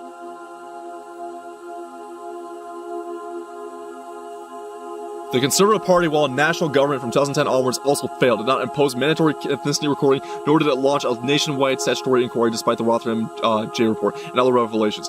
Rory Stewart, a former Conservative minister, publicly described the issue as a small problem confined to the north of England. He downplayed the national reality and thus showed the attitude of, at the very least, a section of the party. Scottish politics mirrored the same reluctance, refusing a dedicated inquiry and failing to record offender ethnicity.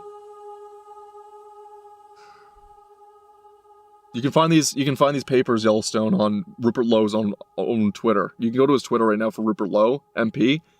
They're there. I will probably link it towards the end.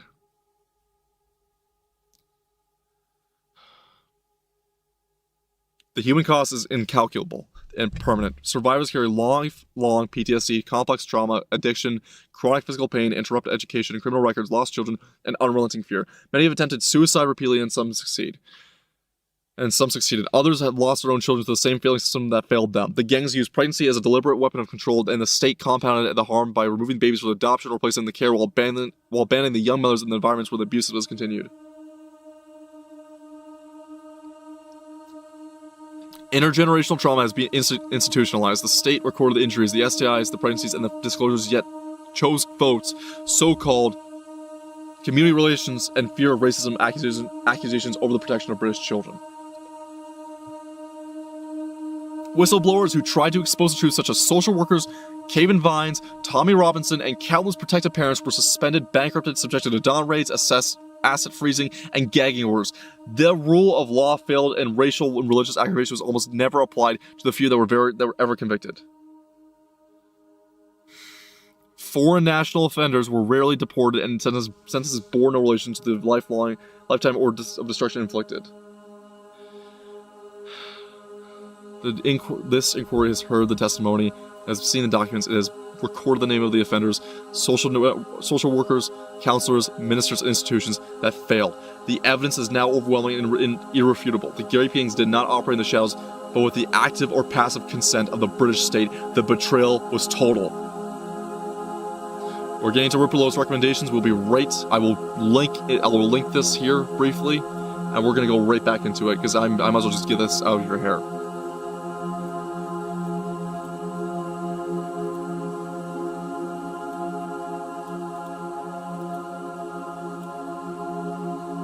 It's alright. Say this on over to Twitch. There. It's over on Twitch now.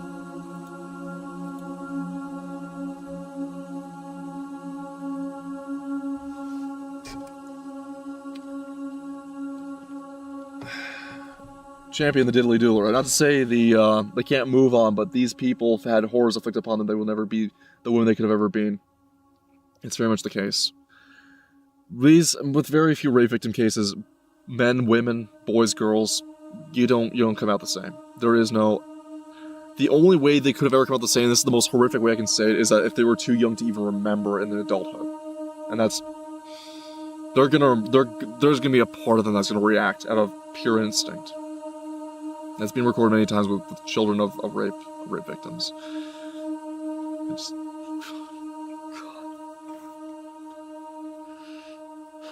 It's a hard one. Recommendations.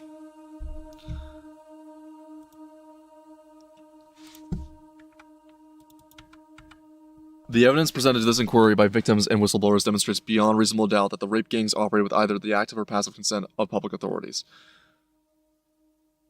More or less, every institution failed. The state knew the patterns, recorded them, and then often destroyed the evidence of harm and chose political convenience over child protection. Any government that aspires to restore justice, eliminate the gangs, and protect the next generation must implement the following recommendations. Only then can the British state begin to make up for the profound betrayal of hundreds of thousands of British children. Criminal justice response. Victims must be placed at the center of the criminal justice process. They must have the right to be informed of all decisions, to attend sentence hearings, and to submit victim personal statements that carry statutory weight. Independent sexual violence advisors must be funded nationally and assigned to every grooming gang victim from the moment of first report. Sentences. Current sentencing guidelines are grotesquely inadequate for organized child rape. The Sentencing Council must be required by statute to revise its guidelines so that group-based child sexual exploitation carries the starting point of life imprisonment with a minimum terror of 50 years for ringleaders and 25 years for participants. Racial, religious motivation, multiple victims, trafficking across counties, pregnancy caused by rape, and use of filming or blackmail must each be spelled out as statutory aggravating factors that push sentences toward their maximum extent. Concurrent sentencing must be prohibited where multiple victims are involved. Cumulative sentencing must be the default. A number of politicians, including Rupert Lowe, MP, have also called for a referendum on reintroducing the death penalty for the most heinous crimes, which I'm fully on board for. There's a case to be made that this is more than proportionate where rape gangs are concerned. Immigration and deportations and denaturalizations. Every foreign national convicted of group-based CSE must be at the very least deported. Skin them alive and kill them, that's my thing.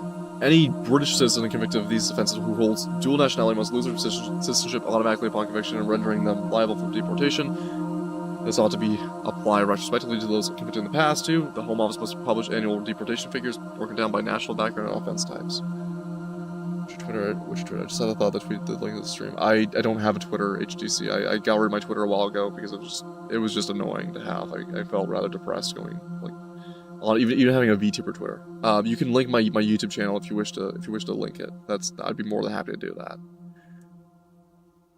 Where a perpetrator has a family members in Britain who have supported, harbored, or failed to report the offending, and the entire immediate family unit must also face deportation proceedings themselves, unless they can prove either active cooperation with authorities or no prior knowledge. The evidence from witnesses, convictions, and the KC audit show a clear overrepresentation of Muslim men, particularly of Pakistani heritage, in these organized networks. The inquiry has not organized as mosques, madrasas, and community organizations that have harbored or failed to report perpetrators must face investigation and if found guilty be closed. The immediate deportation of anyone nested within such subcultures promoting attitudes that dehumanize non-Muslim girls must be pursued. The nations of the world are not identical. Ultra-selective border control attentive to general patterns in sending countries is therefore also vital to the long-run happiness and continued existence of the host people across the West.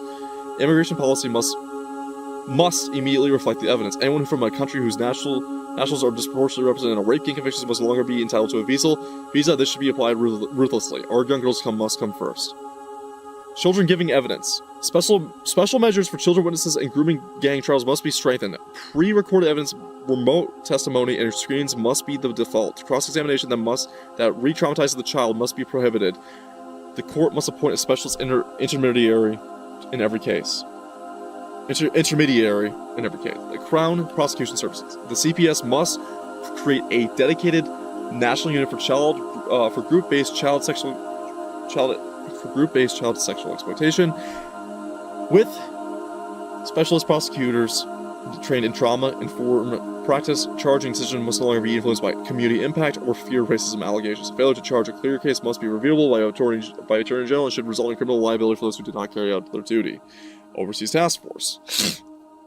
It has been established that organized gangs, chiefly of Pakistani heritage, have not only groomed, raped, and tortured thousands of women and girls across Britain, but have also tracked such victims overseas, particularly in Pakistan and other countries. Evidence from independent hearings, early day motions and Parliament, and other survivors' testimonies presented in the inquiry serve to suggest as much. The intent by perpetrators is used to exert near total control, prevent disclosure of the abuse, obstruct homegrown investigations, and continue inflicting abuse in environments with weaker safeguards. The full extent remains under investigated due to historical institutional failures by police councils and social services, often linked to concerns over racism allegations or inadequate cross-border cooperation.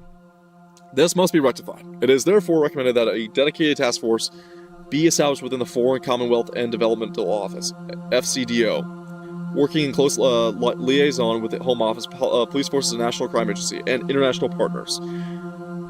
This unit should prioritize the identification, location, safeguarding, urgent repatriation of affected British women and girls. This means enhanced consular support, intelligence sharing on missing persons cases recorded in known grooming hotspots, targeted reviews of passports and travel records linked to the known perpetrators, and diplomatic pressures on destination countries for victim extraction and evidence gathering. Compensation. A national compensation scheme for grooming gang victims must be set up at once. Something similar already exists in the form of criminal injuries and compensation authorities, (SICA).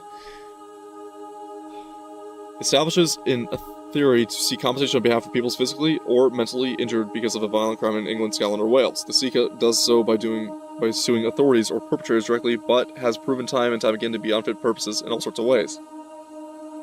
Despite providing evidence of help to convict the leader of the Rotherham-based rape gang, Sammy Woodhouse was refused compensation by SICA on the grounds that she had consented to her own abuse.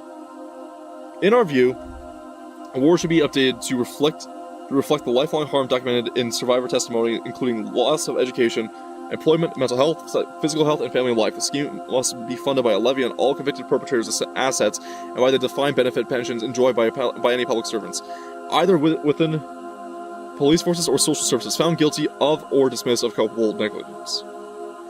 Finally, the law must place the protective family at the center of safeguarding. As such, the core principle that should be underpinned safeguarding reform is the recognition that a child's family tends to represent the first, strongest, and most effective line of defense against exploitation. While there are circumstances in each where which children cannot safely remain within their family unit, exploitation causes generally differ from traditional familial abuse models.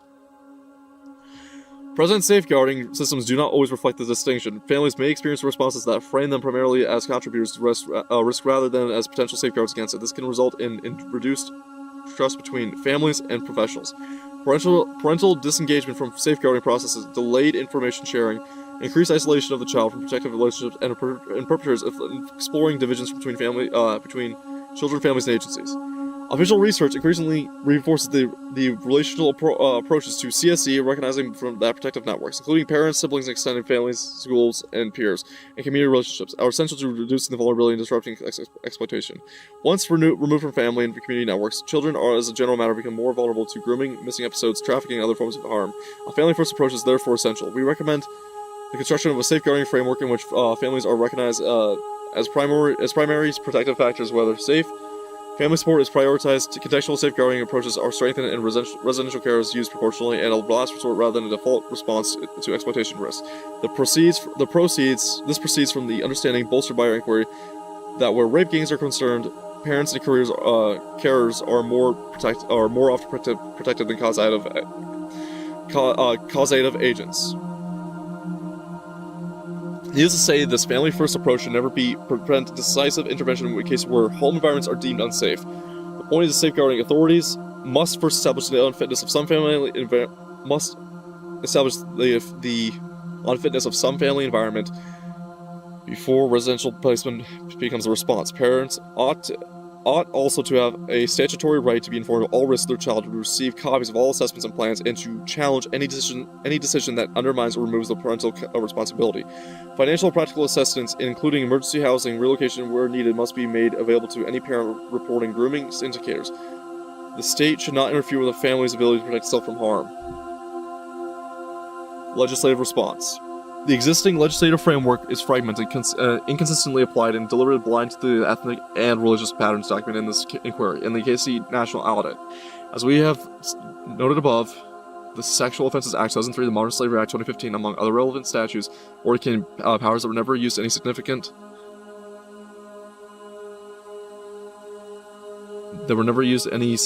effect against the rape gangs. Ethnicity, according to, remains either patchy or absent. Group-based child sexual exploitation is not even a distinct offense with its own sentencing guidelines. The result is a system that records thousands of individual offenses while concealing deliberately or otherwise the organized nature of the predation.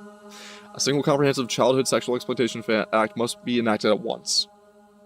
Some statute should create an offense of organized public group-based child sexual exploitation, understood as participation in networks that groom, traffic, or exploit children for sexual purposes. Whether or not each individual act can be separately proven, the mandatory minimum sentences and aggravating factors or for racial or religious motivation. It must reverse the presumption that a child can ever consent to sexual activity with an adult, especially in a grooming context. Courts to date have recognized that apparent acquiescence may be the product of coercion or psychological manipulation, but the statutory formulation does not fully reflect the aspect of the CSE, and must also impose a statutory duty on every relevant public authority to record and publish the ethnicity, immigration status, nationality, and religion of both victims and perpetrators in all such cases. This also entails speedy repeal of any legislation that forbids authorities from collecting relevant ethnicity and religious data. Last of all, it must criminalize, as we shall elaborate below, any provably culpable failure or refusal on the part of the public officials to act on rape gangs for fear of inflaming community tensions or inviting anti-racist media scrutiny. This would build upon existing principles concerning misconduct in public office, but provide clearer and more enforceable standards. Parliament should mandate enhanced sentencing for offenses committed as part of organized networks, including minimum custodial terms and expanded use of whole life orders in extreme cases. Gravity of such offending, often involving prolonged abuse of trafficking and commercial exploitation, justifies the harshest possible punishments. A broader constitutional question arises concerning the interaction between human rights laws and prosecution of organized sexual exploitation. It is frequently argued that the existing rights frameworks would be interpreted in ways that inhibit robust enforcement or contribute to institutional caution. A comprehensive review of the Human Rights Act 1998 should therefore be undertaken with a view of recalibrating the balance between individual rights and the protection of vulnerable victims. Reform should focus on ensuring that rights-based arguments cannot be deployed or obstruct investigations, prosecutions, or deportation proceedings involving serious sexual offending. Indeed, it is probably preferable to repeal the Human Rights Act 1998 than to allow it to continue in its current form. Equality Act 2010, if not repealed altogether, should never be applied to criminal justice and safeguarding contexts. Anti-discrimination principles must not operate as a deterrent to the identification of risk patterns or enforcement of criminal law. Short of full repeal, at the very least, legislative amendment should clarify that equality protections can neither be invoked to shield criminal conduct nor to restrict lawful investigative practices based on evidence-led risk assessment. Preventive mechanisms must be significantly expanded to address the evolving nature of child sexual exploitation and organized grooming networks. At present, the criminal justice system remains heavily reactive, intervening most decisively only after serious offenses have occurred and victims have suffered a lasting harm. While prosecution and punishment remain essential, greater emphasis must be placed on early intervention, disruption, and risk management in order to prevent abuse before it escalates. One vital reform would be to ensure the wider and more proactive use of sexual risk order SROs and related civil preventive orders in principle. These powers shall allow authorities to impose restrictions on individuals who demonstrate concerning behavior characteristics of sexual abusers even when a criminal conviction has not yet been secured. Greater readiness to deploy them would give police officers and safeguarding agencies more confidence to intervene sooner rather than later, whether by restricting contact with vulnerable children, monitoring online activity, limiting access to certain locations, or preventing associating with suspected grooming networks. Such measures would help close the gap between suspicion and prosecution, where many offenders currently continue operating unchecked. For similar reasons, compulsory monitoring arrangements for high-risk offenders should be strengthened. Individuals with histories of sexual violence, exploitation, trafficking, or organized abuse should be subject to more rigorous supervision through electronic monitoring, regular risk assessments, mandatory disclosure requirements, and closer multi-agency oversight. Given the increasingly digital nature of grooming, monitoring has also included online behavior and communication where legally proportionate. Enhanced supervision would not only reduce opportunities for reoffending, but also improve intelligence gathering on wider criminal networks. Mandatory reporting duties for institutions represent another crucial preventative safeguard. Schools, social media, social services, healthcare providers, care homes, charities, and other organizations working with children should be placed under a clear legal obligation to report suspected abuse, exploitation, or grooming activity to the appropriate authorities. Too often, institutional failures fear reputational damage or uncertainty about procedures have allowed warning signs to be ignored.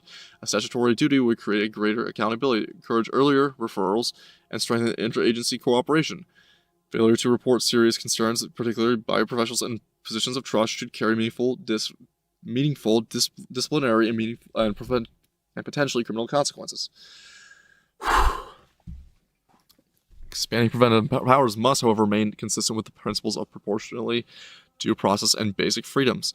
Safeguards include judicial oversight and regular review mechanisms. A clear evidential threshold are necessary to ensure that expanded powers are not used arbitrarily. Nevertheless, where the protection of vulnerable children is at stake, the balance of the public policy should favor earlier intervention rather than waiting for the irreparable harm to occur.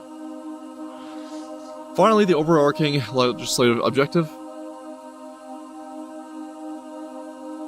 This is the first recommended for this below the stream. I would imagine it is leaflet. Am I not mistaken?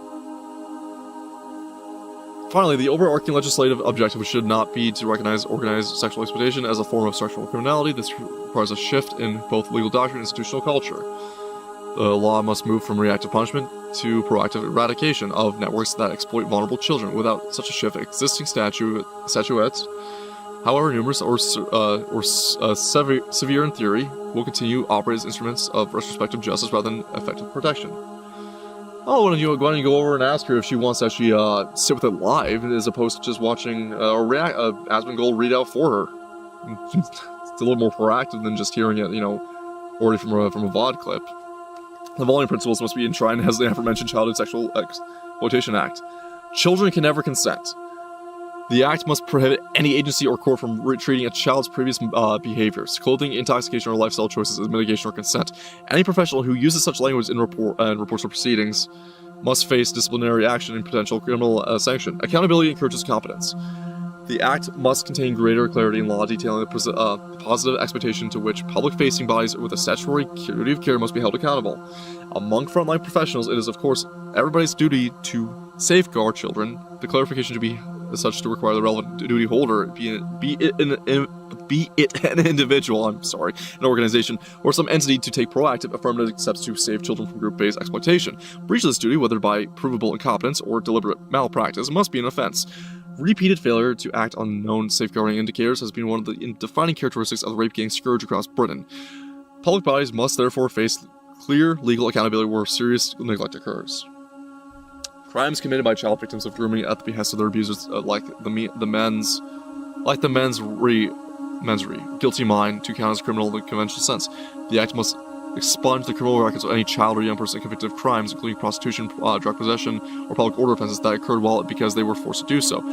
The presumption must be that such convictions were direct result either of manipulation or coercion. Named Sammy's Law after Sammy Woodhouse. This would be the benefit of survivors in need of closure who were criminalized instead of protected. Proven rapists forfeit their parental rights. The act should be unambiguous that rapists, upon conviction, should automatically lose their parental rights over children born of such rape. Sharia marriage. The Act must prohibit Sharia marriages. Too often these have served as pretext for abusers to exercise greater coercive control over their victims. It's because Sharia courts effectively operate as a parallel judicial system. Recognized in British law, but not of British law, this enables them to govern the life of Muslim communities, and by the extension of the life of any victims groomed by such communities, in ways counter to our long-established norms and customs.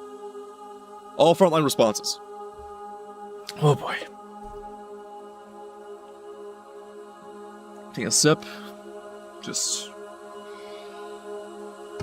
this is all what Rupert Lowe is now proposing he does, and he's going to the moderate, peaceful route, which is running for minister. He's running for parliament and for hopefully prime minister, and hopefully he doesn't pull.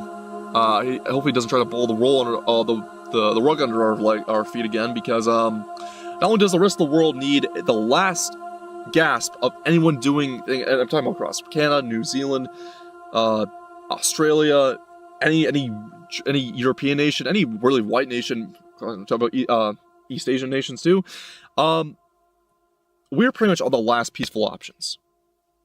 Democracy has failed, and either we get a Bukele or a Malay, and hopefully things can get a little bit better, or Gott Mit Uns. Heaven or hell, let's rock. So, there is very few options.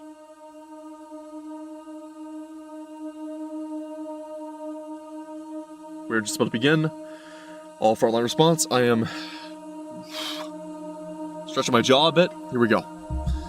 Every frontline professional, police officers, social workers, teachers, GPs, nurses, taxi licensing officers, school staff, and youth workers must receive mandatory annual training on group-based child sexual exploitation. This training must convey the documented ethnic and religious patterns, the tactics used by the gangs, and clear signs of grooming, and the legal duty to act. Failure to act and unclear indicators must carry professional risk and, in serious cases, criminal consequences. A national public awareness campaign must be launched so that parents, neighbors, and communities know exactly what to look for and whom to contact. The default response of every agency must shift from disbelief and victim blaming to immediate protection and investigation. While policy changes is required to hold statutory services to account, the delivery of these practices must be carefully monitored, and improved training is key. Many initiatives emphasize the need for multi-agency training, but delivery more than emphasis is essential to effective safeguarding practices. Previous reviews have documented gaps in multi-agency processes, many of them noticed as a result of failures of child safeguarding. A crucial point to consider is that each service has its own guidelines, practices, and processes, all of which contribute to gaps in communication, referrals, and the like. It's important that statutory services form trusting relationships with one another as well as other partners. This means engaging in open conversation, demonstrating professional curiosity, and erring on the side of oversharing information to safeguard children. In 2022, the British Council of General Practice published an article on the network of Sharon Dixon, Byron E. Kendall, Jenny Driscoll, and Catherine Pope. Relationship is building. Relationship is at the heart of multi-agency working, it read, and sharing stories and findings can be part of this. When research is primarily conducted and shared within single-agency professional meetings and publications, opportunities to do this may be missed. The buttresses the findings from this inquiry across agency training is vital to facilitating multi-agency working. We therefore recommend that cross-agency child safeguarding training be made mandatory for all statutory services. The inquiry further recommends that agencies work together to agree joint working practices and policies to prevent confidently acting as a barrier to sharing pivotal information that in circumstances that may not only serve to protect children, but prove life-saving. Safeguarding posters outlining signs of child grooming and exploitation should be displayed in public areas and all health clinics, including GP surgeries, sexual health clinics, A&E departments, inpatient areas, and mental health clinics, and any other area accessed by those attending health care facilities. This should be extended to schools and youth centers. Policing must be reformed from the ground up. Every force will be required to record the ethnicity, immigration status, nationality, and religion of both victims and perpetrators of all CSE cases. A national marker for group-based child sexual exploitation must be mandatory. Specialist CSE units must be established in every force. Dedicated resources for proactive disruption. Ethno-religious lobbying against proper law enforcement must be resisted on principle. Policing. The current framework within the law enforcement approach to CSE is untrue and up to the real-world nuances of the problem. In order to perform better, the police must deepen the cooperation with existing multi-agency CSE panels designed to identify and safeguard children at risk of exploitation. At present, these efforts take place largely at the local level without sufficient coordination. Multi-agency CSE panels also lack either a statutory footing or a national mandated operational framework. As a result, performance varies from place to place. Evidence from serious case reviews and major inquiries, including those arising from investigations of the Rotherham and Rockdale gangs, indicates that the lack of consistent playbook set down nationwide contributed to safeguarding failures and undermining local responses. We therefore call for the immediate introduction of multi-agency coordination, LCSC, and a uniform operational framework. Such reforms would improve consistency and maximize accountability, where effective multi-agency CSC panels tend to demonstrate well-defined referral thresholds and pathways, regular strategic meetings between police departments and children's services, and clear lines of accountability.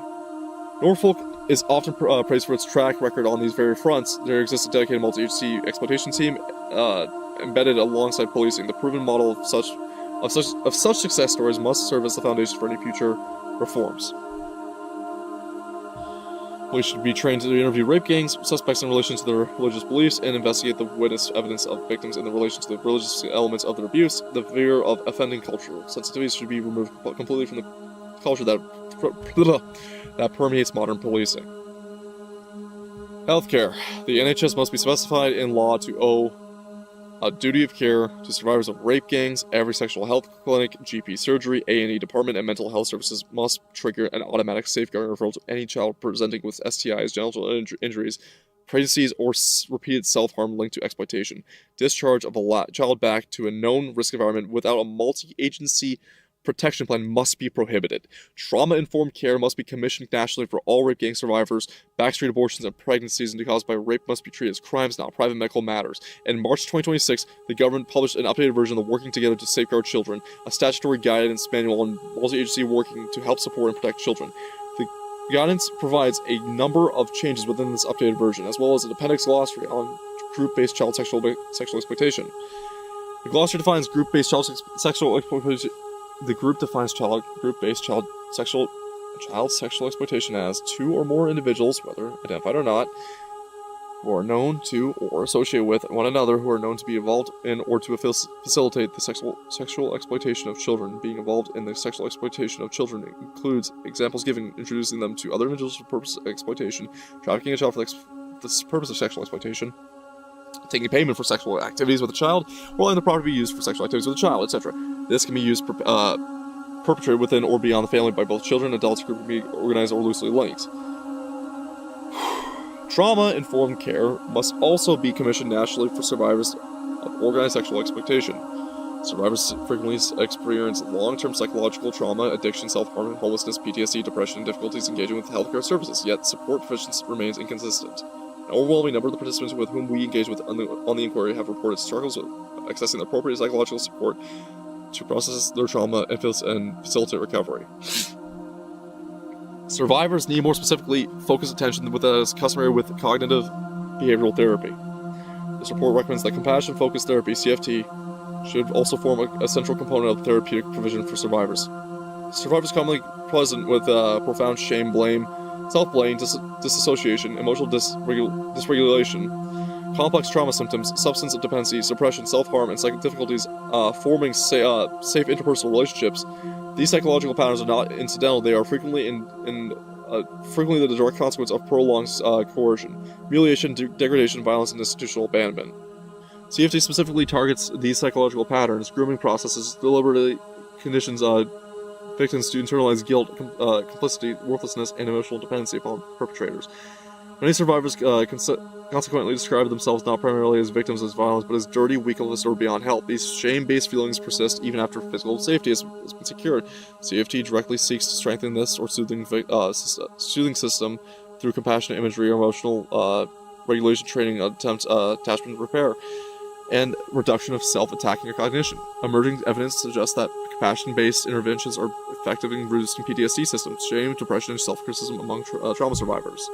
Currently, many survivors of organized exploitation distrust authority figures and struggle with conventional clinical relationships due to repeated betrayal. CFT offers a non-punitive and non-pathologizing framework that validates survival responses rather than framing victims as dysfunctional or resistant.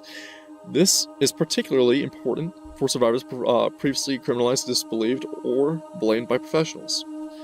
In view of these facts, CFT should always be commissioned nationally within specialist survivor services. NHS trauma pathways should include CFT as a recommended intervention for survivors of organized sexual exploitation. Clinicians working with grooming gang survivors should receive specialist training and Shame-informed and compassion-based approaches. Long-term therapy provision should be prioritized over short-duration crisis interventions, and survivor services should be incorporate peer-based, compassionate recovery models alongside formal psychological psychotherapy. Support should also be made available for family members, especially to children to the partners of victims of gang-based gang-based abuse. As for physical health, pregnancies in children under 16, abortions following suspected rape, concealed pregnancies, forced termination, suspected backstreet abortions should be treated as safeguarding and potentially criminal matters rather than solely private medical episodes. The child must always be regarded as a victim in need of protection. As we've seen, the physical after effects exploitation did not end when the abuse itself ended. In many cases, we've seen the trauma carried over into lives of the children born into the rape. Continued institutional invisibility of these children reflects the broader reluctance to confront the wider human consequences of organized sexual exploitation. As such, these children should be formally recognized within safeguarding legislation as a vulnerable category requiring special support. We further recommend creation of a national research program examining the long-term social, psychological, developmental, and safeguarding outcomes of children born through organized sexual violence. The near total absence of British research in this field represents a major institutional blind spot. Mandatory training should also be introduced for all frontline NHS staff. How to identify and how to engage with various grooming dynamics, coercive control, disassociation, trauma presentation, gang-associated abuse, boyfriend model exploitation, honor-based abuse.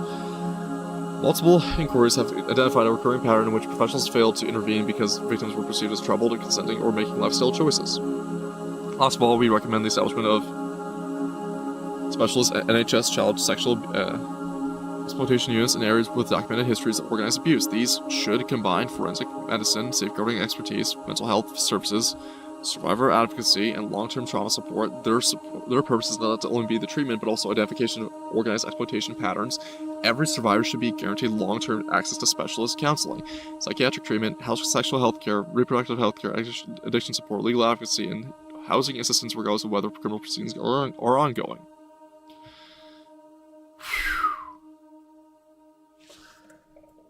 Private prosecutions, civil litigation. The law provides comprehensive and powerful mechanisms for victims, their families, and other concerned parties are to pursue the accountability for the widespread grooming, rape, and trafficking offenses committed by organized gangs across the United Kingdom. These mechanisms operate through two principles. One, civil actions through seeking compensation together with other remedies for harm suffered, and two, private prosecutions where public authorities have failed or refused to act. Both avenues draw directly upon the extensive range of offenses and institutional failures, documenting cases such as the RV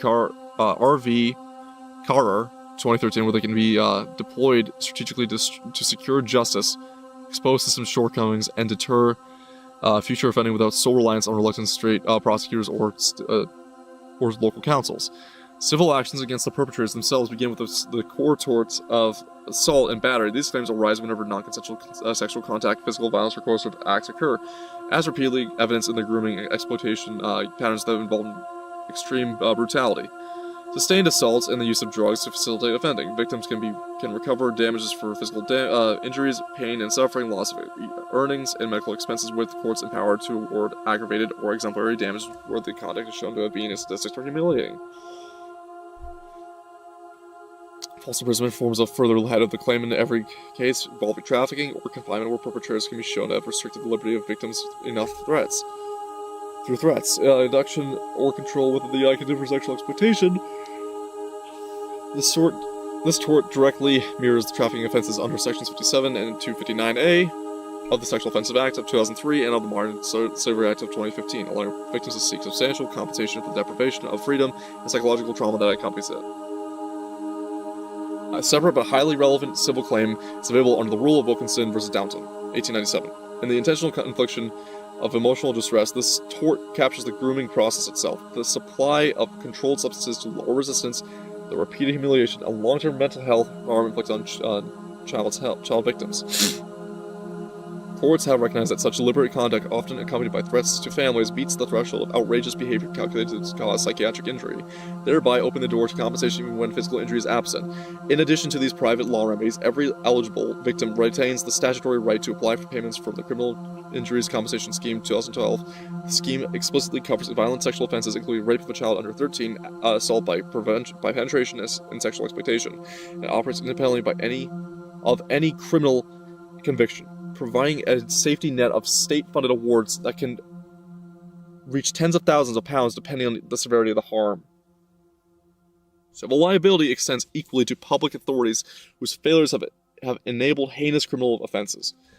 Negligence claims against police forces, local councils, local service departments, and NHS bodies succeed where a duty of care is established and breached through the systemic ignoring of supports, the failure of investigative warnings, or the prioritization of so-called community relations over child protection.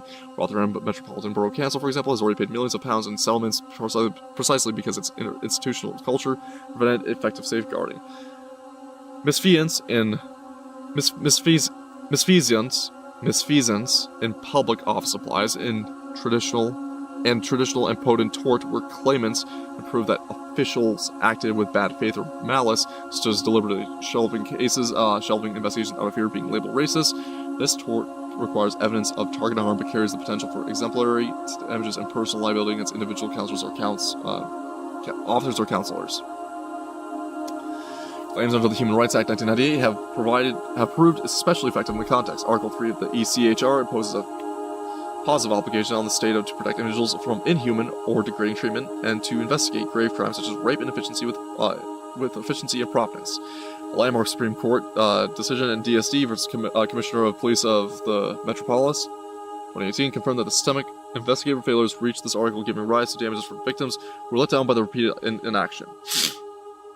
More recent authority of Chief Constable of Northamptonshire versus Woodcock, 2025, reinforces that police may be allowed to be held liable in damages where they fail to protect individuals from foreseeable third-party harm, encompassing breaches of both Article 3 and Article 8 rights to respect for private and family life.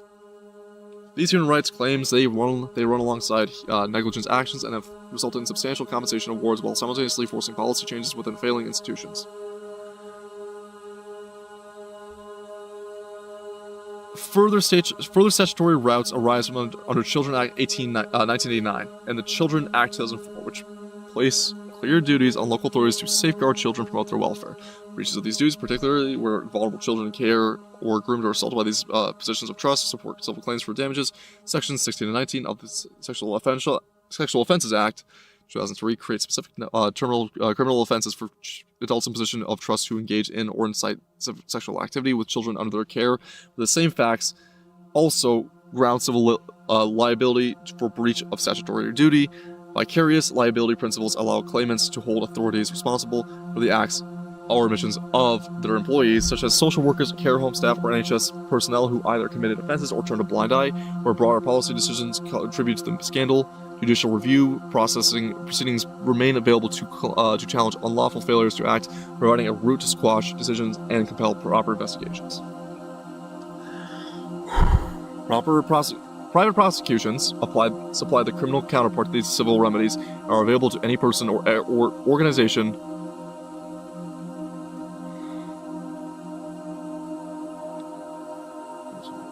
with sufficient interest in the case. The full spectrum of offenses committed by the perpetrators can be prosecuted privately under the Sexual Offenses Act 2003, including rape contrary to Section 1, rape of a child under 13 contrary to Section 5, assault by penetration contrary to Section 2, sexual assault contrary to Section 3, causing or inciting a child to engage in sexual activity contrary to Section 8 and 10, arranging or facilitating child sexual exploitation contrary to Section 50, grooming contrary to Section 15, and various trafficking and prostitution-related offenses in Sections 52 and 57 and 259A.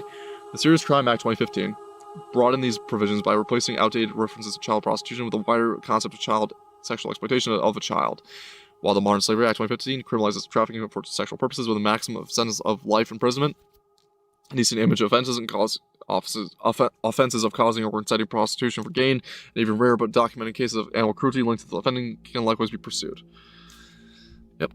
Where public authorities or their employees have themselves committed crimes, private prosecutions are equally available. Misconduct of public office, perverting the course of justice, and aiding to the abetting of primary offenders can be all charged against police officers, counselors, social workers, care staff who deliberately obstructed investigators or protected perpetrators. The same principles apply to family members or community member figures who shielded rapists through the intimidation of victims, concealment of evidence, or active assistance in the trafficking networks. Precedents such as the HM Advocate versus Collins 2016 illustrate the gravity for which courts view abuse of trust in care settings, and private prosecutors can seek the same life sentences with the extended minimum terms that were imposed in RV Karar 2013 for the depraved, brutal, and sadistic nature of the gang activity.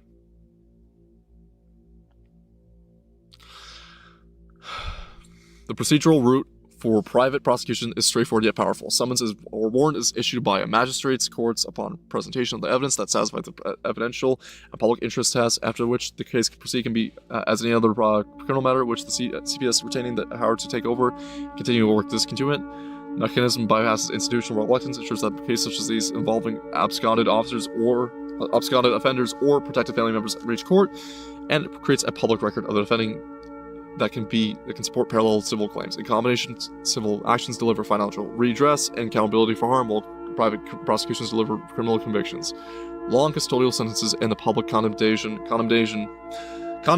necessary to dismantle the networks. Together, they form a legal strategy capable of delivering justice where state agencies have historically fallen short. Next steps. Publish inquiries' full witness statements. Seek out further witness statements so that more victims can tell their story. Name within Parliament those found to have enabled the rape gangs. Continue initiating civil proceedings and private prosecutions where appropriate. And we've had more women come forward since our formal hearings took place. We in no doubt when we intended for our rape gang inquiry to have a long life while be on the publication of this one report. It will be updated as and when we need and when we learn more about the most horrific blight on our national story. This is an initial phase of a larger mission, which that no such avoidable atrocities can happen ever again. Concluding message from Rupert Lowe, MP Rape Gang Inquiry Chair. I want to say thank you for taking the time to read our report. I hope it has gone some way for helping you understand the horror that has unfolded in almost every British town and city for the last 50 years. Participating in our hearing, listening to survivors was the most harrowing experience of my life. It is impossible to understand how much evil is allowed to flourish on such a horrifying scale. This inquiry was founded because the authorities failed to act, the politicians failed to act, the civil services failed to act, everyone failed to act. We will not make the same mistake again. We will provide a platform for further victims to tell the nation their story. I will name perpetrators using parliamentary privilege, and we will aim to put those people in prison through cooperation with the relevant authorities. If they fail to take the necessary steps, we will deploy private prosecution to obtain justice at last. The ultimate objective of our inquiry is clear. Put rapists and their enablers behind bars. There will be more news to come very soon on that front. Thank you for your time and attention in reading this historic report. Rupert Lowe, MP, the Rape Gang Inquiry. We have some appendices here. Non-hearing victim testimony, Felicity survivor. This is the first time I had ever shared my full account for what happened to me as a child. The first I saw it happen was my 8th birthday. On this occasion, he asked me to put him up. He asked me to help him put up a shelf. So went into a back room, and he closed the door behind me. He had a closed door before, although closed doors made me feel uncomfortable and trapped. There were nails in the small box. He asked me to pass them to him, and when I went to pass them, he came on top of me, put his hands all over me. I did not remember him saying anything at first. I froze and he could not move. I remember being very scared. I also remember him being terrified that I would get into trouble. He told me that I told anyone I'd be taken away. I was terrified of going home afterwards. This is the first starting point about rape, abuse, rape, and torture. This man was the first person that would harm me in this way. He then progressed to trafficking me to other men, predominantly Asian, inside the local area, because after this, I began to collect, either by taxi, by men who want to pick me up personally. These collections often took place after school, on church nights, when I was supposed to be attending church, and sometimes at weekends. I was also put in situations where I was made to participate in harmful acts involving other children, to confuse boundaries and to make what was happening to us feel normal, while also creating secrecy and fear about speaking out. The man was described to me as someone who adored me and would marry me. I was told this is God's plan, and I would need to convert to Islam. This was presented as love and destiny, but its function is manipulation and control.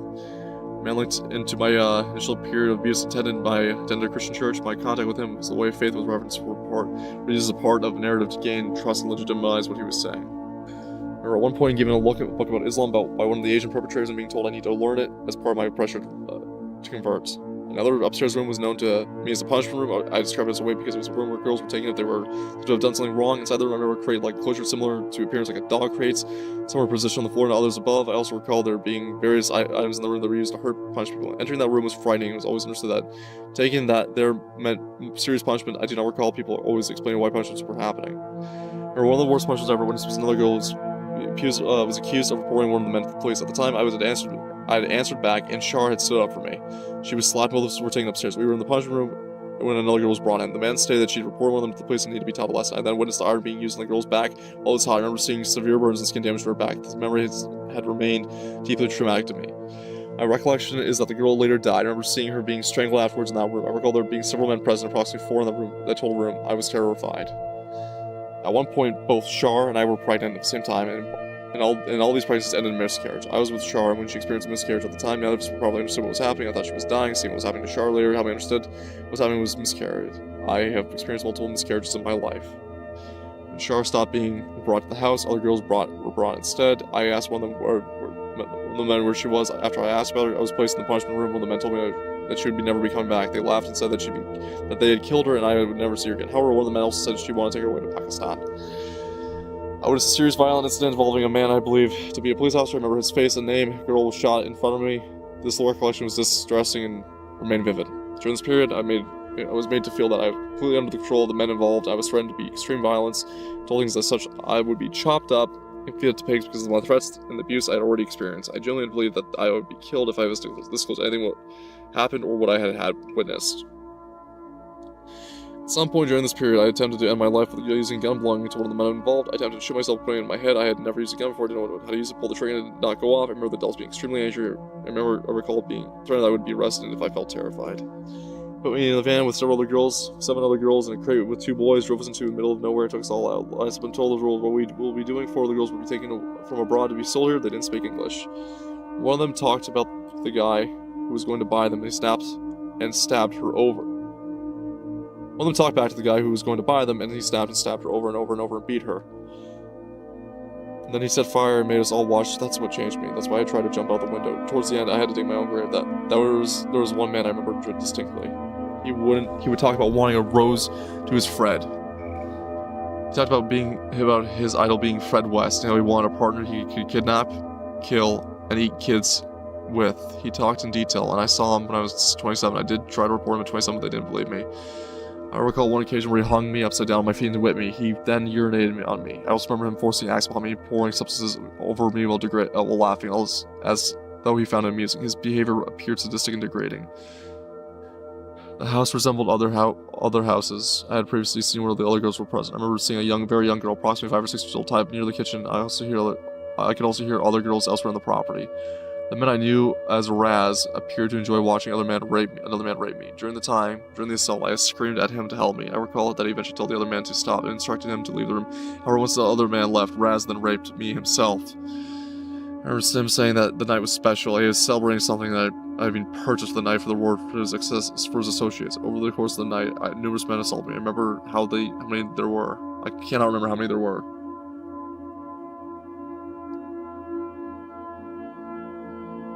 I remember Raz sitting in the corner watching while the abuse took place. I am sorry to hear that. I'm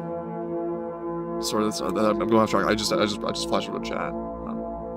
At some point during the night, I was forced to take additional tablets or substances. I became extremely disoriented, dizzy, nauseous, and unable to move properly. I remember the room spinning and seeing double. I felt physically heavy, as though I could not control my body. I vomited all over myself at one stage because I was choking, but the abuse continued regardless. I remember witnessing severe abuse directed towards the baby while the mother was forced to watch. I recall seeing cigarettes put out on the baby. The woman was white, the baby was of mixed heritage. These men then killed the baby. The incident caused me extreme distress and remains one of the most traumatic memories I carry.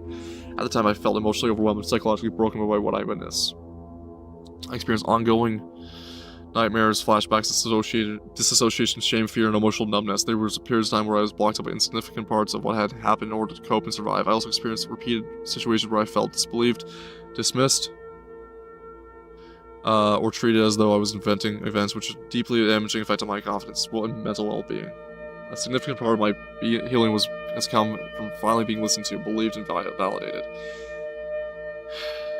Being heard has helped me begin to understand what has happened to me. It was not my fault, although I still experience the effects of trauma of some symptoms remain. I now experience fewer nightmares and flashbacks. I feel more able to speak openly about what happened. I also feel emotionally lighter than I have for many years because I no longer feel completely silenced or alone from these experiences. Looking over to my chat here, apparently you got followed by a Grow Your YouTube Channel bot for tweeting your YouTube channel. If there are keywords that bots will do to hunt down people to follow and pester. Claire, Survivor. There was always white girls coming in and out, some even younger than me. Some girls dealt drugs with the men, and some of these girls still hang around with the same perpetrators now, which just makes me very sad. We were just in and out of there, all these party houses, drugs, men doing whatever they wanted. These lies would just pick us up from school. We raised concern at the time because we all went to the sexual health clinic, so there was records for that. Even the chief inspector of police was aware. Or redacted. Tinkerbell survivor. 3 weeks after my replacement, I would woke in the middle of the night so to find someone's hand inside my vagina. I was 14 and a half years old. The night social worker was a Scottish man. I reported what had happened. He took me to the office, sat with me, and helped me write a report. The following morning, he had gone. No one followed up. No report was acted upon. No one asked me if I was safe. Nothing happened. From that point hours, I felt no safer than I had at home.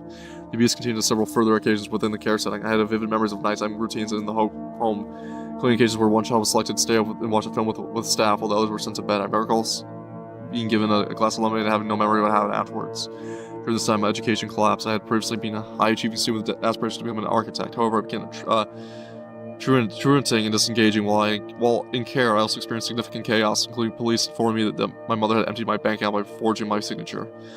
Despite this, I was pressured to return home. Again, running away from the children's home. I eventually did so alone. Later, another girl joined the home who I knew previously. After I told her what had been happening, we began running away together.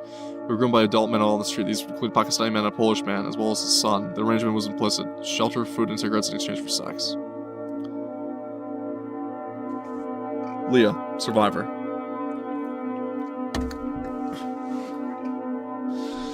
I bought a house in 2002 and noticed my abuser hanging around from outside my home in the taxi from the latter part of 2002 and the early part of 2003. After I started having serious problems with my abuser early in 2003, I made numerous reports about him to the police in 2003. Including him non-stop stalking me, abducting me, and violently attacking me almost every day for hours on end. Break my nose and other bones, etc. non-stop. Rape me non-stop, falsely imprisoning me, and constantly threatening to kill me and my 5-year-old niece. He claimed to be the son of the chief of the police of Baghdad. He had 2 passports with 2 different names.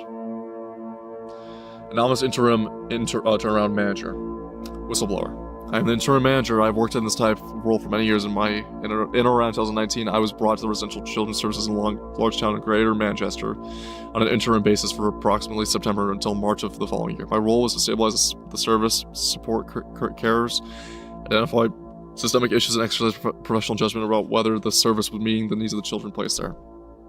From the outset, it was clear to me that the service was not meeting the needs of the children and the young people I had placed within it. There were long-standing concerns about care support, safeguarding practices, and how low risks were being managed. Although issues were being repeatedly raised and formally investigated, meaningful changes did not follow. From what I observed, and from listening to my colleagues' statements, that the same mistakes were being made repeatedly. In my professional opinion, these failures directly led to children being placed at risk, and in some cases, in the abuse of children, safeguarding was not effective, particularly in relation to sexual exploitation. The service was not taking the necessary steps to keep children safe. Anonymous consultant, physician, survivor, and whistleblower. Though my medical science career, I have first-hand devastating impact of sexual abuse on children and adults of all genders. Sexual abuse destroys lives, often presenting in healthcare settings, not only through direct disclosures, but through physical symptoms, psychological distress, and complex presentations that mask the underlying abuse.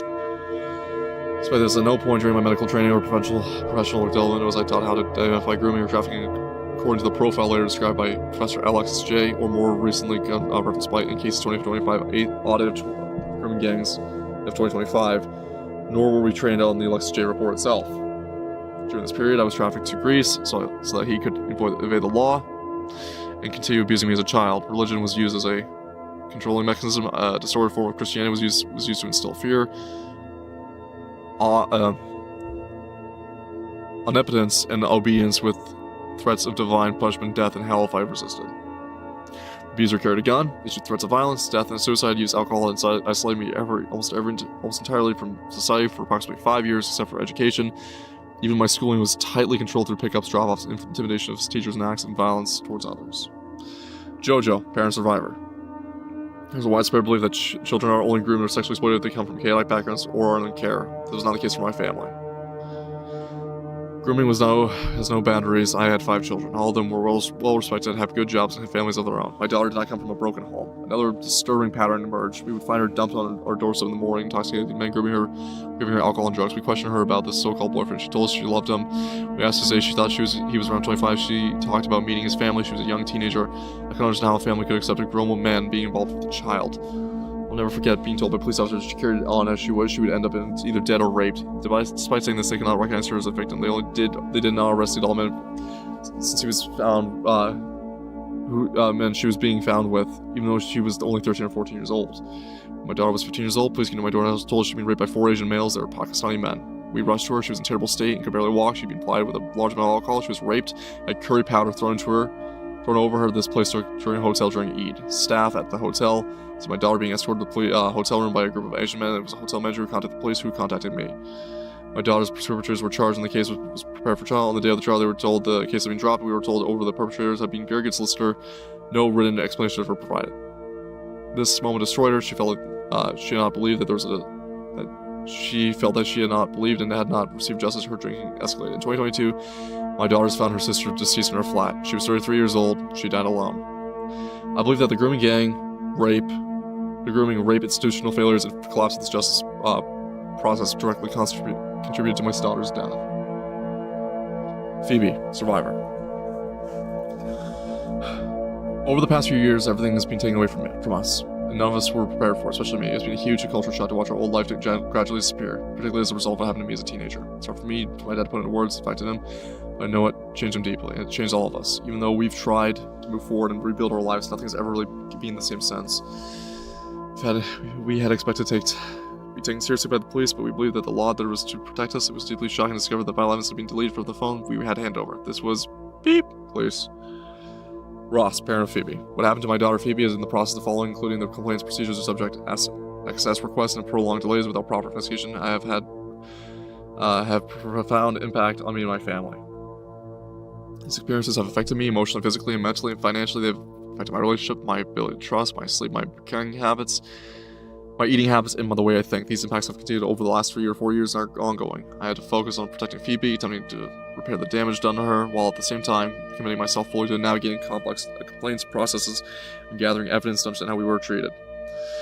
Both Phoebe and I are now suffering from anxiety and depression. Phoebe's health has been further impacted by her epilepsy diagnosis in 2024. If the authorities were able to treat my daughter and our family in this way, I believe they are capable of doing the same thing to others. What has happened to Phoebe and what we have lived through the last 3 or 4 years will live with us forever. Celeste, survivor. I was approached by one of the Slovakian men when he asked me when to suck his penis, which I refused. He then began to force his penis into my mouth. I was then grabbed by a tall, muscly man wearing a pair of glasses. He shoved me to the floor and ripped off my clothes. I completely froze in fear when he would rape me. I couldn't fight him off. He was just so much bigger than me. He finished what he was doing and walked off. I had a chance to take in what had just happened. Another man walked in. He held my shoulders to the floor and put his penis inside me. I was raped by the same 4 men continuously over a 2-day period. It felt like an eternity. They would make a shower and watch while we did so. I was so confused at the time why they did this. Following these events, I was prescribed sleeping medication, which was ineffective. I was also prescribed medication for bipolar disorder. However, this did not improve my condition. At no point I was offered consistent or appropriate emotional or psychological support. My foster care arranged me to attend art therapy sessions, but I did not feel like these were beneficial. I felt significantly let down by the system. No professional made any meaningful effort to speak with me only about my experience following the incident. Social worker attended only for routine monthly visits. There was no additional support provided. Approximately 3 years later, my foster carer received telephone call informing her that my case had been discontinued due to the lack of evidence. I found this extremely difficult to understand, particularly given how I had identified 4 individuals in connection with the offenses committed against me. Throughout my teenage years, I continued to struggle with the emotional and psychological effects of what had happened. I found it extremely difficult to cope with in everyday situations that others may consider normal. Even now, at the age of 26, I continue to experience ongoing difficulties, including distress triggered by certain smells, sounds, or environments which bring back memories of the events. I've attempted to engage with various forms of counseling, therapy. However, to my lack of trust into professionals, I found it difficult to fully engage in these interventions have not been successful. I wish to make clear the long-term impact that these events had on my life. While I understand that some aspects of my statement may extend beyond the immediate facts of the incident, I believe it's important to explain the lasting consequences. The trauma I experienced was significant. This failure to responsible professionals involved made the situation more difficult than it needed to be. I feel I was left out by South Yorkshire Police and social services in the Rotherham area. I remain deeply affected by this and continue to reflect on how others may have had similar experiences. Appendix 2, Survivor Quotations. During the course of the hearings, survivors provided enlightening and harrowing experiences below as examples of the quotations that came out in the inquiry. This is going to be a very long list, but we're going to go through all of it. Okay. Appendix 2. Rape gang member, played a confusing dual role. He arranged for girls for the men, but he also acted as a protector. He brought me phones, drinks, made me feel special. I trusted him. Later that night, after rape gang members attacked me, rape gang member found me and he brought me food, took me home. I passed out and woke up and rubbing his penis on my lips. On one occasion when I was there, my friend, we were given bottles of red wine after being forced to have sex with between 15 and 20 men. My friend became violently ill from the alcohol, took her home and avoided her parents seeing the state she was in. My parents called the police, but they were not interested in pursuing what had happened. When the restaurant closed, he took me to the tables and restored where the tables were stored, and we had sex immediately afterwards. All the restaurant workers entered the area. Rape gang member held me down while they each had sex with me, laughing during the assault. Later in the car, he insulted me and called me derogatory names, blaming me for what he had forced me into. On one occasion, I woke up to find rape gang member having sex with me. Drinking became my way of coping. At school, I was mocked and humiliated by my peers. I would cry privately, but pretend at school that they found it funny, but even making crude jokes to fit it in. Even my friends believe I was consenting. This was accommodation provided to rape gang members as contemporary accommodations. As we told the council, he was homeless. This flat was used to take girls for sex. We spent many nights in this flat drinking alcohol and playing a game we called Spin the Bottle. I now believe the men manipulated the game so that it would always land on me. I'd have to end up very drunk and naked. At the end of the night, the other girls would be taken home. I'd be kept back and subject to sexual acts by the men. Around 5 a.m. I would be allowed home, and I would sneak into my house before my parents woke up. Despite all this, the authorities treated me like as if I was to blame for what has happened. For what was happening, I felt completely powerless. I trapped between violent perpetrators, and the system was willing to protect me. Thank you, Diddly Doodler. I appreciate your compliments. There was a Bangladeshi man who I had 2 children with, who was physically violent, and knocked me my tooth out, stamped on my head, lots of different things. I managed to get away from him because I think he threatened to burn my house down. It was almost like they were looking for girls to bring into his wedding celebration after everyone had gone home.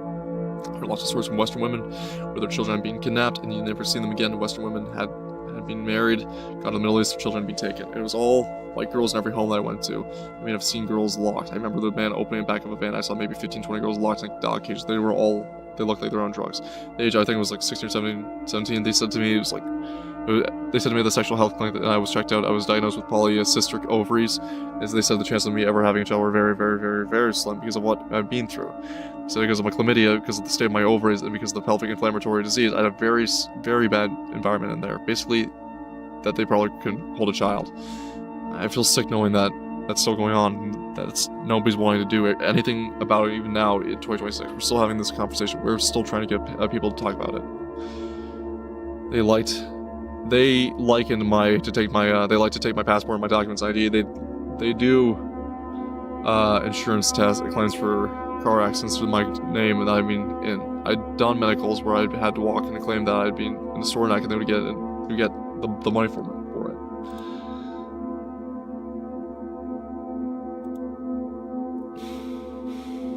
I got beatings all the time whilst I was in the children's home, like lots and lots of beatings because I was telling the police.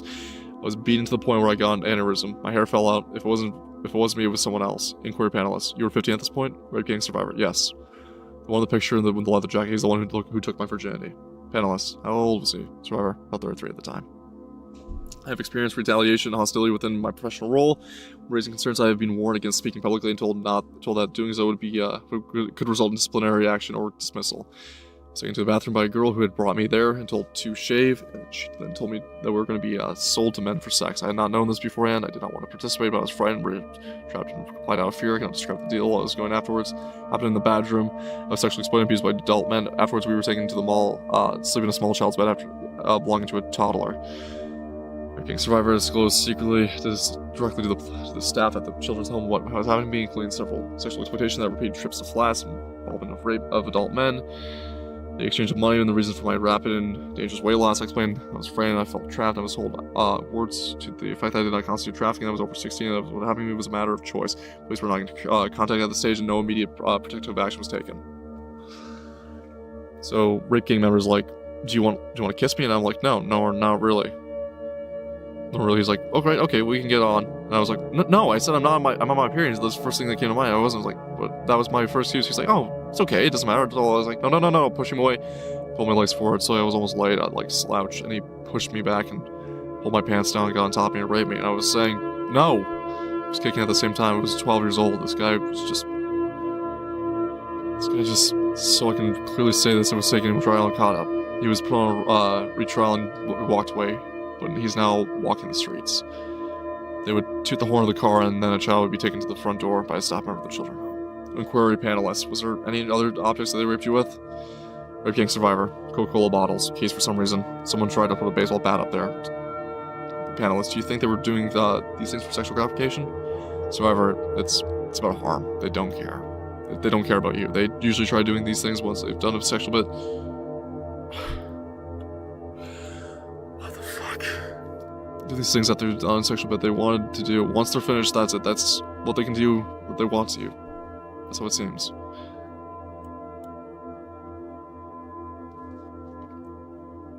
I remember the first time I was taken into the sexual health clinic by my social worker. She walked with me in there and turned out I had this chlamydia in my throat and vagina, and I also got this for gonorrhea at the time.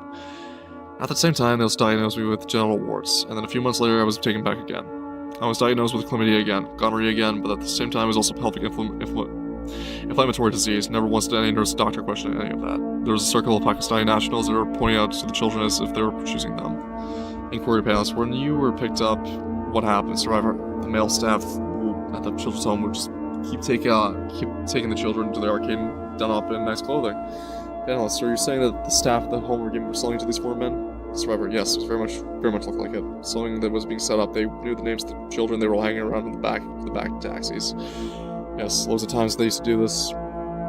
Used to like tell me things about good angels and bad angels, that I'd been like kind of possessed, and they got to punish me to get the badness out of me. That's why they have to rape me and do all this stuff to get the badness out of me. I got to be punished. Yeah, it was like just all kind of stuff like that. The words they tell you, you're Gora, like white trash and white skin. When I was 15, they trafficked me to Birmingham, and I walked into the bathroom and there was just a dead girl in the bath. I was told by a female gang member to gain more weight, and she said Somali men like big women. I needed to eat more. I was trying to feed me. I went to a flat expecting a house party, and so I was met with a cream flat that smelled very nice, very calm environment, pictures of children, a little girl on the wall, and 6 Somali men in the lounge sitting around a coffee table chewing something. I didn't want to do it. I went for a cigarette by this window. When the men came over to me, hand on my throat next to my window going, no, you need to do it. You need to do it.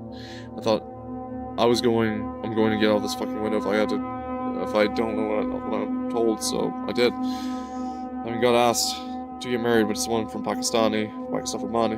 For money, you don't have to sleep with them if you don't want to, but if you want to be with them, you can, and things like that. Put a cigarette on the baby's face.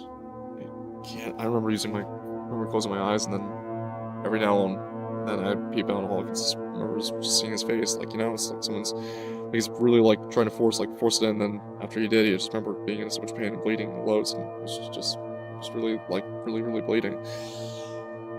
We were given absinthe and vodka and soft drinks to mix with, and like literally one of the strongest alcohols was given to us, and my namesake was to exploit us in some way or in some way possible to make that a child could be. I grew up in a middle-class house with 2 parents that had been married for a considerable time, and I think it's quite important because most of the time the idea is grooming gang victims are going to be in care or on the runaways, but they're generally lower class backgrounds.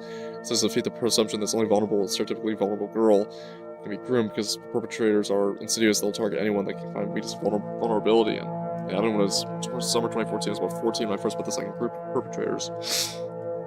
Met them through another friend who was actively groomed by them, like very severely. The first time we met was in the park, which is now a massive hotspot for child sexual exploitation. Just happened to hundreds of girls there now. Said they were going to attack my friend's house, and she had 2 little siblings, and her mom was quite vulnerable as well. So for her, it was a massive thing. Oh my god, I've got to go do this thing. It's going to happen if I don't. And it's the type of thing that, well, which I would believe it's probably something that they would have done. They were absolutely insane. They were known for violence against women. It's actually quite a brutal sexual assault. He dragged his fingernails at me, and it seemed like there was no actual pleasure for him out of it. Just control and actually exerting power over someone that was clearly vulnerable, shouting, I have you where I want you. At the sentencing, she was sat behind us, directly behind us in the public gallery. Throughout the whole sentencing, she was constantly saying fucking liars, lying white bitches. She was a white woman herself, who I imagine may have been groomed and was obviously now married to the family, shouting obscenities at us. She said to me that God will be witness for what happens to me. The police didn't do anything to me. Didn't do anything last time. I told them that it was essentially forced, and they smirked at me and hit my own helmet left. So I mean, there's no evidence that they were ever going to do anything different. They're just going to actually support us. I want my institutions to say, you know what? We hold our hands up. We believe you, and we're sorry. We give you up getting justice a long time ago, but just for it to be recognized and believed, that's all I want. Like when you're supposed to, when you're told you're a liar for doing for such a long time and you begin to believe, I suppose I just want someone to say, you know what, we messed up. We failed in our duty to protect you, and we're sorry. We're going to learn from this.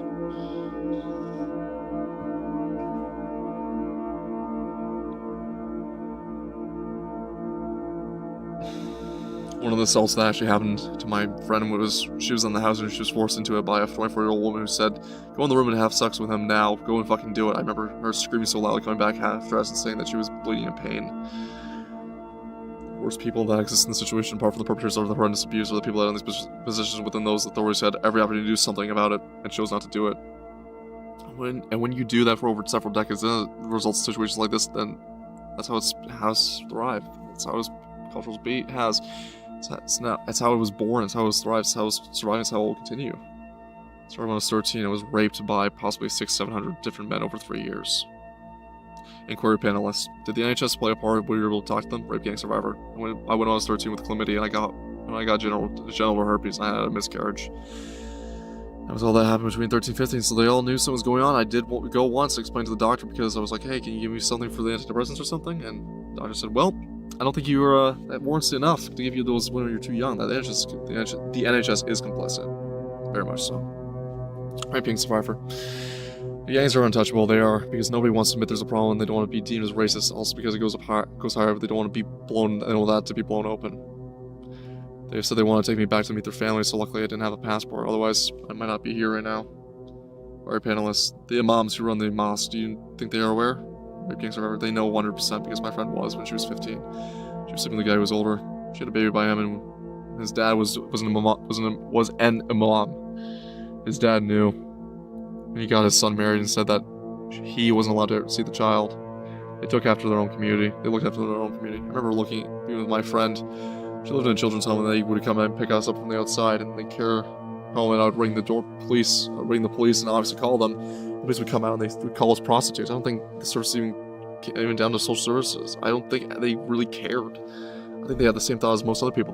That we were prostitutes, and we wanted it. I don't think they saw us how exactly what it was. It was grooming and rape. They blamed us for it. It was our choice. It wasn't just rape. It was violence as well. I had a gun to my head, and I've been beaten so that I've literally covered it. My head to toe in bruises. That's when I was spiked. When I was drugged. I had a knife in my throat because I want to be sorted out. 10, 15 cars full of men. I could get kidnapped. I don't think people realize. I think they think it's rape, but it's torture as well. I would be kidnapped and locked in the room. I'd be beaten if I didn't do this. I'm not going home. It's a lot more than just rape. I was being black and blue raped, not only sexually raped with their body parts, but themselves with objects as well. There was an incident. I was taken to the hospital. I was not even with my medical records. I was taken to the AOE. What was it? It was because my vagina was split open with a glass bottle.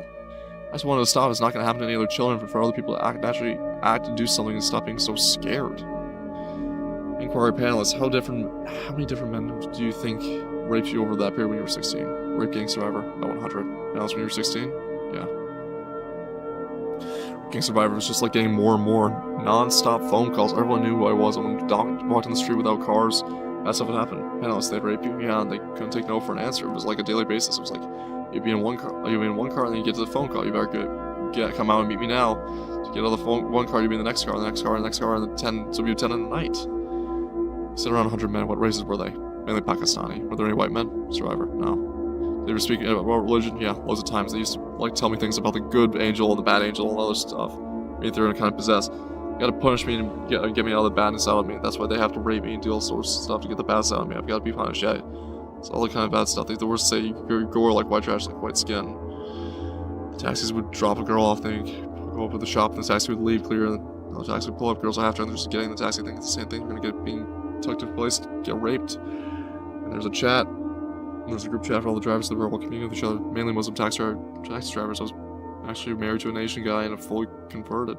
Though the imam came to my house, I was fully converted. I heard police officers radio go. I heard them say that they were taking my daughter to Muhammad's brother's address. I begged them not to take her there. I was like, they're the people that are going to do this to her. You cannot take her there. They're going to kill her because I believe that they were going to. And they didn't listen to me. They did take her there. Like I said, she was abused there by Muhammad. I close my eyes and every now and then I peep, and all I can see, I remember seeing just that face, like, if someone's there, like, really, really trying to force it down.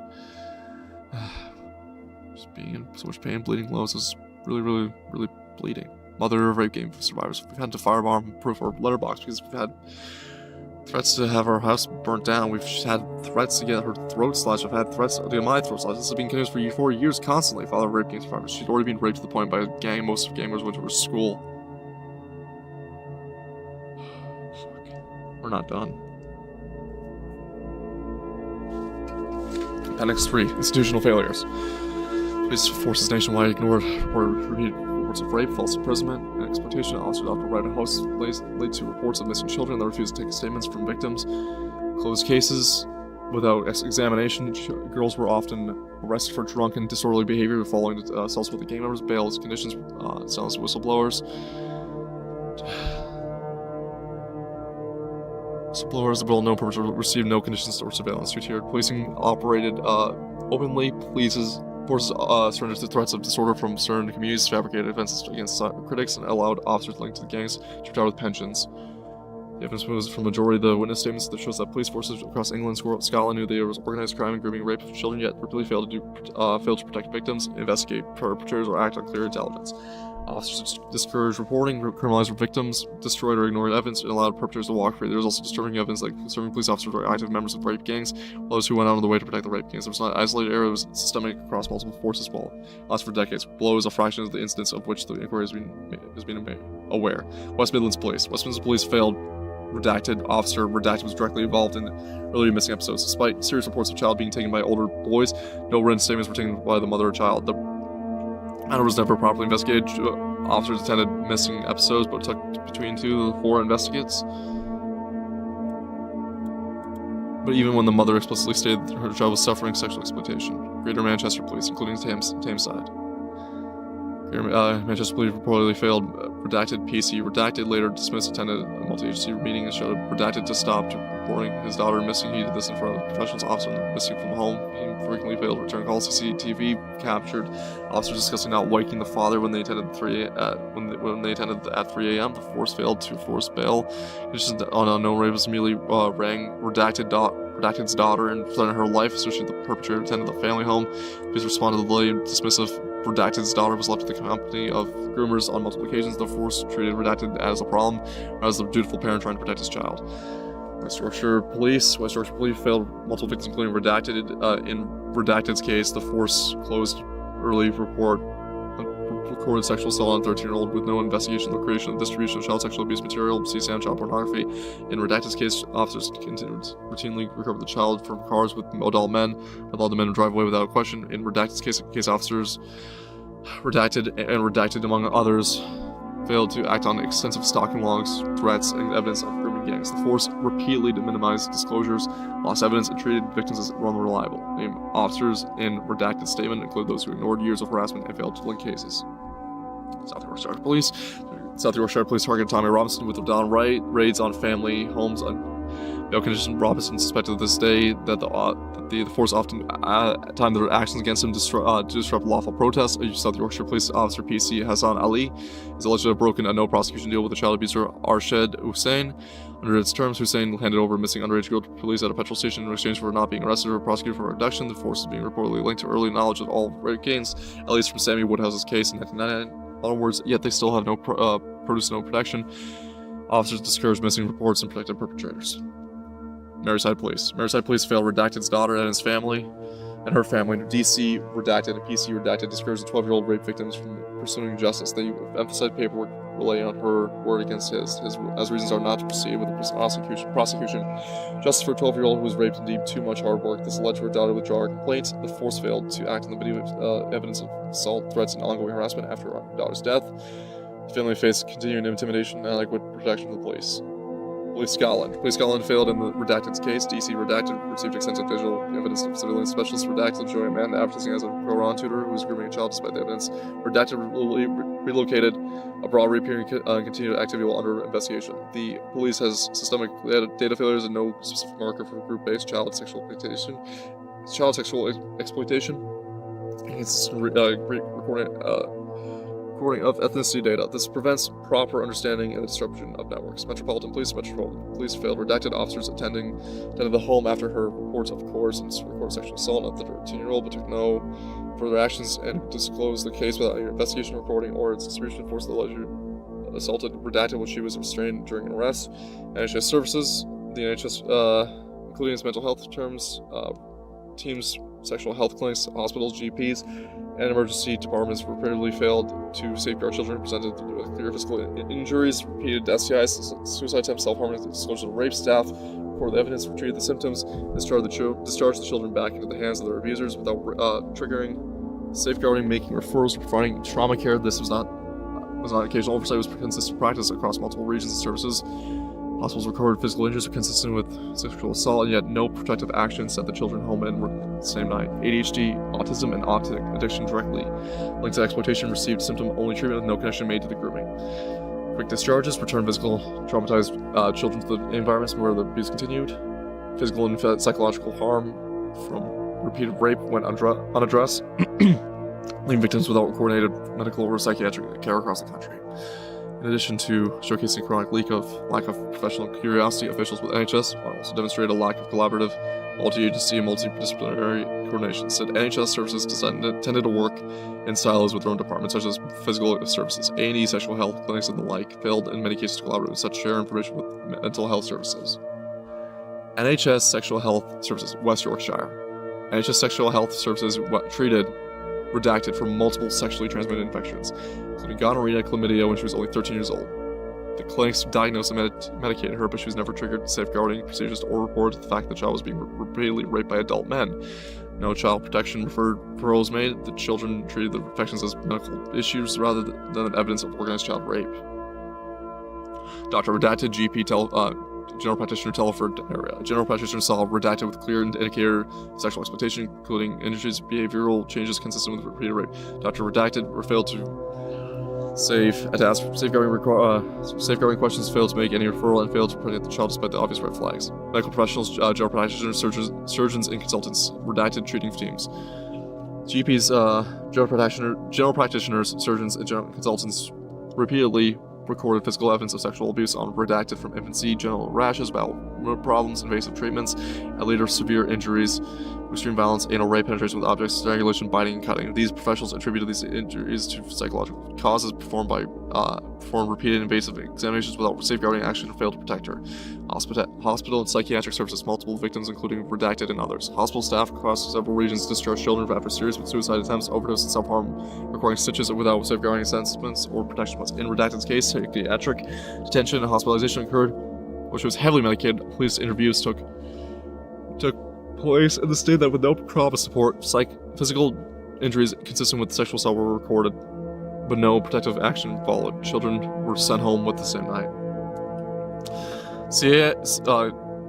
CAMHS and liaison services, redacted treating teams. Child and adolescent mental health services. CAMHS practitioner redacted and associated services framed redacted disclosures of organized trafficking, filmed rape, blackmail, extreme violence, red rooms as mental health issues rather than organized crime. No escalation to protection or investigation followed the disclosures. Social care, children's home, being trafficking hubs where staff failed to stop older men collecting pills at night. Local authorities often return children to unsafe homes, not placements, despite repeated disclosures of grooming. Social workers dismissed parental concerns, removed parental authority in front of the children, and closed cases without intervention, saw their job as standing in for the parents themselves. Children in long-term care moved repeatedly between placements that exposed them to further abuse. Children received no long-term trauma support. Following the removal from families, the state systematically failed the most vulnerable and engaged and enabled the gangs to operate within the care system. Social care across England systematically enabled organized grooming and the rape of children. Children's services, local authorities, foster care, children's homes, and independent units repeatedly returned vulnerable children to no risk. Vulnerable young people who had already been groomed were placed in institutions and were not known for the hubs of rape gangs. This was not an isolated error. It was a nationwide problem, the practice that lasted decades. According to National Audit Office, the average cost to keep a child in a care home is £318,000 per year. To send a child to Eden, it costs $63,000 per year. Failures in social care is not lack of financial resources and have everything to do with the ideology that's permeated throughout our culture, as discussed earlier in this report. Redacted Metropolitan Borough Council. One Metropolitan Borough Council failed to look after every child in its semi-independent units. Whistleblower social worker formally disclosed financial abuse of care leavers, misuse of public funds, unlawful sanctions, illegal evictions, racism towards children care, and systemic failures to safeguard against sexual and criminal exploitation. Senior officers redacted, leaving care service manager, leaving care service manager, redacted interim director of children's social care and early help, redacted chief executive, redacted leader, and redacted head of corporate governance, acknowledged the concerns as credit, yet conducted no proper investigation. Redacted head of counter fraud and redacted counter fraud team manager. Confirmed records have been destroyed. Shredders purchased at units the council deemed the whistleblower reviewed without interviewing her and retaliated with suspension and isolation. Children remained in unsafe placements and the level of risk grew and no remedial action followed. Tameside Children's Services, Greater Manchester. Tameside. It's Thameside. Is it Thames? Yeah, Thameside. Children's Services undermined Marlon's parental authority and placed his daughter in danger. A social worker privately acknowledged safeguarding failures of that service, told Marlon's daughter that she could leave home and contact authorities if her father tried to stop her. Edge of care staff returned her to the exact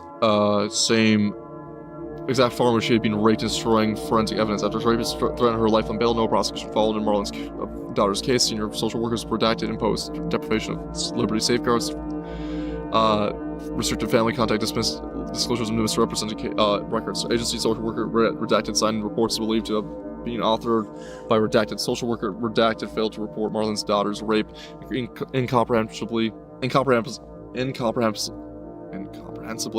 return her to the scene of the crime. The service treated the protective father as the problem and exposed the child to further grooming and care placements and staffed entirely by Muslim men where racist extremist abuse occurred. Redacted social services. Wolverhampton social services failed redacted and her daughter's social worker redacted received repeated reports of adult men with a child who yet took no action. The service refused relocation requests, downgraded risk levels, and closed the case despite explicit statements that the child was being sexually exploited. Redacted's own childhood grooming history was used to blame as a parent. The NRM later recognized the child as a trafficking victim without informing the mother. Redacted counsel/redacted services. Redacted counsel and redacted social services removed redacted and her siblings from her loving family to care where abuse was worse. Social worker redacted sexually abused redacted sister and later married her. Social worker redacted was forced to participate in a cover story to conceal abuse. Foster carer redacted exploited redacted for labor and isolate her. Management at the redacted children's home, staff including redacted and manager redacted. Physically and abused children, handed them to taxi drivers for external exploitation and covered it up. Records were concealed for nearly 40 years. Operation Marmion was shut down at senior level and no one was held accountable. Redacted social services. Redacted social services failed redacted. The service minimized disclosures of forced conversion to Islam, forced Islamic marriage, coercive control, and threats framed in religious terms to remove the child. They treated religiously motivated abuse as a cultural and relationship issue and made decisions that resulted in parental alienation. Redacted placement in London. Staff at redacted, supposedly high support CCTV covered children's homes, dismissed redacted disclosure trafficking to adult men in household flats of his choice rather than exploitation. They did not believe that another resident's report of abduction or rape. Records from the placement are missing or destroyed. Social services in redacted's case, West Yorkshire. Social services knew redacted was associated with adult Southeast Asian men and being raped. South Asian men and being raped yet treated as a risky behavior or a lifestyle choice. Was in contraception and sexual health checks rather than recognizing statutory rape. Foster placements failed to protect her, and her abuse continued. Redacted social services in redacted's case. Social worker redacted disbelieved redacted disclosures in her diary. Strangely, later went missing. Social worker manager redacted oversaw the response or incomprehensibly enough to service treated organized trafficking. Blackmail was filled, raped, and red rooms as consensual. Social services and redacted case. Telford. Social worker redacted provided ineffective intervention despite repeated disclosures of organized gang rape facilitated by taxis, restaurants, and women enforcers. Social services in redacted's case. Sheffield. Various social workers and safeguarding professionals implemented child protection plans that removed redacted from organized houses in redacted where Iraqi Kurdish Muslim men trafficked and raped her. They knew of the risk yet failed to act decisively. General children's homes and edge of care facilities. Edge of care failures. Redacted and multiple other cases show that unnamed children's homes and staff edge of care. These repeatedly encountered missing, intoxicated, and injured children with adult men that but failed to report rapes, escalate risk, or remove children from known exploitation environments. Placements became great ways for further abuse. Education. Schools across Britain watched the rape gangs operate in plain sight and did nothing to protect the children in their case. The children saw older men collecting the girls at the school gates, heard direct disclosures of sexual acts in toilets, recorded truancy, self-harm, invisible injuries, and witnessed children arriving at schools with gifts, drugs, or bruises. Instead of triggering or safeguarding referrals, they excluded the victims and treated the exploitation as behavioral problems and allowed perpetrators to continue while collecting children from school property. Education authorities failed to link obvious grooming indicators to organized crime, ignored parental reports in place, excluded children into environments the gangs operated. This was not oversight, it was active complicity that handed children to the rapists every single day. Redacted school Telford. Staff at Redacted observed older men collecting girls at the gates and heard direct disclosures of sexual activity in school toilets. They recovered truancy and self-harm clearly linked to the exploitation. Teachers excluded victims for low-level disturbances rather than safeguarding them. Referrals were rarely made and children were treated as having behavioral problems instead of victims organized gang rape. Taylor and her friends were collected openly from the school gates and were transported to abuse locations while staff did nothing. Redacted Mary side. After 12-year-old autistic pupil, Redacted's daughter, disclosed oral rape, Redacted High School failed to separate her from the alleged perpetrator. Safeguarding measures were tokenistic, and the boy remained in school. Her daughter faced relentless bullying, failed assaults linked to the perpetrator. The school took no effective action. The police had been already discouraged the rape investigation, and the school compounded the harm by leaving the child exposed. Her daughter died by overdose after the bullying intimidation escalated.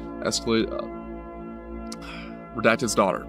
School ignored visible bruises, split lips, black eyes on Redacted's child from age 11. Teachers made markers that must try harder and doesn't mix without asking questions, when a sexual image of Redacted's child she had been coerced sending was circulated to multiple schools. No safeguarding response followed. The school treated the exploitation as a behavioral issue rather than organized abuse.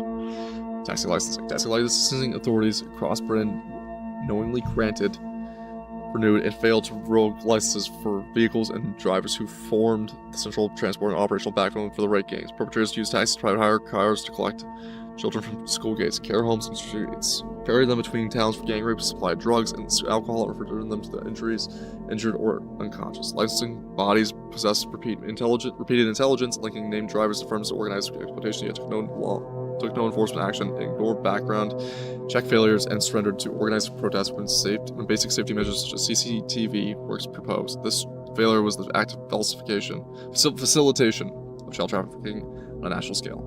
Redacted licensing authorities. Redacted licensing authorities failed Redacted and thousands of other girls in the same network. Taxis and private hire vehicles were the primary method used to collect, transport, and exploit children across Redacted. Specific drivers and firms were repeatedly linked to the gangs throughout the victims' reports. Police intelligence and direct sightings. Licensing bodies took no action to revoke licenses or tie into background checks, despite clear evidence of organized criminal use. When attempts were made to introduce CCTV in taxis, Redacted Council faced organized protests and backed down. The result was considerable mobility for the perpetrators and zero accountability for the licensing regime. Redacted Council licensing. Redacted Council became licensing failed. Redacted and every child handled over at the Redacted children's home. Staff openly selected children, passed them directly to taxi drivers for sexual exploitation. Practicing for years in full view of the licensing authority, the council's licensing system enabled taxi drivers to operate as taxis as direct extension of the abuse network inside the children's home. Redacted served as Redacted city councilor with direct responsibilities for safeguarding licensing and community safety. She received a WhatsApp exchange for concerned victims of rape gangs. She made the deliberate decision to make the full exchange public. This disclosure triggered immediate political controversy, media coverage, and formal complaints following the disciplinary process against her. Redacted used the moment to highlight the evidence of grooming gang activity within Redacted and to link passenger women's safety and licensed vehicles directly to exploitation risks. Her actions expose how local authorities continue to treat serious safeguarding concerns as political problems rather than child protection emergencies. The incident further damaged public confidence in Redacted safeguarding system and demonstrated that even elected councillors who attempted to raise the alarm faced institutional resistance and support. Appendix 4, list of areas gangs are known to have operated. Local authority districts: Aberdeen City, Angus, Antrim, and Newton Valley, Argyll, Boot, Ashford, Aylesbury Vale, Barking and Dagenham, Barnsley, Barrow and Furness, Basalow, Bexley, Birmingham, Blackburn with Barween, Blackpool, Bolton, Bournemouth, Bradford, Bradford, Brent, Bristol, Bromley, Broxburn, Broxdale, Burnley, Bury, Calderdale, Cambridge, Camden, Canterbury, Carlisle, Castlepoint, Chelmsford, Cherwell, Cheshire East, Cheshire West, and Chester, Chiltern, Christchurch, City of Edinburgh, City of Edinburgh, County Durham, Coventry, Craven, Croydon, Ascorn, Dartford, Derby, Doncaster, Donnelly, Ealing, East Hertfordshire, East Yorkshire, East Staffordshire, Enfield. God, it's everyone. And all the counties too. And that is the end of Rupert Lowe's rape inquiry.